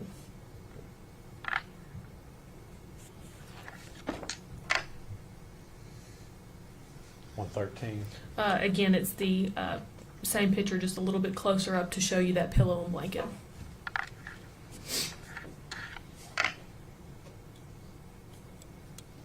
Um, 114. There's going to be a cloth bib right there on the floor. Did you all collect that? We did. 115. Again, just showing you the contents there on the floor of that shed. And for the items that you collected, did you collect all the items that were identified as, or how did you make decisions as far as what you collected? No, we collected the cloth bib and then this little article of child's clothing. Pretty much anything baby related went. Exhibit 116. There was a ladder on the floor of the shed, and this is just a depiction of the contents around that ladder. 117. It zoomed in a little bit, but you'll see right here is a medical syringe. And you're indicating an area just inside the metal ladder that's depicted. Yes, in the center of there the should be a photograph. closer up photo of it next. 118.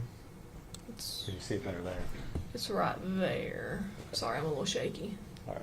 Is it the syringe? As we're looking at the photograph, it's kind of on the left-hand side. Is it slightly pinkish color? Is that what we're looking at? It is. There's a blue, what I think is a wipe case, and then it sits directly to the left of that blue wipe case. And I'm going to show you 119, which I think might give you a little better. Yes. Right there. Is that a close-up image of that syringe? It is. Exhibit 120. That's going to be the child swing that was taken from inside the shed. 121. And then this is what I was talking about, if you recall, where I said it shows the stain went through the entire swing. You can see right there what I'm talking about. All right, so we're looking at the bottom. We're looking at the photograph. That's the bottom, the base of the. Yes. Okay.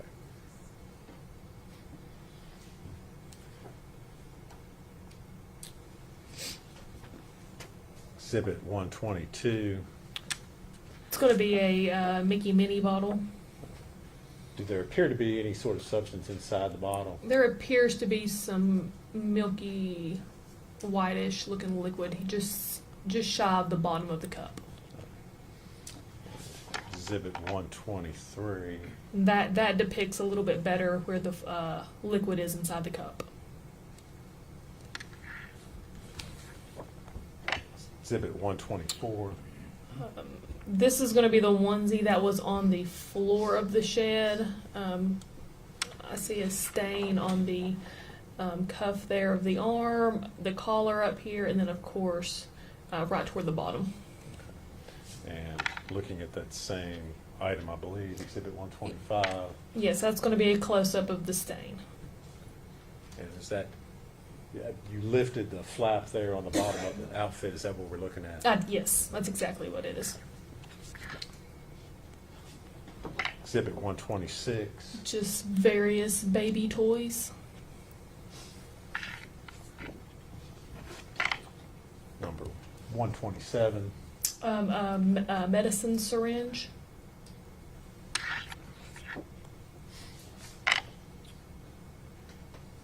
$128. A bottle.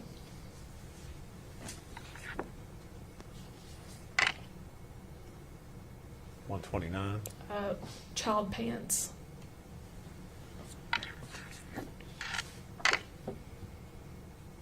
$130. A cloth bib. And again, all these items you all found inside the shed, is that correct? Every item, yes, was taken from inside the shed.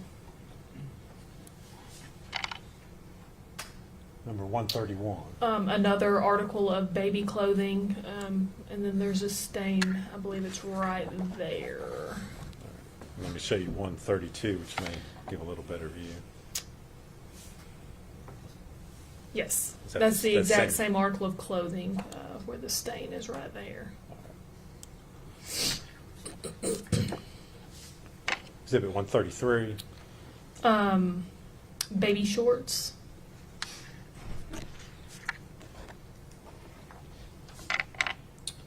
Number 134. The top of a bottle.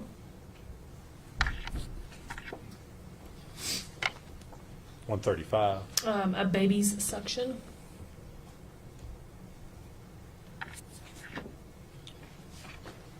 Number 136. A blanket. And these photos that are taken of these individual items, you all have removed them from the shed. Is that correct? Yes, that is correct. And took them back over to, it looks like, to the sheriff's office to photograph them. Yes, they were in our evidence.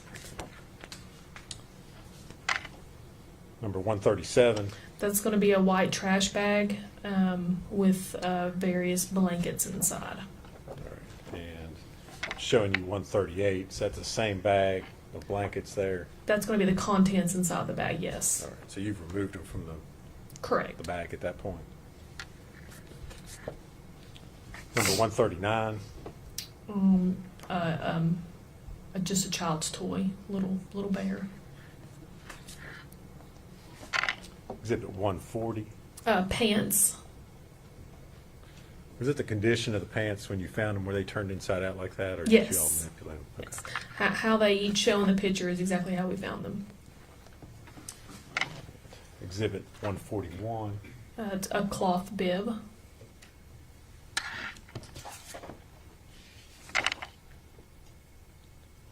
Number 142. A red blanket.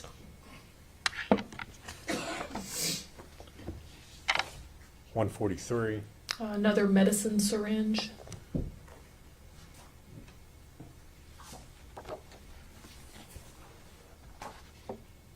$144. A baby's bottle.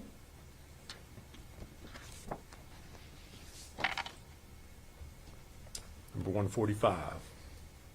Just various articles of clothing. I think there's a blanket, a little toy rattle. And all these items were found together. Yes. And show you 146. That is just going to be a close-up of those items, just a little bit more in detail. You can see what appears to be a sock there with some stains on it, like a little bow headband there. Just a close-up. All right. Exhibit 147. Various bottles and their lids. 148. A Mickey mini sweatshirt for a baby. Number 149. Looks like a type of a measuring cup for some sort of medicine liquid. 150. It's going to be a onesie.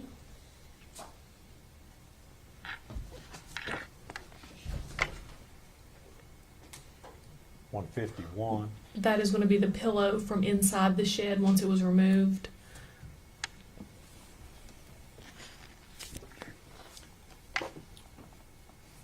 Number 152. It's another baby's onesie.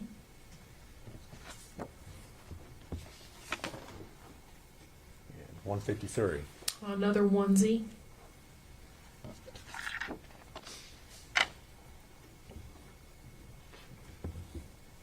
$154. And that's going to be another onesie with various stains. You can see it toward the collar here and then more toward the bottom. Number 155. Medicine syringe.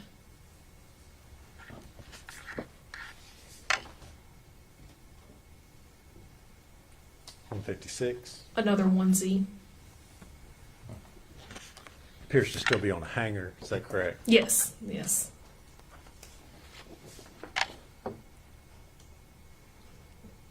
Exhibit 157. That's going to be the eye ointment. 158. The ointment removed from the box.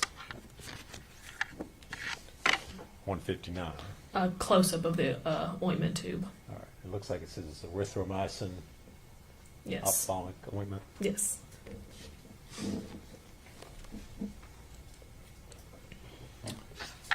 $160. A sippy cup.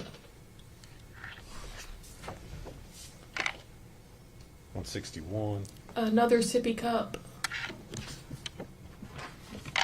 162, And that's just going to be a close up of the previous sippy cup.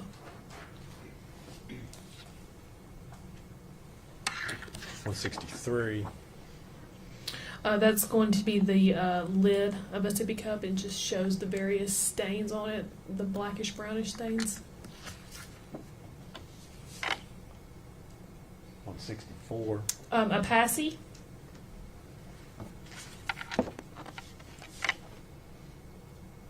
165, 2 baby spoons.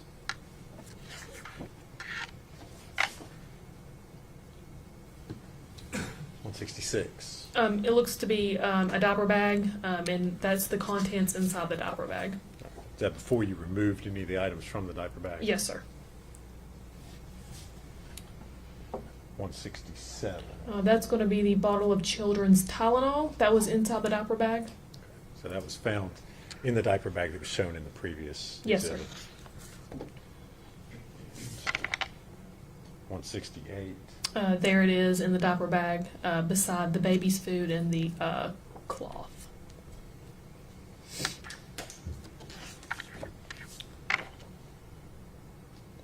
169, Just another angle of inside the diaper bag.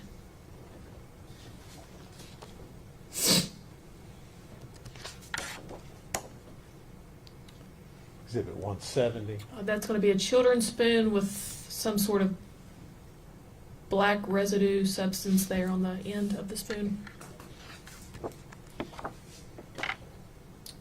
Exhibit 171, That's going to be the mac and cheese. had it been opened or was it unopened? I can't. It looks like it's been an end has been opened. Just the way the packaging was.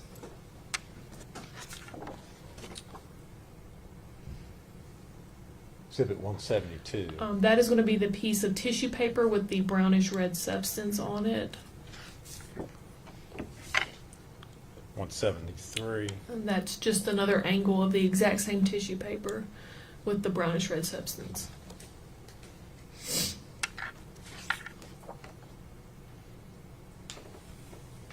number 174, A suitcase with just various clothing items inside.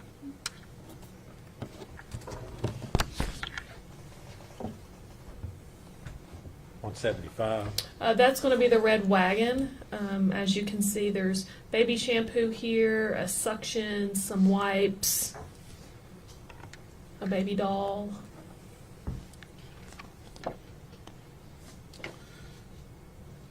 or 176, There's going to be a car seat and just some various clothing items.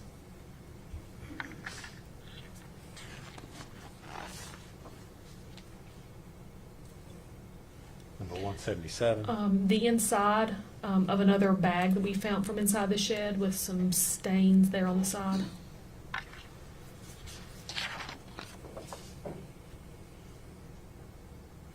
exhibit 178, It's going to be a cardboard box with several white bags.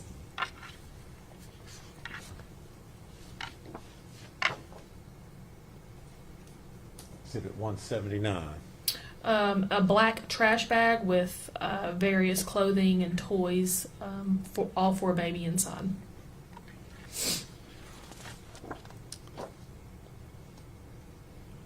number 180, The 5 tubes of diaper rash cream.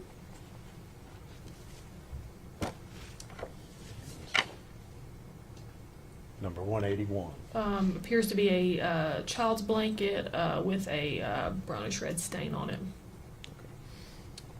and all these items were collected and taken out of the shed. Yes, sir, every item.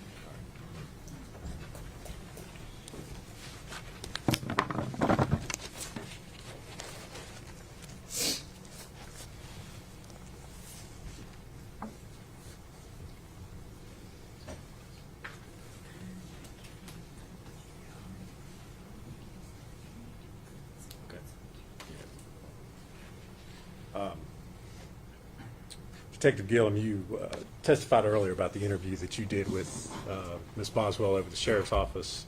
Yes. Sheriff's office located here in Blumpville, correct? Correct. That's Sullivan County? Yes. All right. The property that you went out to search, Tommy Boswell's, is out on Muddy Creek Road? Yes, Muddy Creek is in Blumpville inside Sullivan County. All right. If you would answer any questions that Scott has for you. Y'all come up here a minute.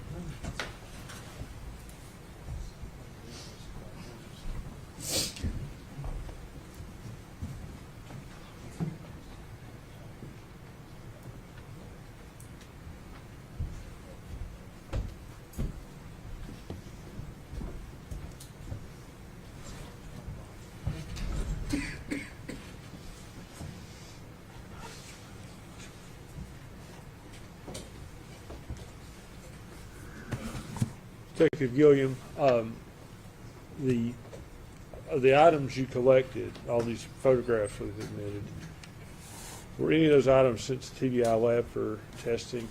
I'm not sure if they were or not. You weren't involved in that? No, I was not. You just collected them? Correct. Okay. Let's go back an hour and a half or so to the interview we watched. Uh-huh. You talked to Megan on February the 18th, is that correct? Yes, sir. What time of day was that? It was in the evening. It was after working hours. Okay, if you could help me narrow it down a little bit more than that. So when do working hours end?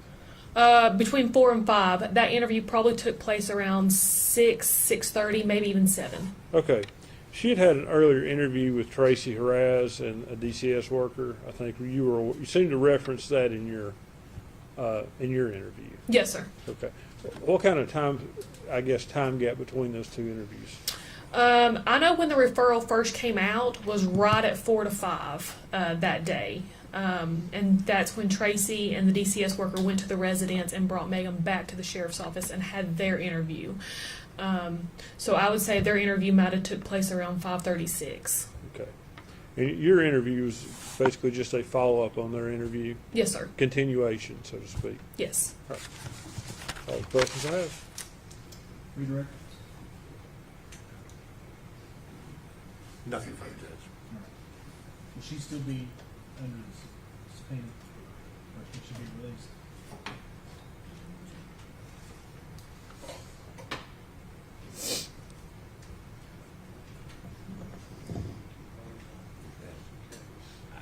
We'll keep her under subpoena, Judge, but I just don't think she can be released at this time. You'll still be subject to subpoena, so don't, you can leave the courthouse, but make sure you're available. Do not discuss your testimony with any other witness or allow any other witness to discuss their testimony with you. All right? Thank you. All right, ladies and gentlemen,